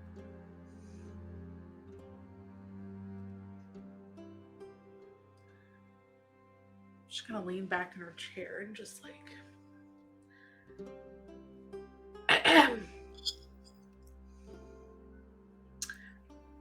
just to make sure that I have this correct, there's nothing that anybody else at the table has to share with the party.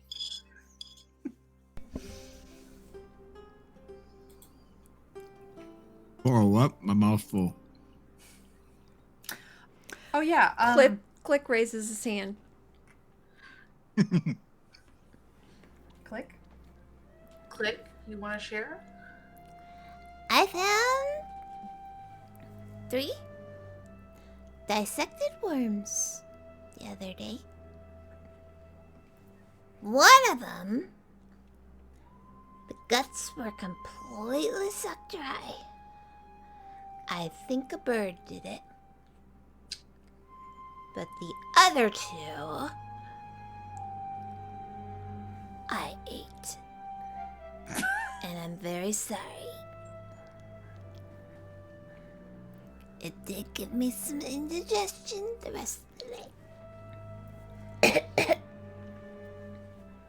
You're forgiven. Thank you for your confession. Mm-hmm. That was I really, mean- really brave of Click. And I wonder if there's anybody else at the table who has something that they too would like to confess.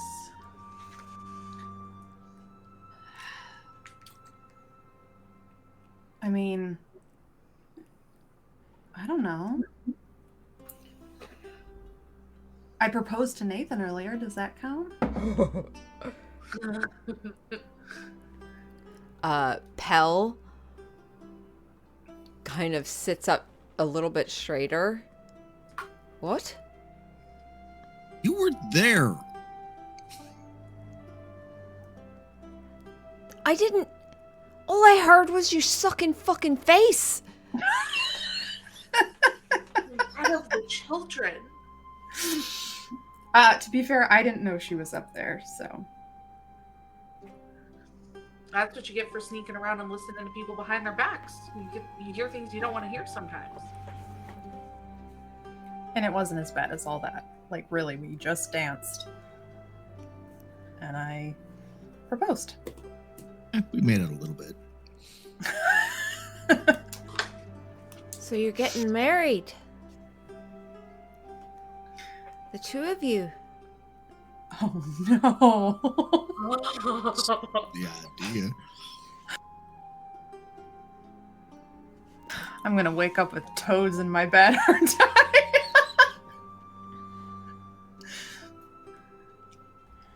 She stabs at some broccoli. We're not trying to do anything big, but I think we'd like everyone here to be involved. Rowan, I don't know if your training lets you do any ceremonies or if we'll have to check in with Marigold down at the temple, but we thought you could officiate. Chara puts her hands on the table. When? When is this wedding? When is it happening? We just told you. I mean, we've been engaged for less than 8 hours. Okay. You see Click suddenly look very happily over towards Gulliver, who kind of sighs a bit and just kind of holds up a hand. I know. And Click just kind of shifts happily in his seat a bit.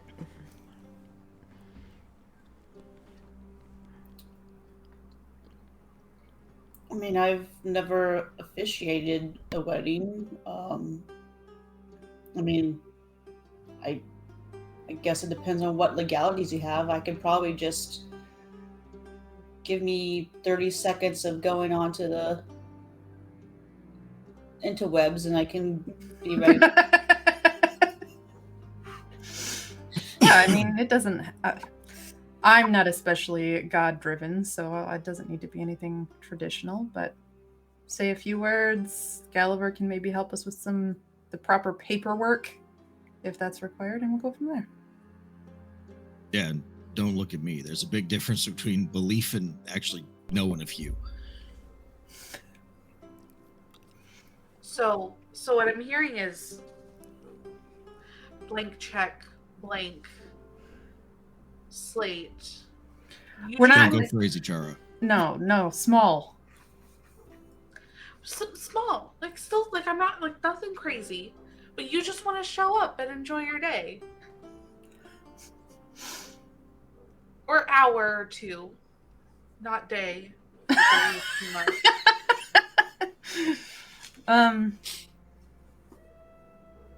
Just keep in mind that we still have to go fight a cult, and then some, soon. So the sooner the better. Why wait? yeah, that's kind of exactly what I said when I asked him.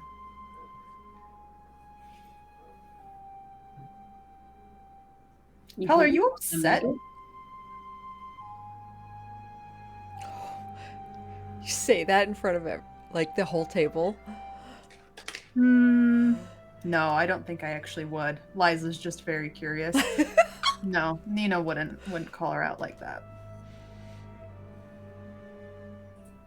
What did Ron say, though? You don't think we're gonna make it? It was less about not having a tomorrow and more about not knowing what tomorrow was going to be like.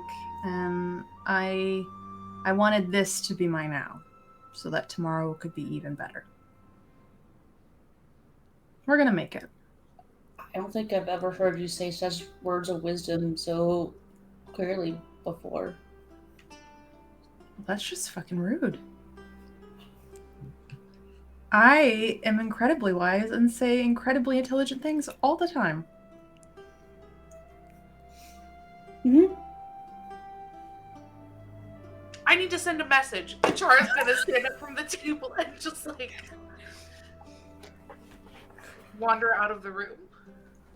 Rowan's just trying to be funny. Yeah. No, for sure. I think at this point, Ina will be like, Pelly, you want to come? I can tell you maybe what we might try to do against finding it so you can set up your preparations. You see she considers this for a moment. You gather she has an initial reaction, Mm-hmm. which she holds back, thinks, and then looks up to you. Yeah. Just kind of lead the way outside of the room to the hallway. She slides out of her chair, leaves her fork on her plate, kind of eyes you for a brief moment, Nathan, before she leaves and follows out after Nathan. Or Nina. You all saw what I just did, right? Like, that girl's gonna stab me in my sleep. Yeah, probably. Cool. But I only say that because I think she stabbed other people too in the past. Well, that always makes me happy. Corbett, like on the other side, who's already downed like 2 glasses of wine, just kind of nods a bit with the wide eyes. There is an entire cemetery full of bodies in the back. Yeah, I'm pretty sure they're older than she is. Nonetheless.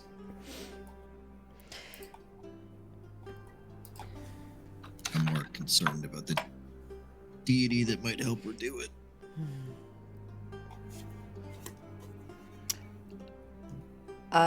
Okay. Chara. You mentioned you needed to talk. What did you need to do?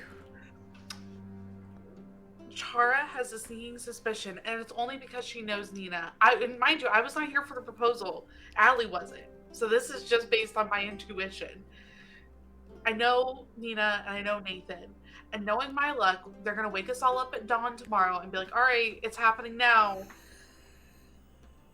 You be there, be square, whatever. And so Chara's like, fuck, I got 12 hours in her mind to procure the perfect wedding gift. And she knows what she wants. So, knowing what you want, what do you do as dinner starts to be cleared?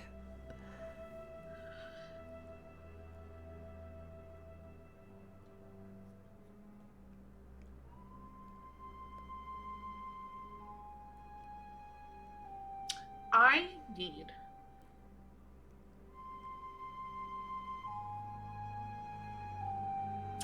okay, so DM, I want to tell you what I want. I don't want to tell anybody else. Oh, gotcha. Okay. Should we take off our headphones really quick? Or I want a secret moment with DM. Yeah, Mhm. let's do it. Okay. I'm going to... How do I do this? Solo talk. I don't think you can do it with me, so everyone else has to mute themselves or whatever. Okay. All right. Okay. So hold on, here's we what- can still hear Ellie. Are you I'm able gonna to just. I think we mute our speaker. Hold on. Yeah. Say Yeah. something, Ellie. Hello? Okay, I can't hear you now. So hit the speaker rather next to your microphone, everyone, so that we can't hear them.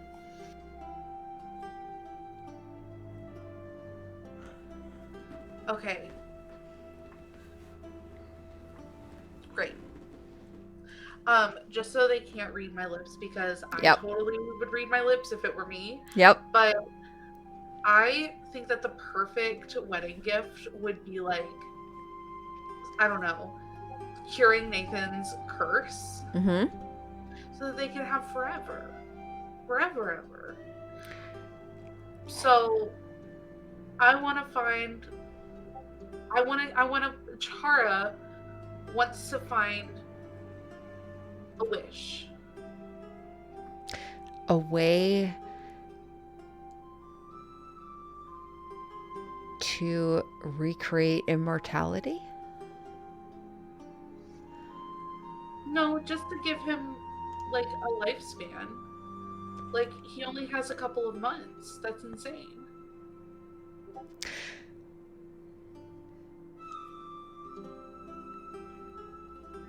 Roll me an Arcana check.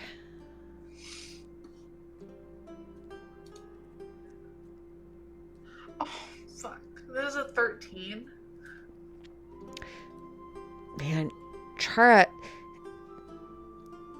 as you ponder this,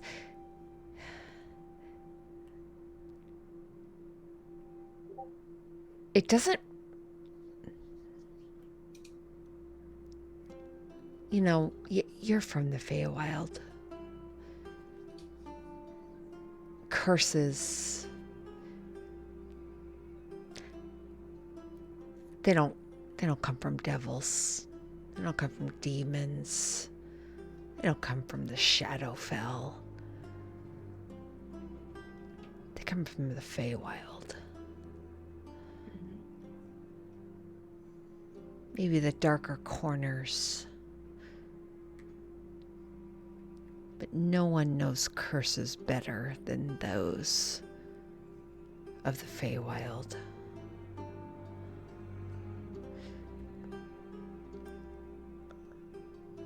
This is not a curse. This is what inflicts Nathan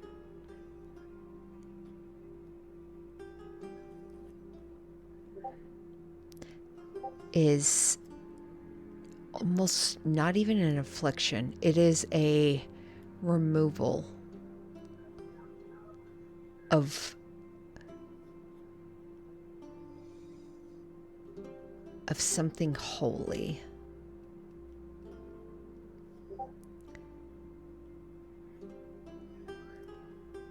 Mortality is all he has at this point.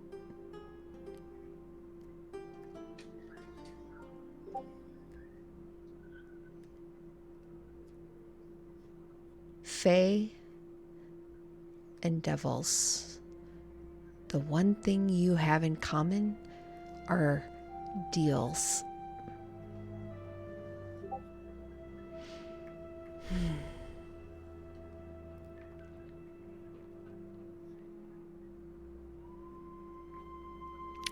Okay.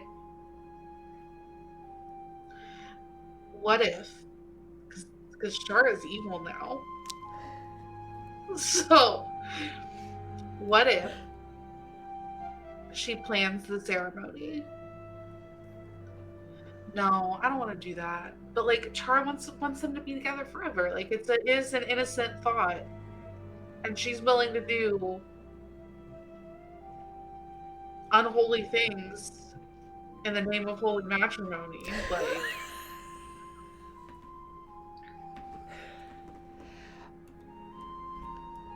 Like,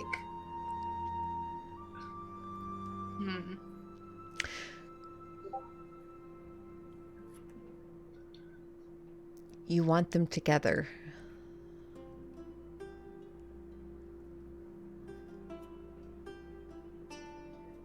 Together and happy and loving and all the things.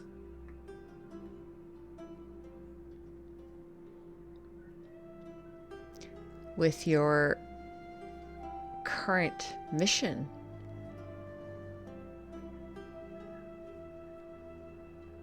do you foresee that? Like the defeating the cults and all that stuff? Mm-hmm. If we defeat the cults, I see a chance at that life. Chara doesn't want a chance. She's willing to gamble, like on like defeating the cults and all of those things. But she wants guarantee. guarantee happiness. Happily ever after, DM. That's all I'm saying.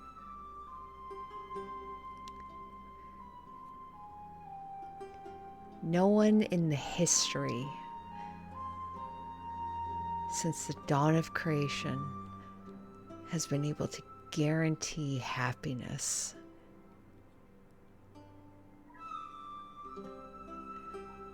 Outside of removing personal freedom,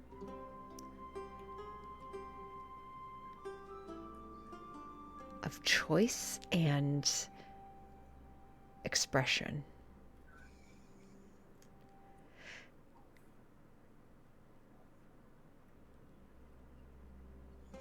Interesting.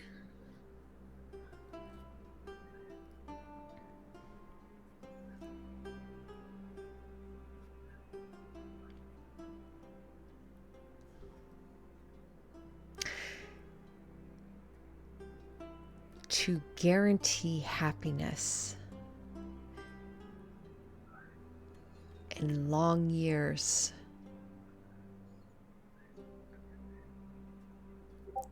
you have to create that.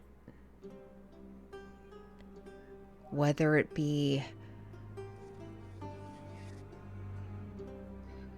some self-made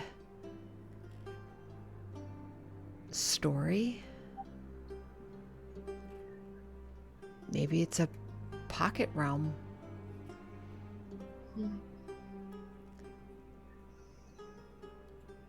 Maybe it's sending them into the next life journey.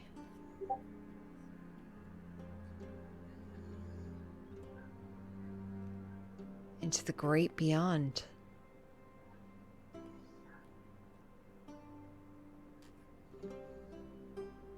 Where they can be together forever.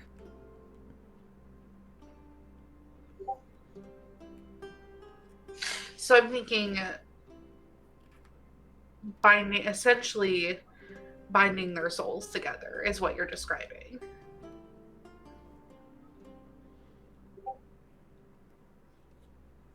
Sounds like a beautiful ritual. I don't want to kill them, but like should one go, the other should probably follow.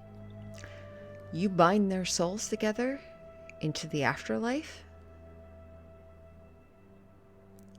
Who's going to come after them? Certainly no one in the material plane. Follow-up question. If I did that, does that mean that if I bring one of them back using resurrection, I bring them both back? I think you know if you were to bring one back, it would bring the other. But if you were to bind the two of them together unto death in some kind of profane ritual, you might bring them back together.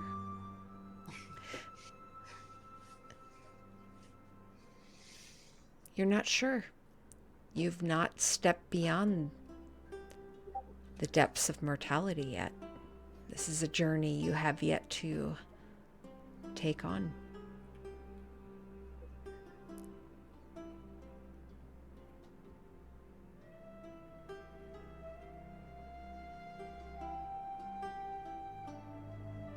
Okay. Chara's gonna start prepping the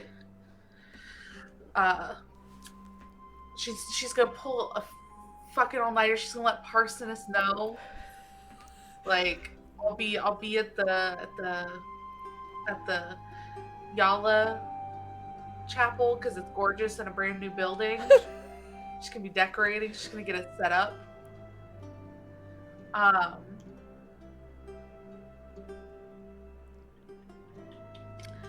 I think she'll find Rowan after this and talk to Rowan and talk about the ceremony. Okay. Excellent. Okay. We good to come back? Yeah. Hi. All right. Cool. Everyone back? Everyone here? Yep. Great.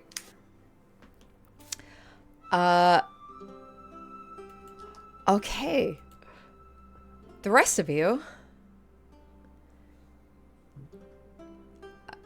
Nina, you went off with Pell and I really didn't have anything to give her. I just wanted to ask her if she was upset in private.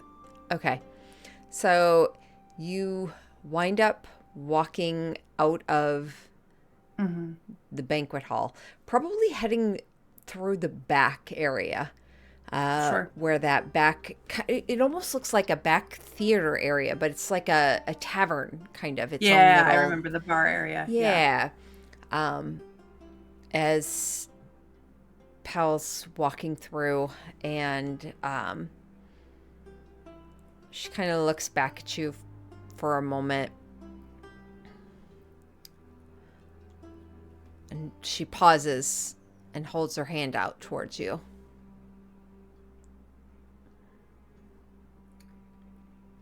Do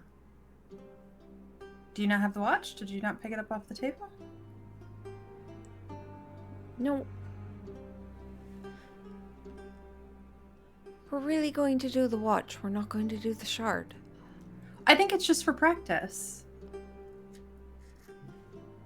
I'm not a fucking child.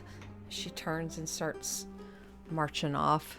Hell, we don't think you're... It's not about you being a child or not.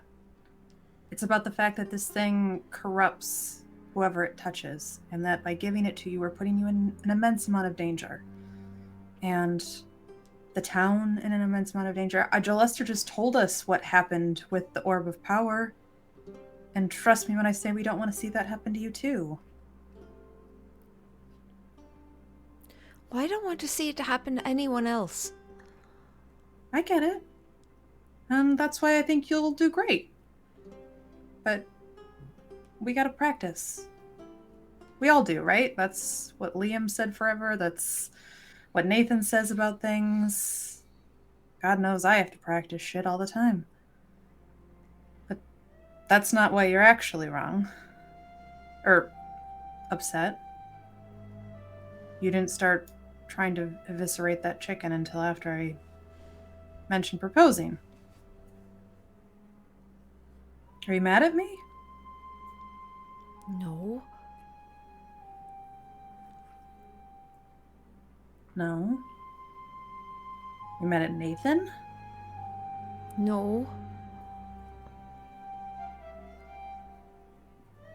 Then what's wrong?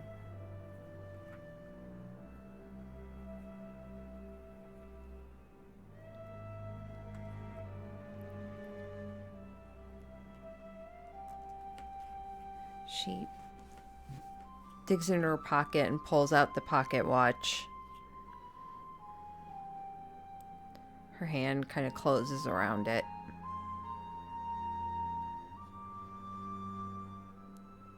I'll hide it.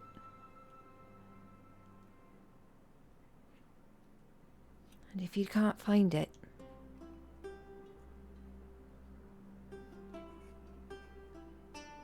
then you'll have to start taking me seriously. And she turns and starts walking off. I think Nina lets her go, knowing that she'll talk when she's ready.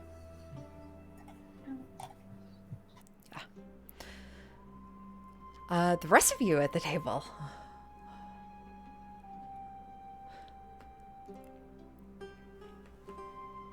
Any other conversation that needs to happen? Anything else you wish to talk about?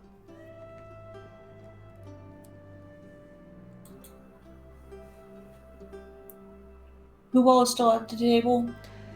Gulliver, Click, Nathan, Rowan, Tempo, Corbett. Cora. Corbett.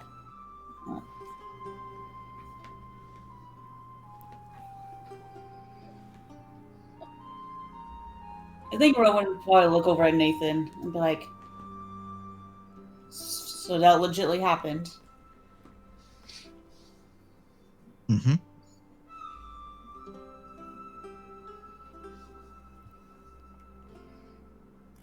Congratulations.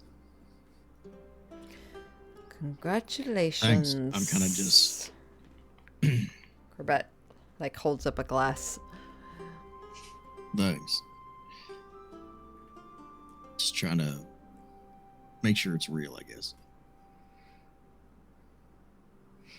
What do you mean by that? You don't think it's real? I do. But at the same time, it just feels. I don't know. I'm just hoping that the bottom isn't going to fall out on me. Just my own fears, really.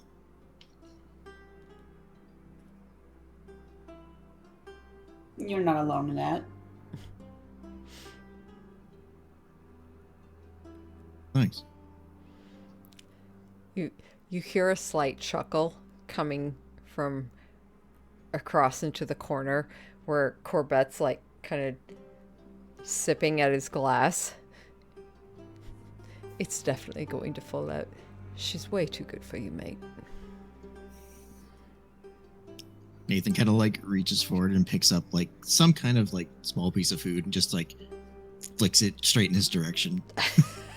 Plops right, like probably bounces off his face into his glass, and he doesn't even notice as he continues to sip at it.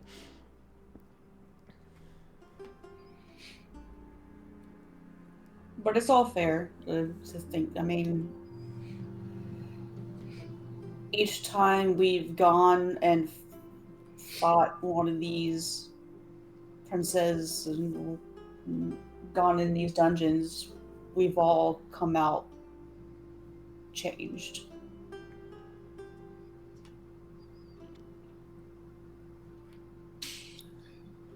Yeah.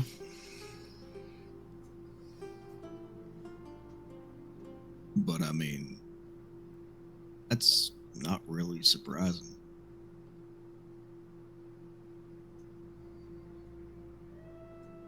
Anybody goes through something like that, you're gonna change. One way or another. It's not necessarily all bad.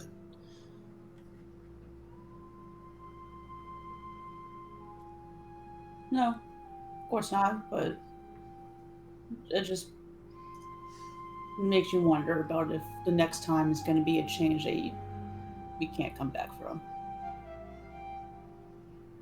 Yep.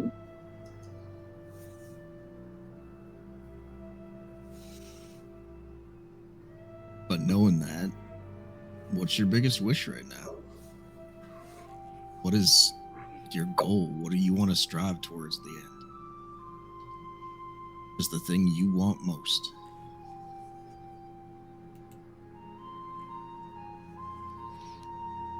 Is that a rhetorical question you're actually legitimately asking right now? I'm actually legit curious for all of you, actually. I know for me, it's simple. I want peace.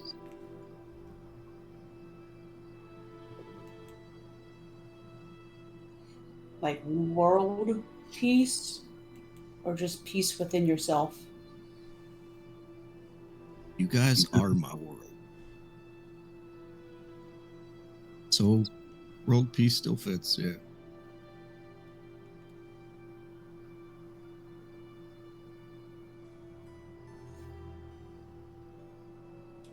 But just peace. A world I can live in and be comfortable, happy with the people I love.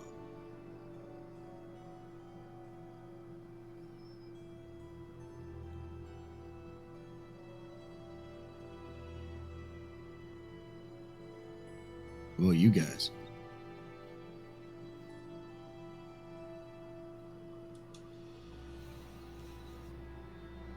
That sums it up pretty good. I want happiness for all of us and a future.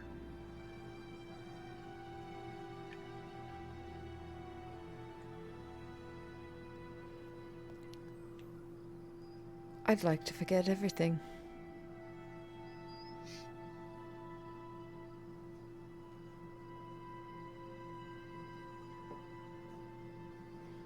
No, you don't. Just trust me on that one.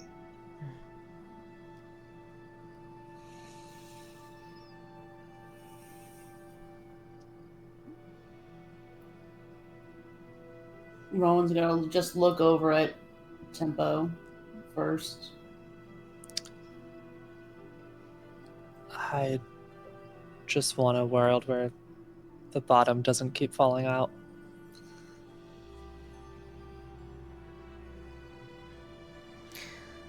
We'll probably have to close the crack then.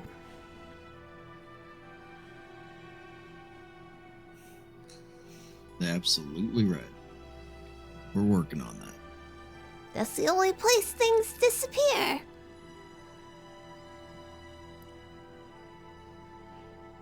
Come back to that later.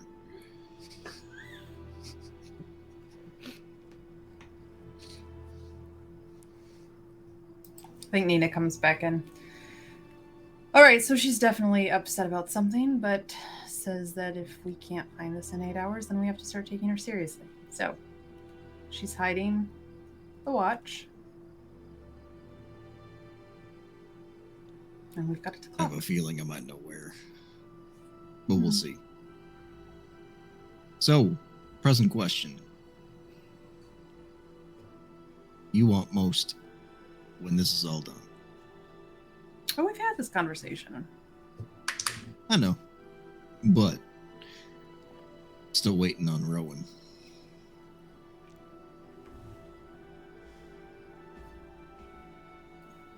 You giving me a look, Nina? Mm-hmm. She just kind of turns her attention to you.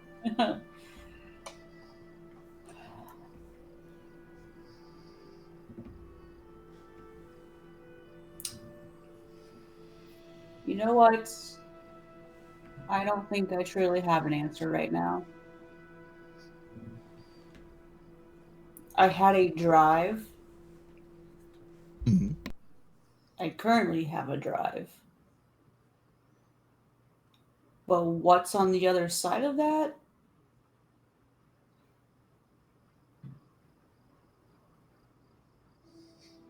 It's one of those things that you think you know, but then you're shown things that you didn't know about before. And so now I'm going to reevaluate the answer. Enough. I think mostly I just like that question and answers to that question because it really gives you perspective on what are you doing this for.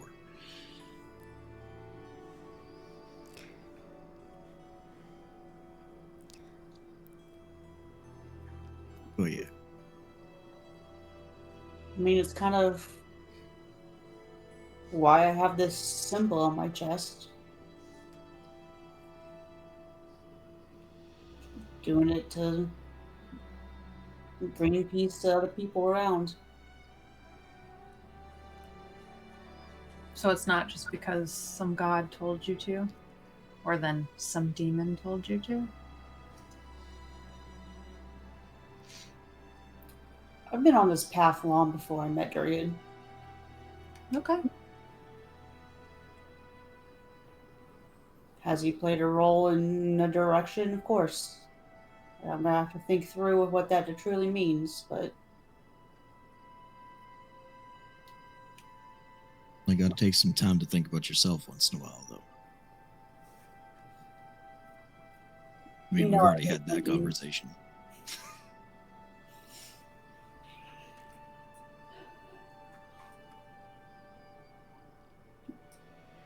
I'll figure it out. right now,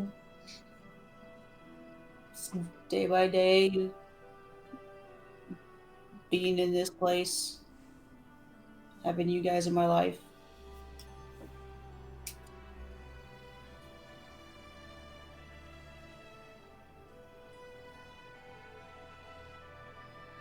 Yeah, we're pretty great, aren't we?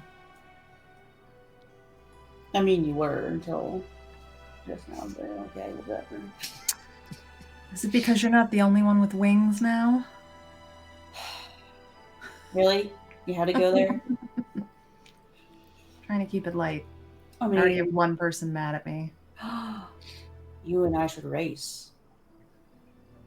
That You could be have fun. wings? Who's he asking, me or Rowan? Probably Rowan, because Rowan's aren't out, right? Kind of Yeah. both of you. Oh, yours are out permanently, Nina?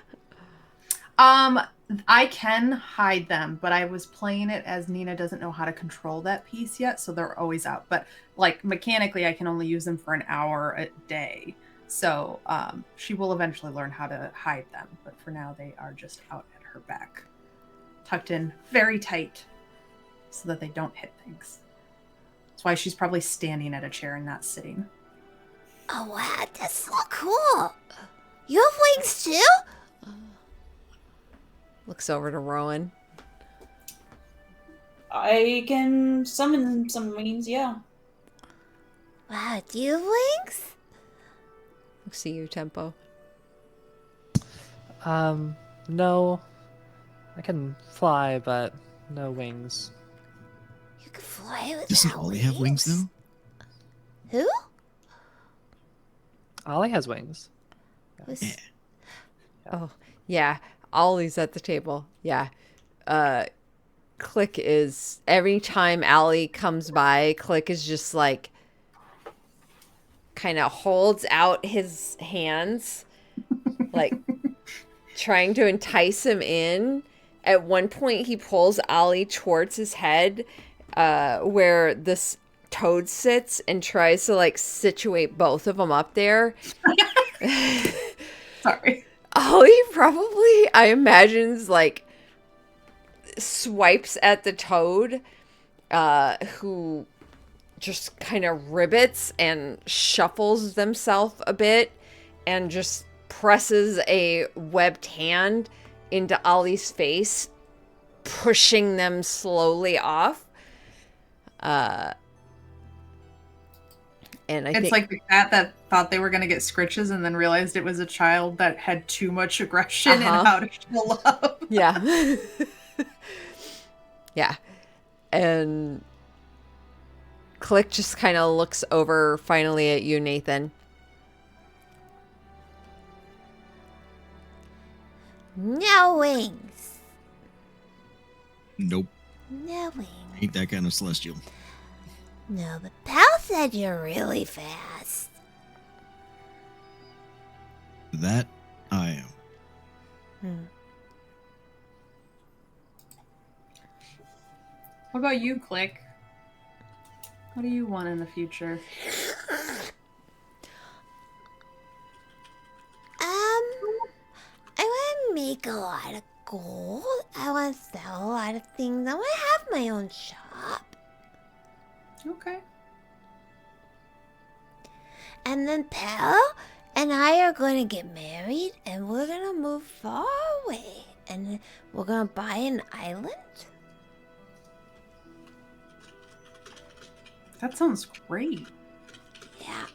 And we're going to be kings and queen of that island. I love that. You can come and visit. I will absolutely take you up on that. Okay? We did talk about a little beach trip, little sun tanning.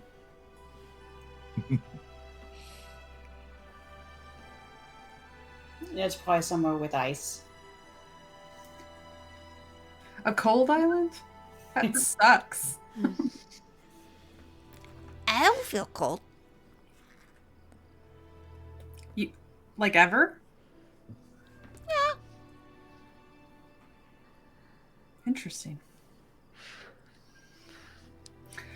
All right, so I guess we'll give Pella a little bit more time to hide this thing, and then what are we doing next? If we can get the gem head hidden, is the goal still the next cult, or should we go back for Vanifer? We kind of forgot Gildred back at the temple too. Oh yeah, we should reach out to him somehow. Also, I feel like next cult would probably be the best way to go, given that I have a feeling that's where we're gonna find Venifer anyways. Nina, Probably. Yeah. roll me a perception check. Oh, no.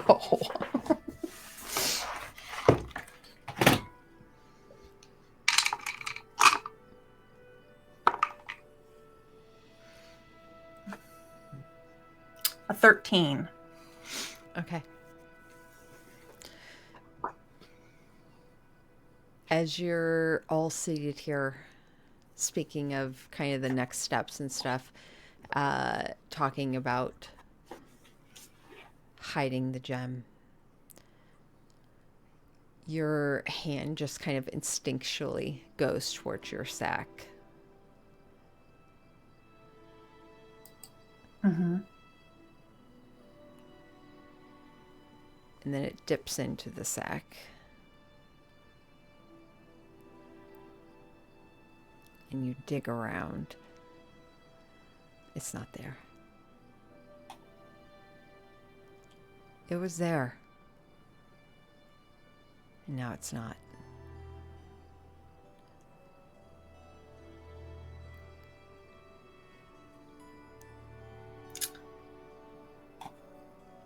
Point of order. Are you talking about the gem? Yes. I put it in Nathan's pocket, so it's technically in his coat pocket. Nathan, Mhm. roll me a perception check.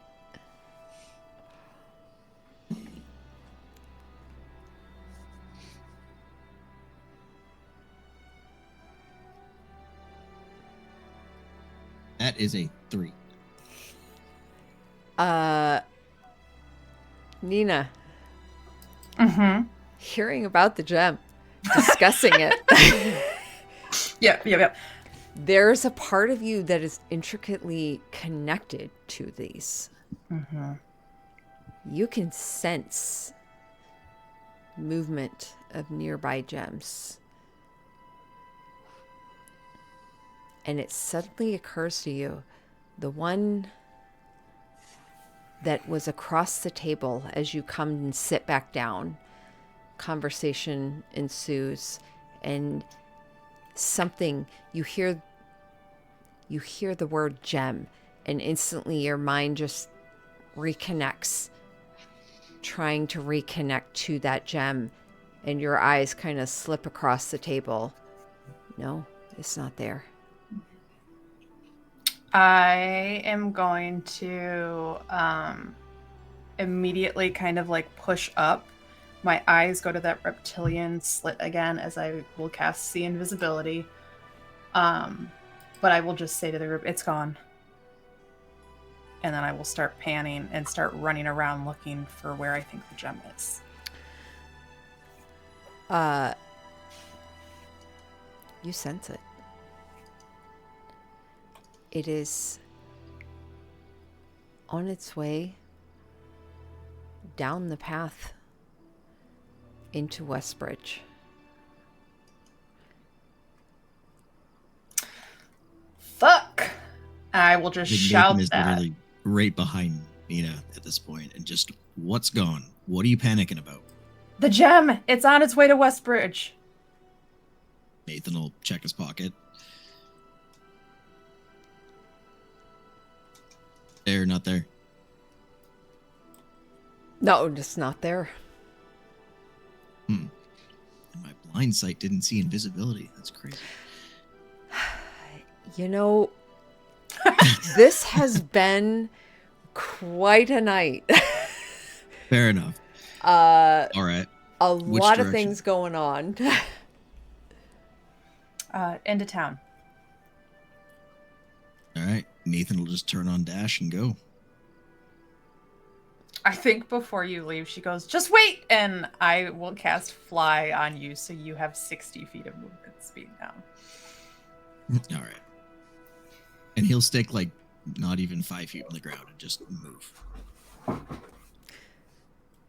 What are the rest of you doing? What the hell just happened? I guess we better go try to catch up to him. What's gone? The shard, right? She just yelled, "It's gone," randomly and left, so. That is what we were talking about mid-conversation. Remember, this is Rowan. Yeah. Come on, Rowan. We gotta go to town. It's like a freaking teenager where it's 1 minute they're happy and then the next they're pissed at you. Tempo, are you coming? Yep. I'll get up. I'll cast Sly on the three of us. Did Nina have Fly from her when you cast it on Nathan, or you just put it on Nathan? Did you run out already? I wanted to see really quick. I needed to check if my wings give me a speed equal to my walking speed, or if I still want fly. Sure. It is. Okay. Yeah. So I'm just using my wings for that. Okay. I'll cast Fly on the three of us then. Yeah. Okay. Follow after. The party rushes into the main town of Westbridge, down the switchback, across the road, crossing through houses to the long road. Nathan, you're probably the first one there with your speed.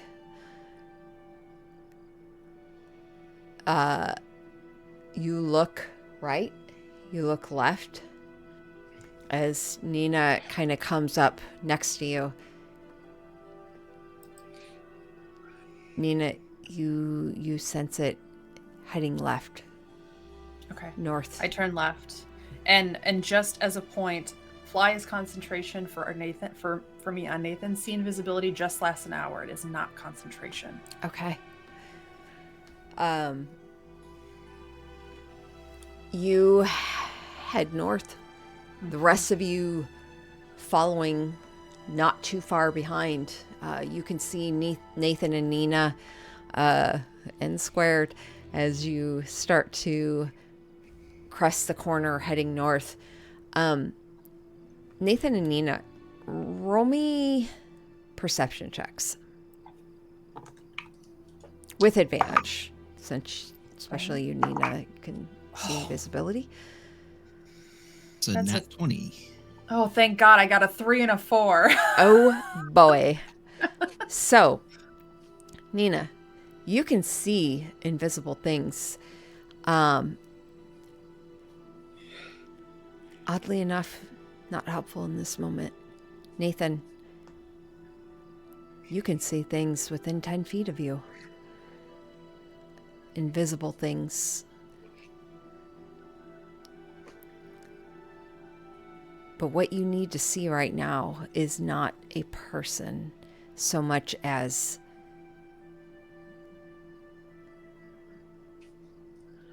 it is a person.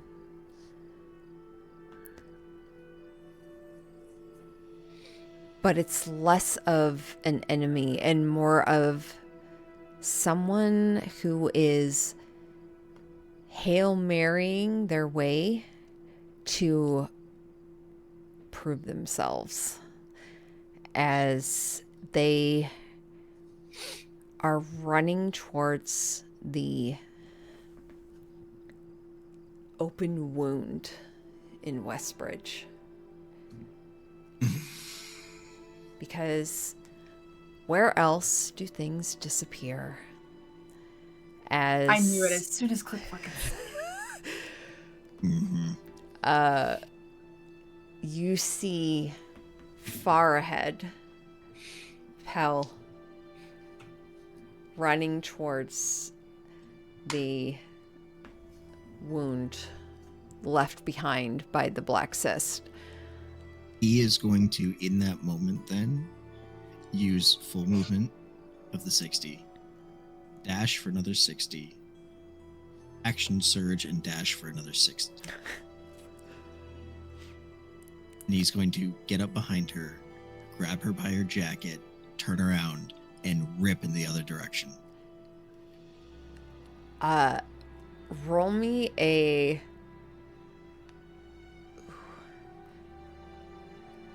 I would say it's probably a acrobatics or athletics, either of your choice.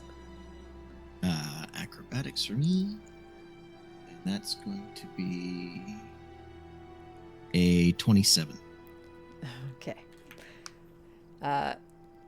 Even with a natural 20, she would not beat that. The small form, as you rip and tear and pull them backwards and start to drag them, you hear at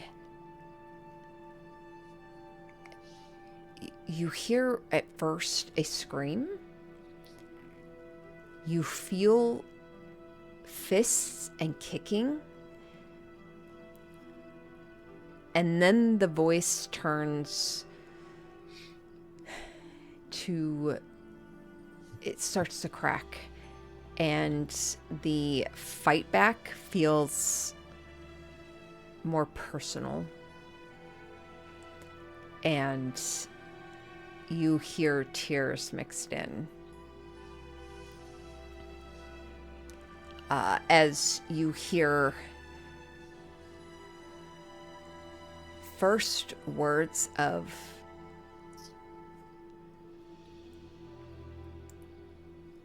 anger,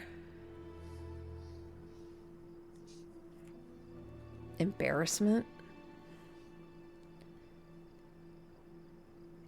and then fight.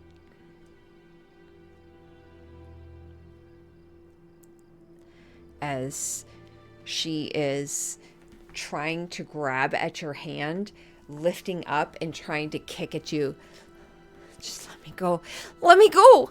I can do this! You won't know unless you let me try.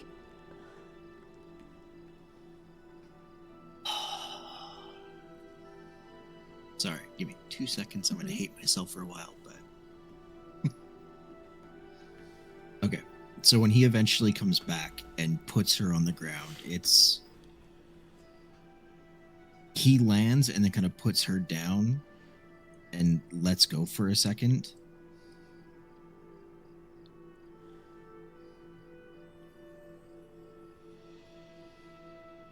And it's anger that comes out first, where he just looks down and, are you serious? Do you have any idea how much you could have killed everyone here? You don't know that. Neither do you. That is the problem here. You're not thinking.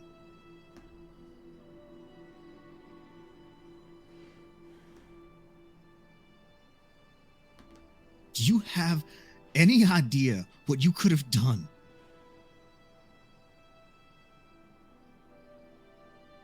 Do you? Yeah, I do. There are holes in the landscape all over the world right now that used to be cities.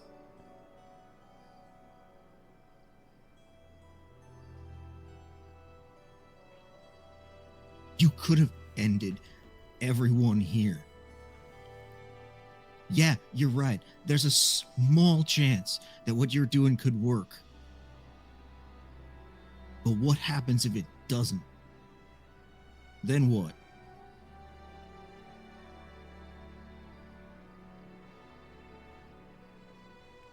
Are you willing to risk that?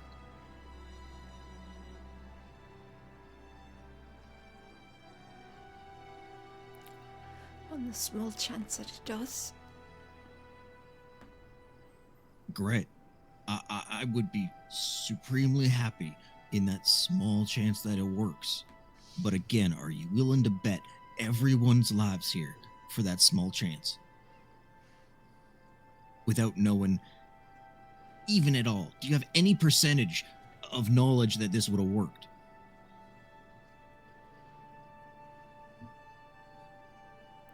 She stomps a few steps up towards you and she shoves the shard into your chest, the cloth wrapped around it. And she starts to march off. Does not get far. He gets right in front of her. I am not done with you. This is not a choice where you get to walk away.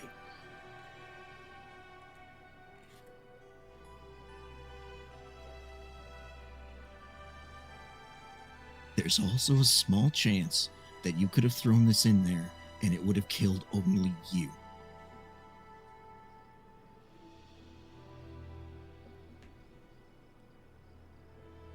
Do you have any idea how much that would kill me inside if you were gone?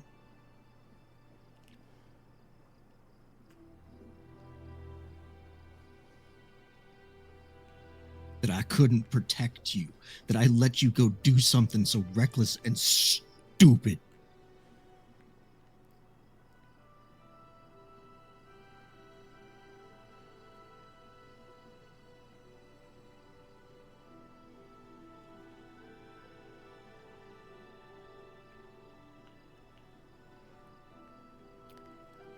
I think she probably looks away,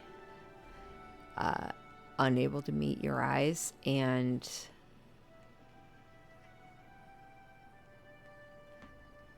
just kind of ducks her head a bit to the side.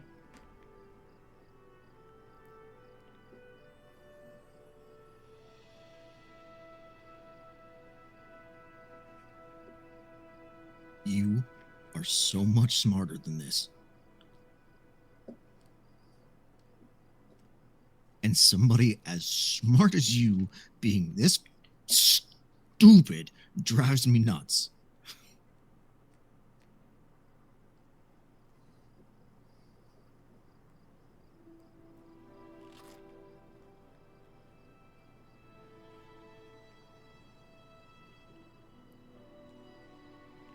Mainly because you could have thrown anything else in there to test this first.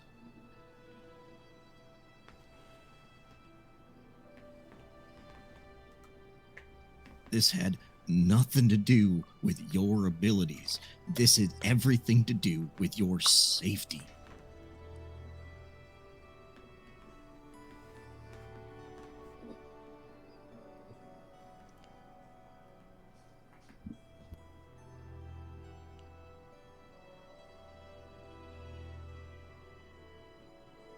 I'm sorry.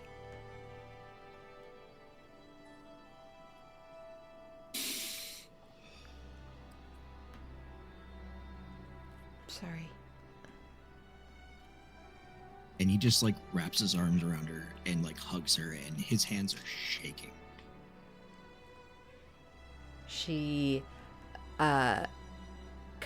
she wraps her arms around you, almost just like kind of instinctually, and it tightens, and you start to feel a reciprocated shaking.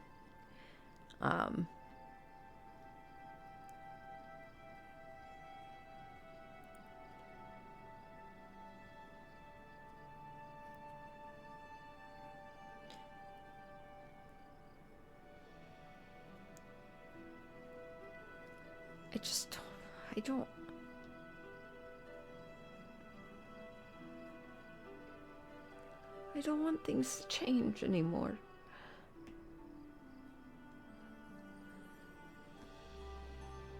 He'll kind of pull her forward. And, why?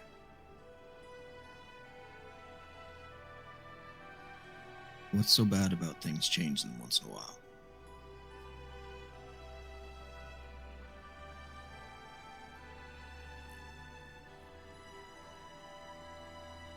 Life moves and it changes, pal. You're gonna get older, you're gonna get taller, you're gonna meet other people. Changes will happen. Good, bad, matter. Some that define your life, some that are meaningless. They will happen, whether you want them to or not. At the end of the day, they're all what you make of them. You're So a fucking wise. hypocrite, you know that.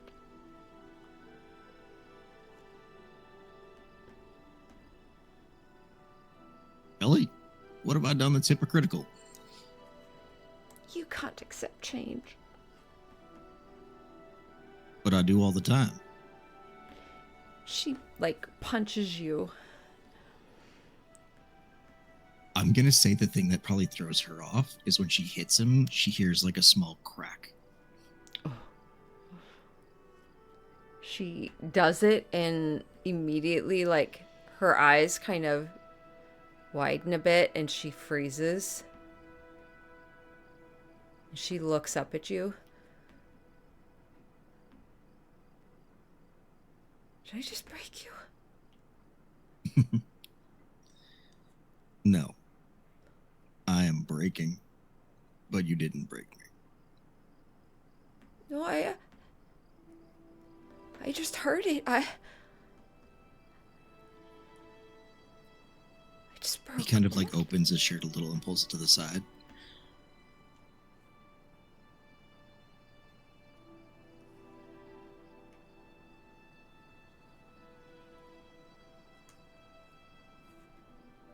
Being strong and fighting all the time isn't exactly good for the body.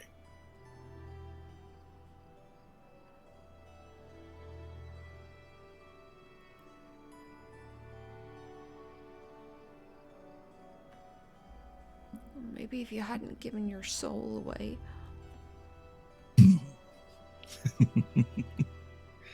Do you mean the wedding thing? No.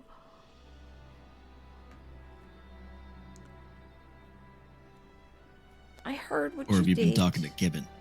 Yeah, no. I heard what you did.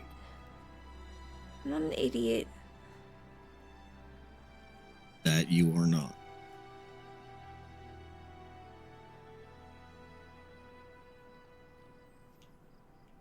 I didn't give away my soul. Just your mortality. Still have that.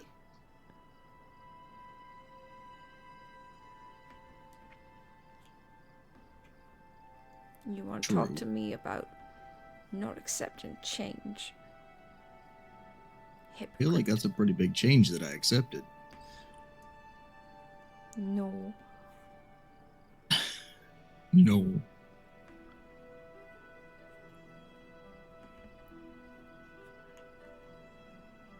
Why don't you actually tell me what you're really worried about?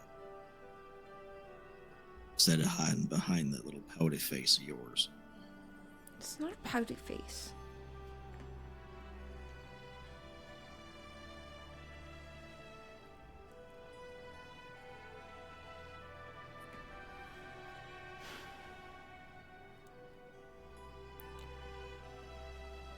I'm just tired of being a kid.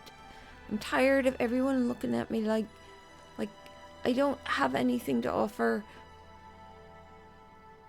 And not really knowing if I'm ever going to get to where I am able to adventure like the rest of you, or with you. Well, I'll let you hold on to those thoughts for a while. When you get to be old enough to adventure, do all those things, you can regret not staying a kid a little longer. But at the same time, you will get to the point where people will trust you, people will believe in you.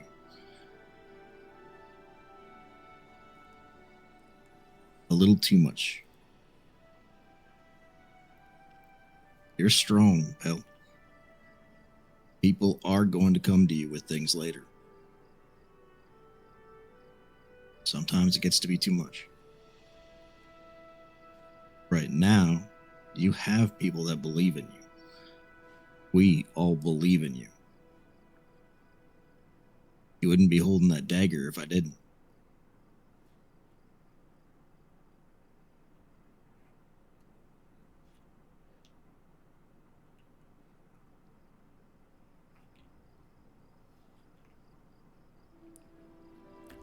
I did steal it off of you without you knowing. You did.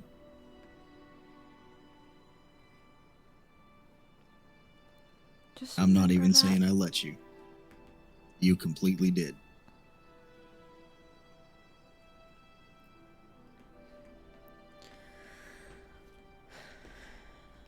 She starts to walk back up the path.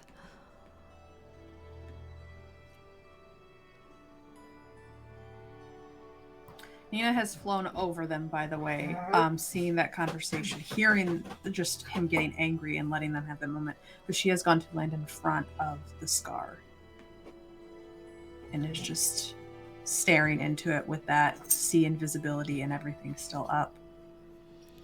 Yeah. It has garnered some interest from others, people passerbys who watched this interaction, and one of them, of course, is a short dwarven man standing at the northmost edge of this wound, who has several books opened around him, and is seated cross-legged, as you see Cusack Flint's under.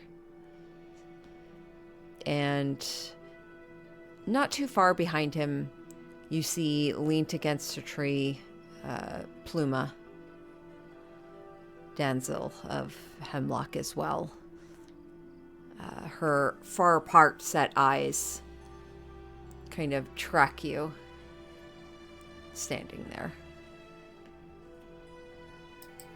Does it look like it's grown or changed at all in the past couple of days that we've been gone? I would say as Rowan and Tempo and probably Tara, the rest of you kind of catch up as well.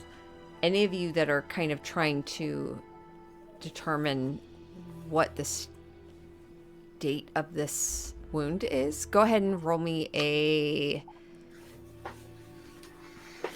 let's do it a perception. Sure.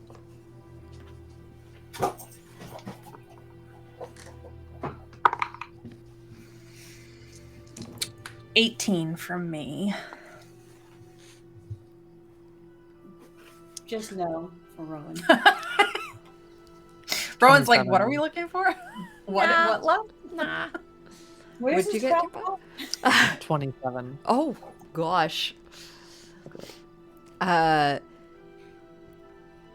Tempo, you immediately... You know, you haven't seen much of this, but it looks completely unchanged. You hear the same kind of distant whispers as you look upon it. Nina, what did you get? An 18. 18. Yeah. I think tempo with your roll, what you mostly perceive is that almost kind of as you look into this crack, this wound that looks like time is morphing in on itself, you kind of look away, but as you do, you see Nina looking at this wound and taking a step towards it. Her eyes connecting with it, and it doesn't feel like it's changed, but it still feels like it's calling. It is drawing towards it that which it feels it can connect with. Don't get too close. Sorry, it just feels like it's kind of got a gravity to it. Nina kind of shakes it off, blinks a couple of times. Right. It doesn't look changed, really. That's good. I was afraid it had grown. Kusek, any progress on dispelling it or removing it?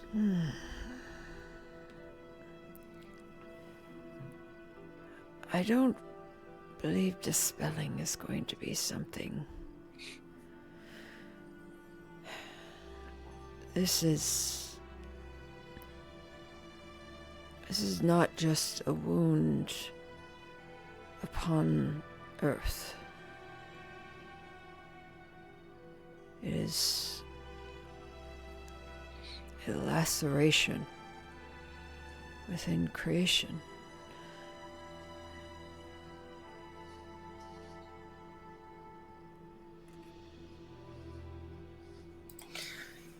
Okay.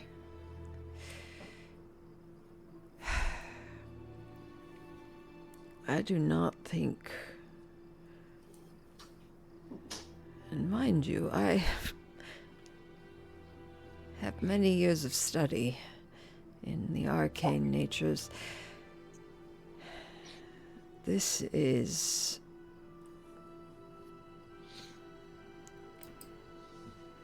something that will not be healed outside of divinity and the gods.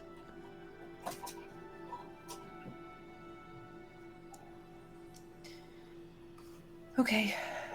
Kind of look over my shoulder, see Nathan and Pell probably still chatting a little bit. One other thing, I think our plan A is still non-detection. Do you have the ability to, like, provide a spell that could hide something from scrying another divination? Preferably something that, like a scroll you could give to me to cast, or if you could make one. I don't know. Some people make these things. Oh, I mean, I've made plenty of scrolls in my... Of course, I can write scrolls. Spell scrolls. I do have the paper. I have the material. I can do so. Take a little bit of time. Yeah, just a spell if you are familiar with it to hide something. Just hide it from locate object, from scry. Above table, the spell is called non-detection. Of course, that's easy enough. Okay. We'll pay you for it, obviously, for your help. Unnecessary. Well, perhaps I can at least maybe purchase some of that arcane paper off of you. Oh, that... I would not deny that. That would be most helpful. All right. I kind of turn to Rowan and Teppo and Chara. Sorry, I just sensed that the gem wasn't on Nathan anymore and kind of panicked. We were talking about Vanifer, and I think my mind just went to the worst, like she was already here. It's good that you thought of it. Hell took it. Mm-hmm. She really wants to prove herself to us. I don't think she wants to be seen as a child anymore. In fact, I know she doesn't want to be seen as a child anymore. Because it's the kind of shit Liam would have done too.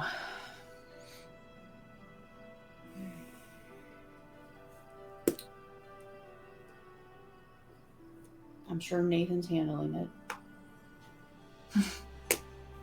Kind of look over, see them embracing. Yeah, he's way better with kids than I am, so better to let him do that.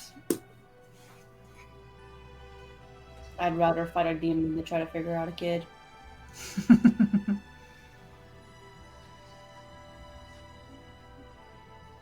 You should get back. Maybe a walk's better for us, I don't know.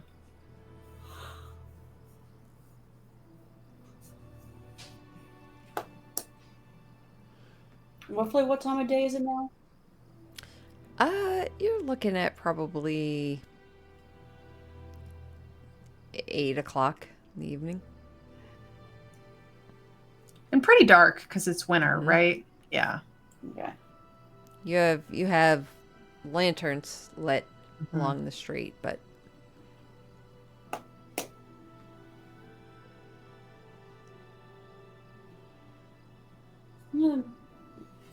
Late night walk doesn't sound so bad.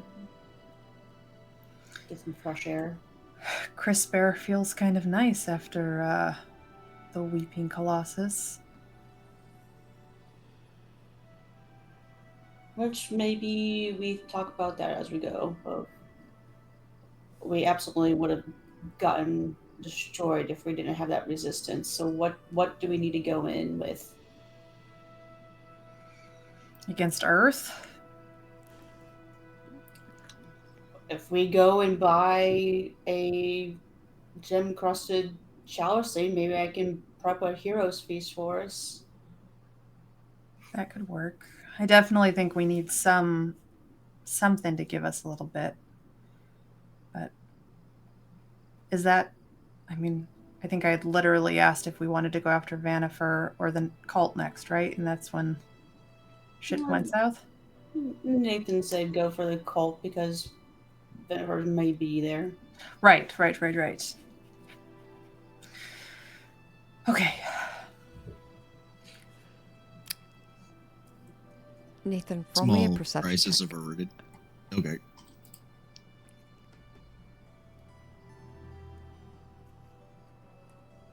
$11.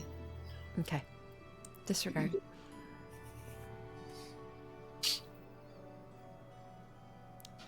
Crisis averted. As I don't believe you. No, I'm just kidding.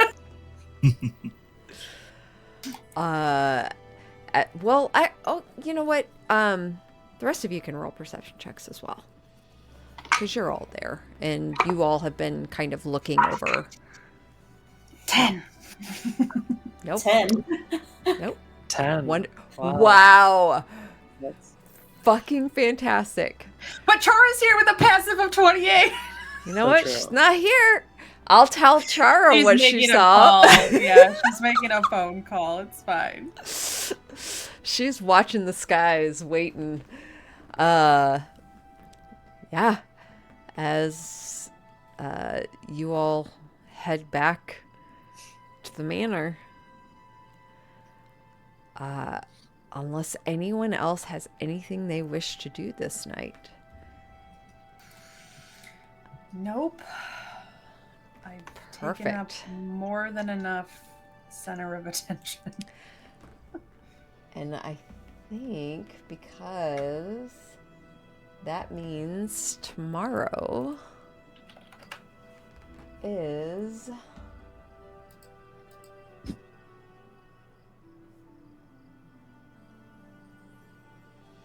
nope. Oh, yes. Wait, is it? No. Today is the 18th of Nightall. Tomorrow would be the 19th. So you have 2 days before the winter solstice.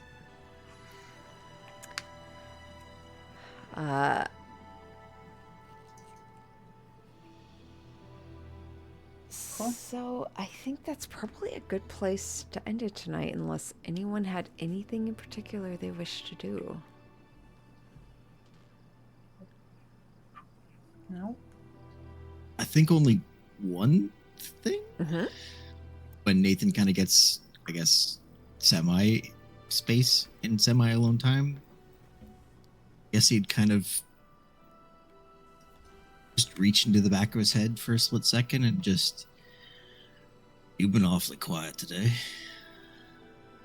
So much drama. I feel like you self-created at this point. And that's coming from Probably not something wrong. that's not even real. We're real. I thought you were real. Am I? Tell me, you're more versed in magic than I am. I don't know why you're asking me.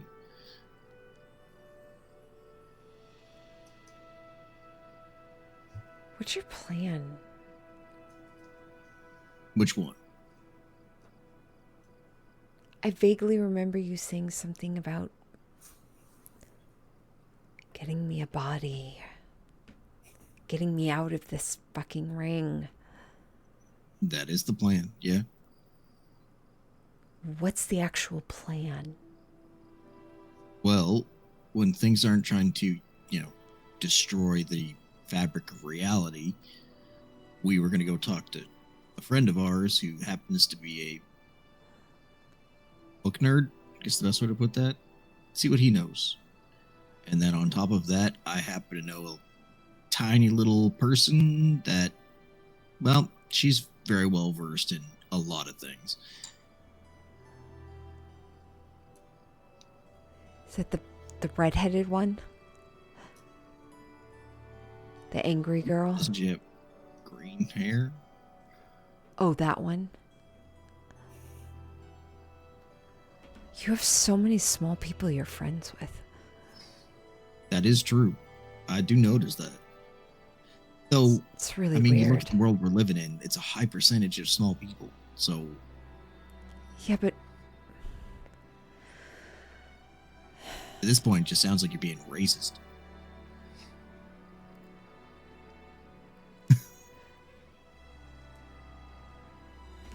What if I put you in a small body? That bother you? yes. Ah, so now we're picky. As far as I am aware, my previous form was perfect. That can't be true. It is. Couldn't be, or else you'd be Nina.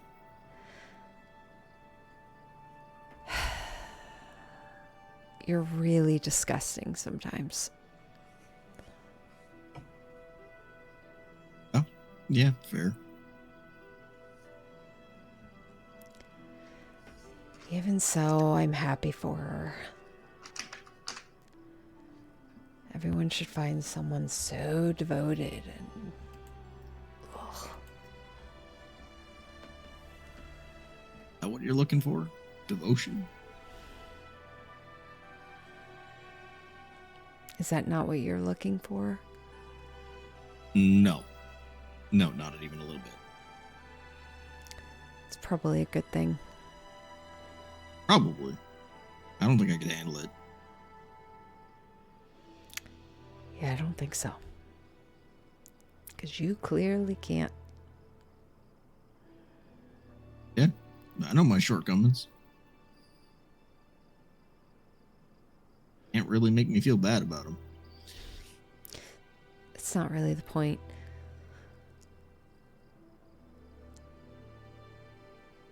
You should be careful about who you No. trust. Okay. Got anybody particular in mind? Do they reside in a ring?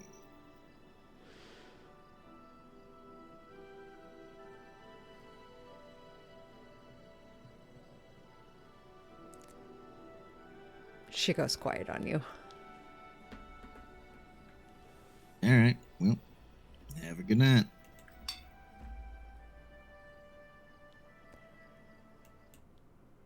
And that is where we will end it for tonight. Good session, DM. Yeah, thank you, thank you. Are you all available the 13th? Oh my god, we're into December. What happened to this year? I don't know. But sure am. Yay! Should be.